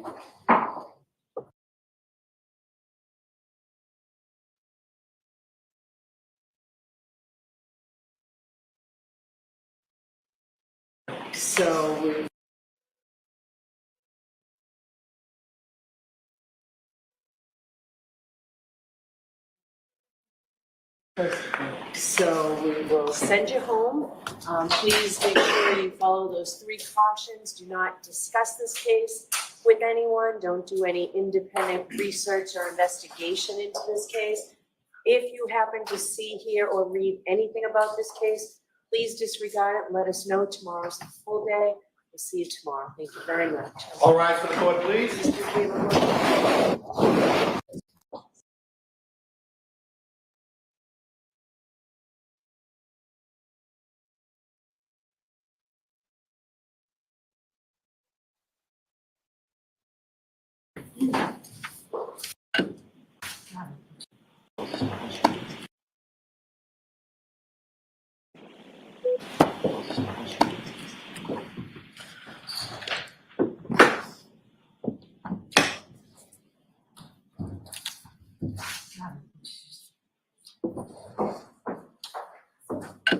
Court, all rise.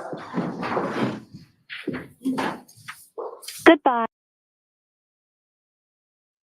All right, you guys, that's it for today. It was a hairy, crazy day in there today. So we need to head on over to Daybell. Bruh. But I don't even know what to do because I'm there's some panicking. not only breaking, but heartbreaking He news. gave them 2 hours. So that would be, let me go back. Let me go back and look. Do you want to tell them what's happening? Yeah. I mean, I wouldn't be able to start with today anyway because we're a couple days behind, but I know, but we might. I mean, it's kind of like why even bother at this point?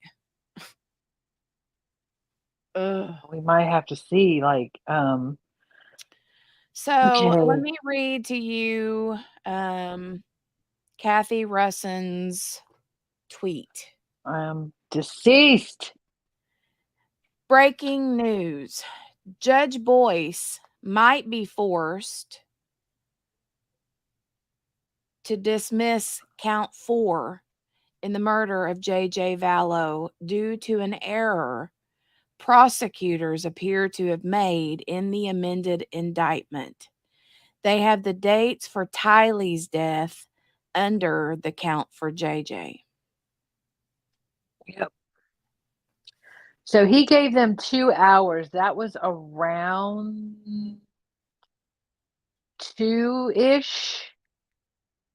So 4:00 our time, maybe. I am like freaking out.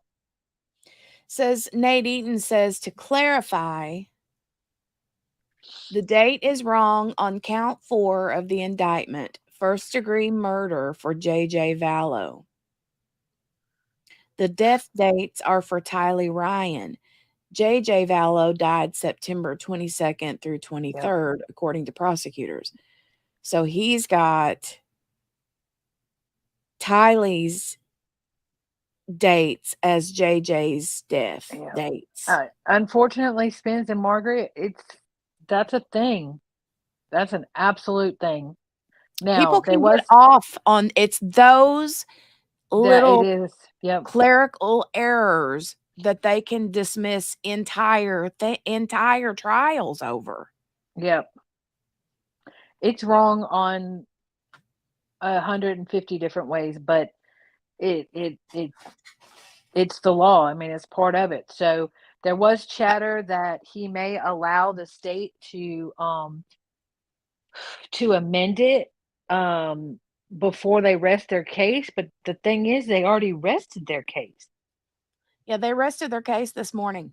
Right. So or like 3 hours. I mean, it was this morning or early afternoon. It was early afternoon. I think they only had one witness left this morning, and then they were resting. But this is the crap that got Lori from getting the death penalty, because it was the same. It was a similar. It wasn't the same, but it was a clerical mistake. Right. It wasn't anything like that. It wasn't. No, but it was still a mistake that somebody Right. made. Yeah. And they pulled the death penalty. So, I mean, at this point, if you're the prosecution and they drop count 4, do you just like stop and start over? I mean, I don't even know if that's a thing. Hey, Cal. Hey, Cal. I'm on the verge of tears. Like, I'm really like, hey, Zobby.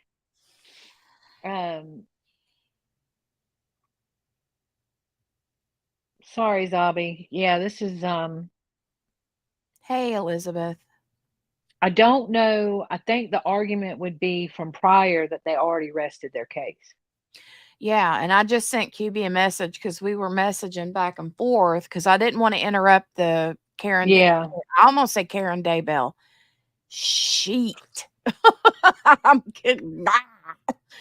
I didn't want to interrupt that because I wanted to get through it. So I was messaging with QB behind just text messages. And I'm like, how much you want to bet Pryor knew this and he just held on to it so that he could be like, excuse me, by the way, look what I just found. I think he probably, if I had to guess, I would say he probably figured it out somewhere after the trial started. But not before, because if it was before, he would have to say something. If it was in the middle, then he could hold it, because what he would want to do is hold it until they rested, and then because then he would have a bigger argument because they've already rested. So you argument. can't. Yeah. If you rest, you can't go amend something. Right. I think that's what's and unfortunately, not unfortunately, fortunately, but unfortunately in this case, Boyce is very honorable. He's very much by the law, by the book. So, so I would 10-1 rather nix the whole thing. Like, but I don't know if they can do that. Nix the whole thing before you let loose of that count. Let loose of murder for JJ Vallow. But wait. They can't. That doesn't mean they can't come back and try him for the murder.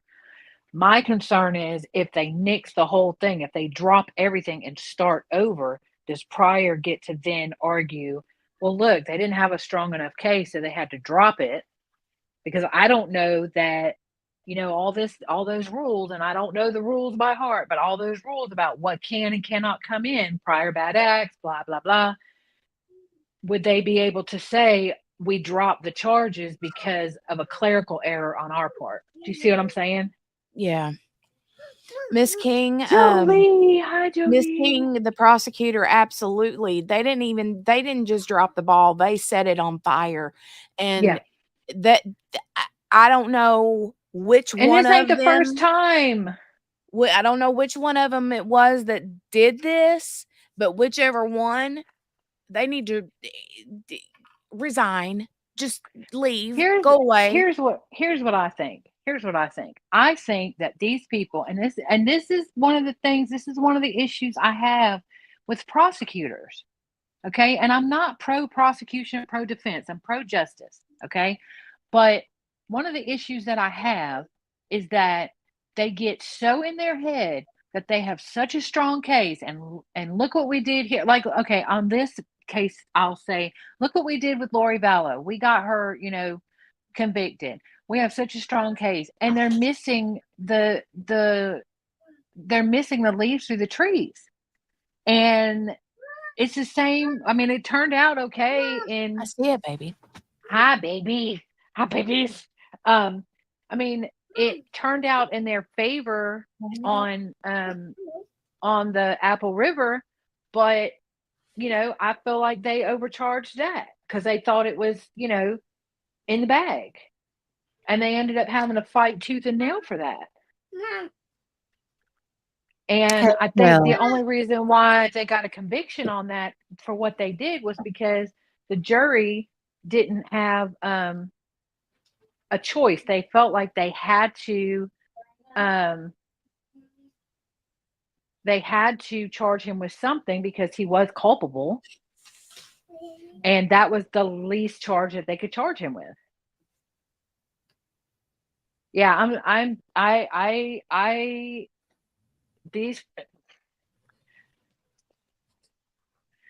they get so focused on the huge stuff that they miss the little stuff, and that's the stuff that'll throw cases out. She's so cute. Hi. Sorry, I was trying to help her. She wanted to hang this snowflake sign yeah. up somewhere. But anyway, I'm just Why sick. wouldn't you? I'm just sick. I can't. Yeah. It's I it's want to bad. know I want to know which one of them was it that screwed that paper up. Well, it was probably their clerk, but it's their job to look at it. Right. It's their job to confirm it. Okay, well then So fire the clerk that did the papers, and then she needs to tell who it was that sent her the email or the text or the voice message or whatever. And I whoever it can't was wait that to was see what supposed they to argue. whoever it was that was supposed to have you know, took a look at it, they probably didn't take a look at it, obviously.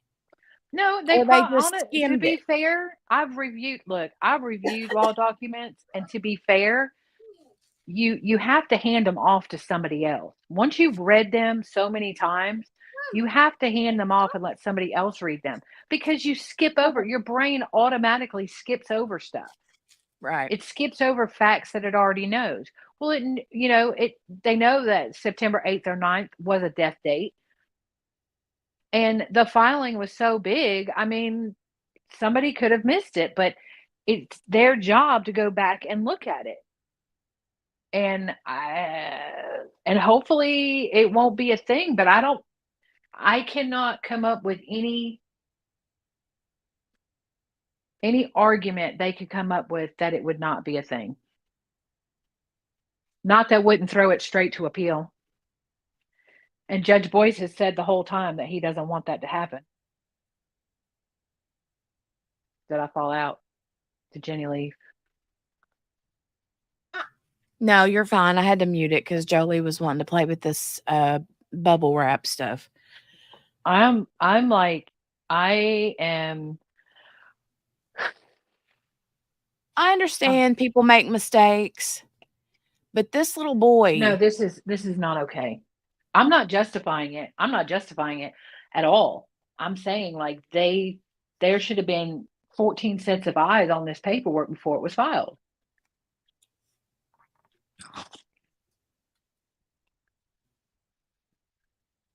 Can you imagine how Kay and Larry feel right now? I cannot, because we don't even know this boy and we're sick. My, I mean, like, I cannot right now. I saw that come up and I was like, please tell me, please tell me, please. And the first place that I saw it, I know you like her, but every once in a while she's a little over dramatic. So I wasn't sure. But Coffin then Dapper? no, Coffin Dapper. Pretty Lies. Oh, I love Gigi. No, I'm not saying that, but she can be a little over dramatic sometimes. Mm. Come on now. I mean, I love her. I I'm don't not saying know. I don't look, I'm not saying I don't love her. I'm saying that she can be a little over dramatic sometimes. I mean, I don't see that, but I mean, Well, maybe thinking of somebody else, but what does it really mean? Resting, this is like done now. Sorry for no, it's not a stupid question, Lauren. So when the prosecution is done, they've brought up all of their witnesses, they've talked to everybody that they want to talk to, they rest their case, they say they're done. Okay. And basically, once they say they're done, there's no takebacks, no takebacksies. they can't bring And more people up they on the can't bring more stand or people. introduce more evidence. Now they can cross the people that Pryor brings, Yeah, and yeah. they can question them, even if it's the witnesses that they brought. But they can only cross. I don't know if y'all understand this or not, but attorneys can only cross and ask questions based on the information that was brought out during their why can't I think of the Direct. word? Their direct. Thank you. They can't like be like, oh, but isn't it true that you were best friends with Jenny, and Jenny was never brought up? They can't do that. So it goes the same for the prosecution. When they cross, they can only cross on the questions that Pryor asked. That's why But they yeah, always talk about that's outside of the scope or that's beyond the outside of scope. the Yeah. scope. Yeah. Or sometimes like the judge will be like, yes, you can ask a few questions. Oh yes, that opened it up to a few questions or something like that. I may drop off. You're getting a little bit robot-y, yeah. Give me a second. Can you hear me now? Yeah, yeah, I can hear.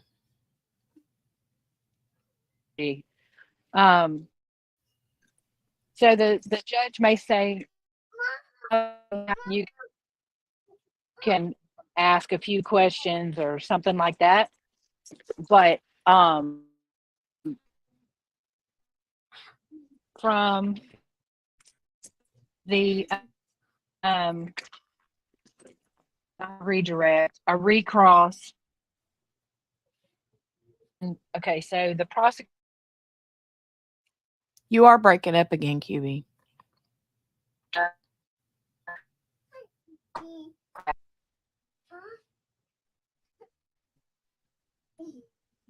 You're Is it getting better now? robotic. Yeah, right. That sentence sounded fine.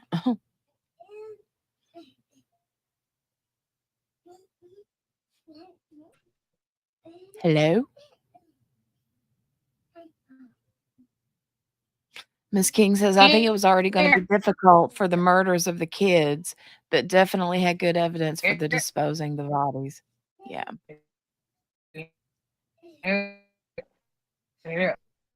Hello? Oh, and she gone.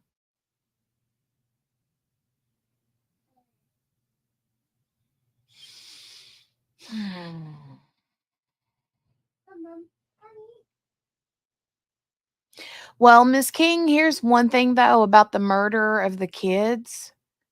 They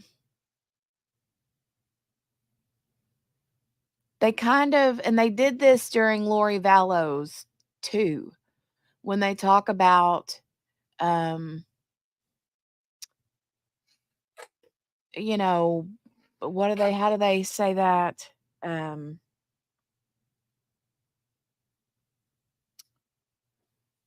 It's kind of like if, the getaway driver, for instance, right? They're still charged the same Does that make? I don't even know if I'm making it. I'm so scatterbrained right now. My brain is just. Oh wait, QB says knock knock. Which one? The muted one or the unmuted? I think she said earlier the muted one. Is this it?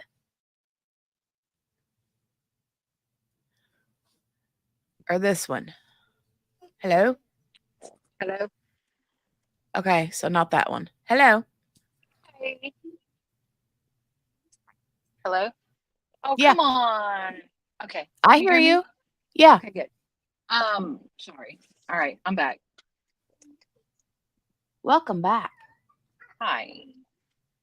But like I know they said before with Lori Vallows, they were like, they wanted when they were doing voir dire of the jury, they wanted to make sure that people understood that,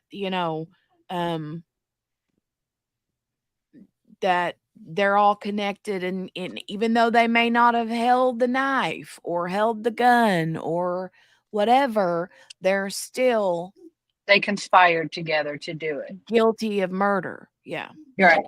Um, like you said, it's kind of like the driver, the getaway driver that gets charged with murder. Mhm. It's the principal law, I think, is what it's Mhm. called. Well, there's no evidence, no proof of who put the bag and the duct tape around JJ's head, right. face. Other than they did have the part is remember they only had Lori's hair and Alex's fingerprints. Mhm. They did not physically have anything to tie Chad to that murder. Not physically. I'm not saying other stuff didn't happen, but I'm saying physical evidence. I think all they had was Lori's hair and Alex's fingerprint, right? As far as I know, I can't remember what they said, because we ended when they were talking about the evidence and stuff that was on the shovels and Yeah. stuff like that. I Well, no, think they were I talking think about the anthropology stuff, yeah, I think it the was Lori's skeletal hair remains. and can you hear me? Yeah. Okay. I think maybe I have a delay. I don't know. I'm driving, so I may or may not have accidentally ordered Chinese food. So Kathy Russin 15 minutes ago says, the rule is the state can make an amendment to the indictment before the state rests. right, They have already rested. right. And then she says the judge, hold on, let me open it again. The judge gave the state 2 hours to prepare an argument on this. Court will resume at 2:30 Mountain, 4:30 Eastern. So that's Yeah. an hour from now. I don't. That's what I was saying to you. I know what the law is, and they rested their daggone case. I don't know what they can argue, Jenny. I cannot come up with anything that they can argue. I mean,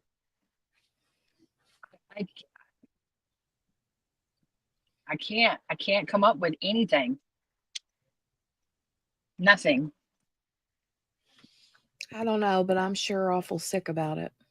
I am too. So now we wait to see, one, what do they argue, and two,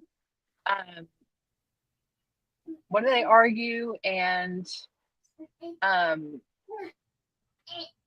do they argue, and I can't remember the other thing I was going to say. But I don't know how. The law is very clear. It can be amended up until, that's why he waited. If he knew, he didn't, I don't think he knew before. But if he found out in the middle of the trial, he waited. He let them go through their whole thing. Oh yeah, 100%, 100%. Because I believe that wholeheartedly. Yeah, waited for them to That's what I Rest. said, close their rest. Thank you. My brain try to rest their case so that he could come in and say, you rested, right? You done? You finished? You sure you're finished? Okay, here you You all go. good? Yeah, No doubt. y'all good? You sure? You sure? Sure. Then he did a motion motion to adjudicate, motion to something, meaning to drop the case because they haven't proved their thing. And Judge Boyce probably said, meh, but maybe they did. And then he went, oh, well, if they did, then let's just go ahead and drop count 4 because they wrong. Mm-hmm.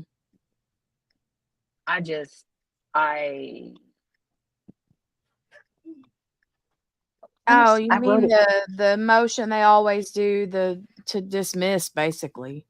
Directed verdict. Yeah, Phew, that's couldn't it. think of what it was. Yeah, directed verdict. Yeah. Ah. I'll be interested to see what happens when they do Karen Reed, when they motion for a directed verdict and Karen Reed.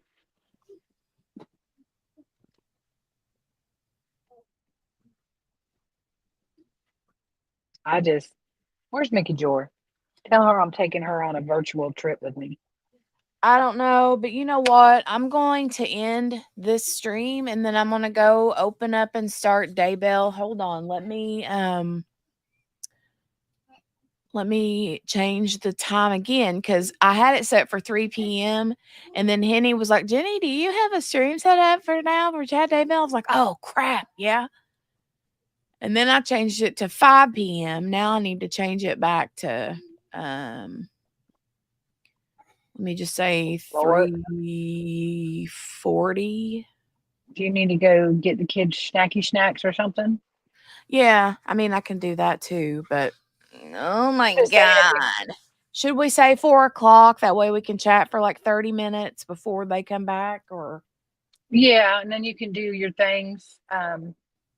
And we can see if they come. I mean, I don't know, Jenny. I am like beside myself. I'm so sad. I don't know. Yeah. Hi, Mom. Hi, Mom. All right, I got it set for 4 p.m. Let me grab the link and I'll send it to y'all here in the chat. Copy. All right. There's the link. You're gonna have to drop me down because I'm driving, but I will see y'all at 4 o'clock. Yeah, he did his job, Miss King. I mean, he did his job. I can't read the comment. What'd she say? She said, and he did his job, like it or not. He did his Yeah. job, but I feel like he did it underhandedly. I mean, not that defense lawyers aren't underhanded anyway. They can be, right? I don't, but Jenny, okay, let's take the emotion out of it, okay, and how we feel about this case. Any attorney would do that for the right of their client. His job is to protect his client's rights. Mickey's missed it. Mickey, they have screwed up the dates on the indictment. They could very well dismiss The murder the charges murder for charge JJ. for JJ Vallow, for Chad.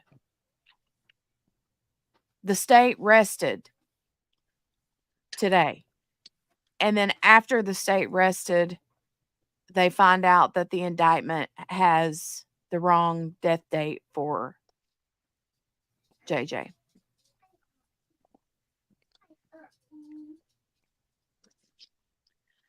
And I'm not defending him. I'm not saying he's not schmarmy.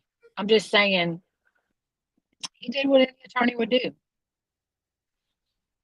He would wait till they rested. I mean, why would he bring it up before so they could amend it?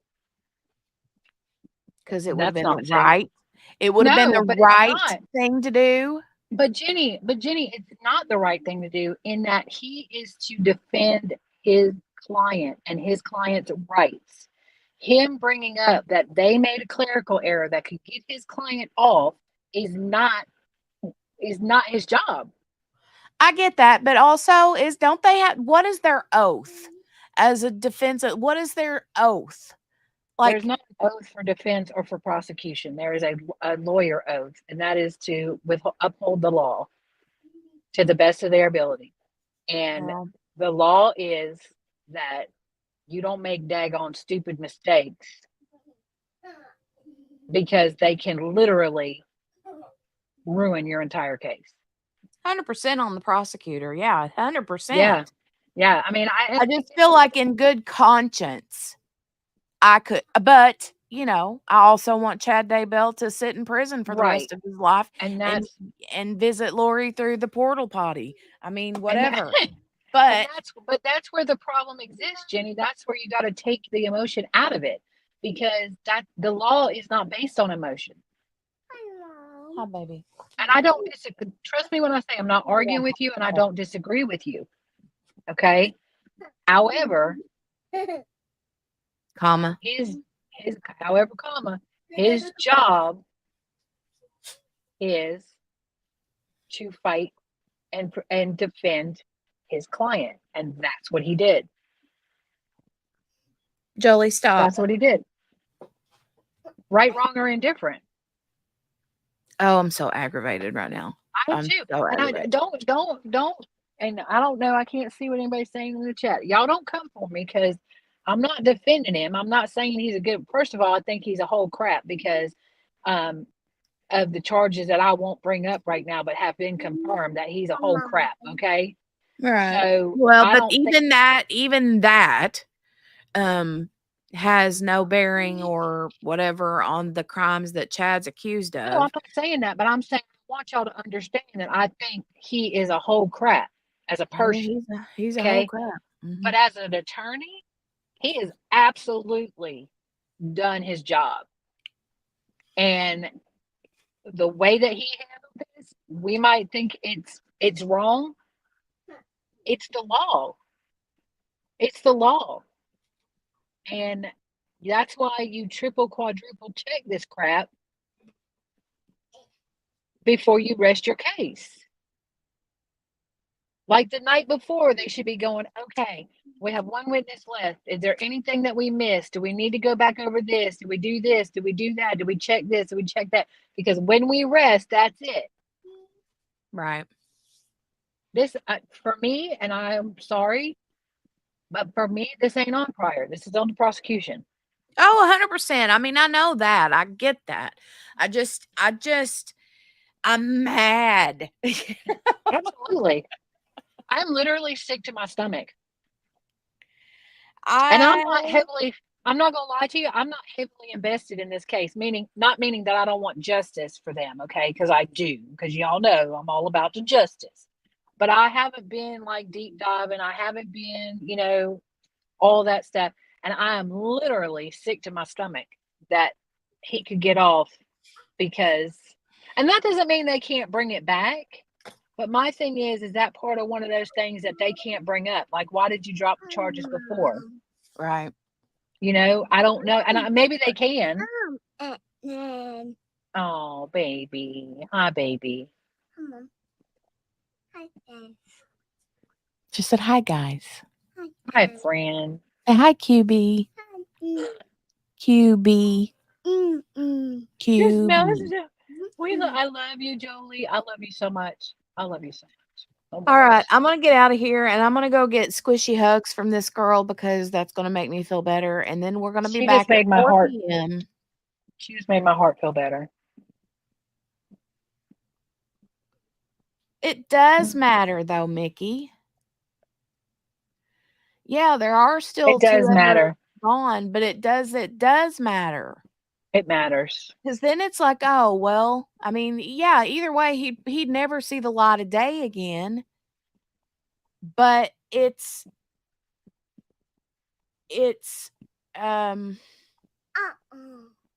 Okay, wait a minute, wait a minute, wait a minute, wait a minute, wait a minute.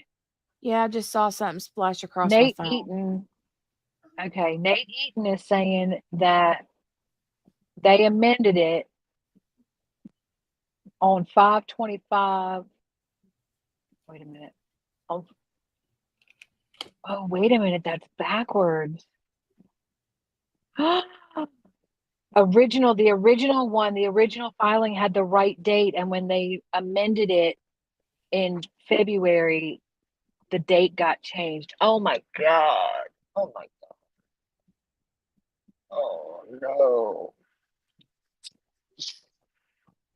Oh, Well, they screwed it up. oh my God. Oh my God. I can't right now. Yeah, literally. For me, Mickey, the reason why it matters is, I mean, if it would have been anybody, I mean, I don't want it to happen to anybody, but if it would have been anybody but JJ, Well, I mean, here's the thing, and okay? Let's just it say, matters for all of them, but I don't know, y'all. let's just say, I don't know. I'm trying to think of somebody because I don't want to say people that we know and love. Right. But it's kind of like saying it, okay, for Kay and Larry and all the other family that loved those kids, and for everybody that, you know, JJ's teachers, and for all of those people that love JJ, It matters. it's kind of like, okay, so he got the justice for Tammy and he got justice for Tylee, but what about JJ? It's almost like saying, well, he didn't really matter anyway. You know, that's how I Got would him for take the it other one. as a Yeah, family. same. And Mickey Jor, I wouldn't hang your hat on that put to death thing because I don't know that they've gotten the jury there for the death penalty. I don't know that She said he's going to be put to death and buried with the raccoon. with the raccoon. I know, and that's Yeah. funny, and I agree with you. But I don't know that they've proven a death penalty case thus far. Yeah, I don't know that he'll be put to death. I really think that they won't I don't go either. for the death penalty. No, But not as far as what I mean. They just rested their case. Okay, if they were going to prove a death penalty case, they would have had to done it before now. And as a juror, I'm really looking at as an outsider looking in because I only watched the sentencing of Lori Vallow, and I only know pretty much what I know from what we saw in the case in chief. And so for me as a juror, they did not prove a death penalty case. I can't get there. yeah. I can't get there. And I get, Mickey Jor, I get what you're saying, that he's going to go to prison probably for life and he'll never see the light of day. Okay. And that's a good thing. That's all fine and well and dandy. But it matters. It matters. It matters. I see where you're coming from for sure. But for me, and I'm not saying JJ's any more important than anybody else, but I think that child already got dismissed in his life. And dang it. He's going to get dismissed in the court system dang too. it in his death. Like I'm on the verge of tears, y'all, and y'all know.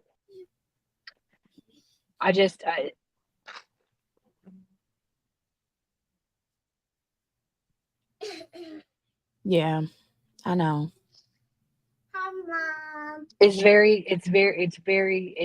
That hits different. It hits different. It does hit different for him because he didn't have a voice. And now it's like they're taking his voice away from him all over again. But he already got that in life, Jenny. I know, that's what I'm saying. Like, he didn't have a voice. He had a voice, don't get me wrong, but I'm saying with his autism and with his difficulties and lack of communication and his skills. parents, you know, And I'm not blaming his parents.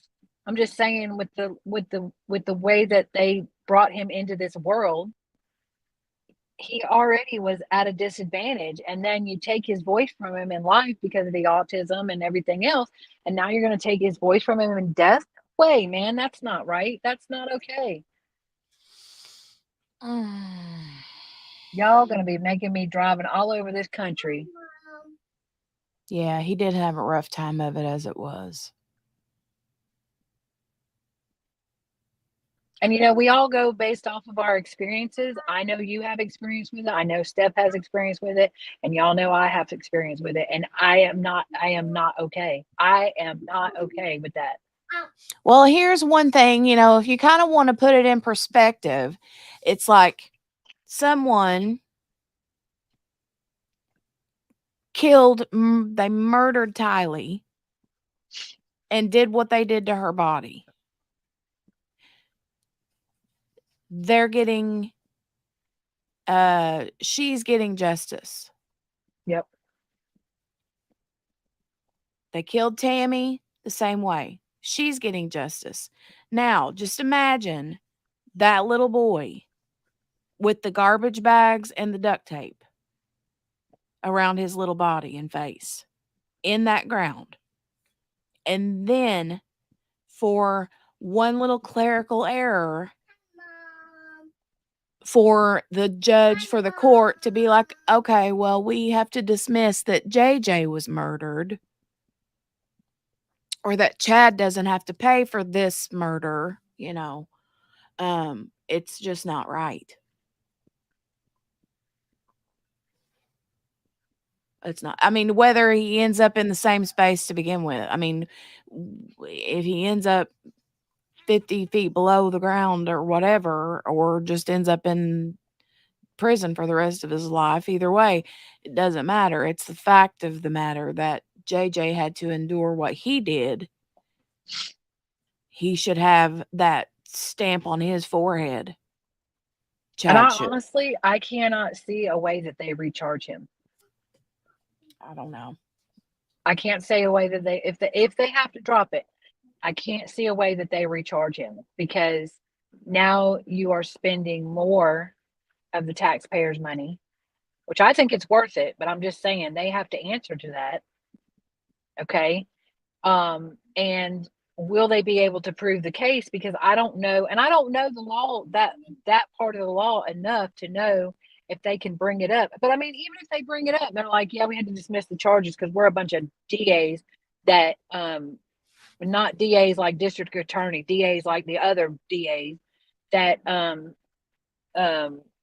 couldn't get the paperwork right, so we had to let it go. Well, what does that say to the jury? Mm-hmm. I mean, I just Winnicke's up. I'm gonna get out of here. I got 9 minutes to get kids snacks, use the Okay, potty, yeah. heal myself out, and then I'll be back on Daybell. right, I love have y'all. something that I want to share as soon as I get there, because I've got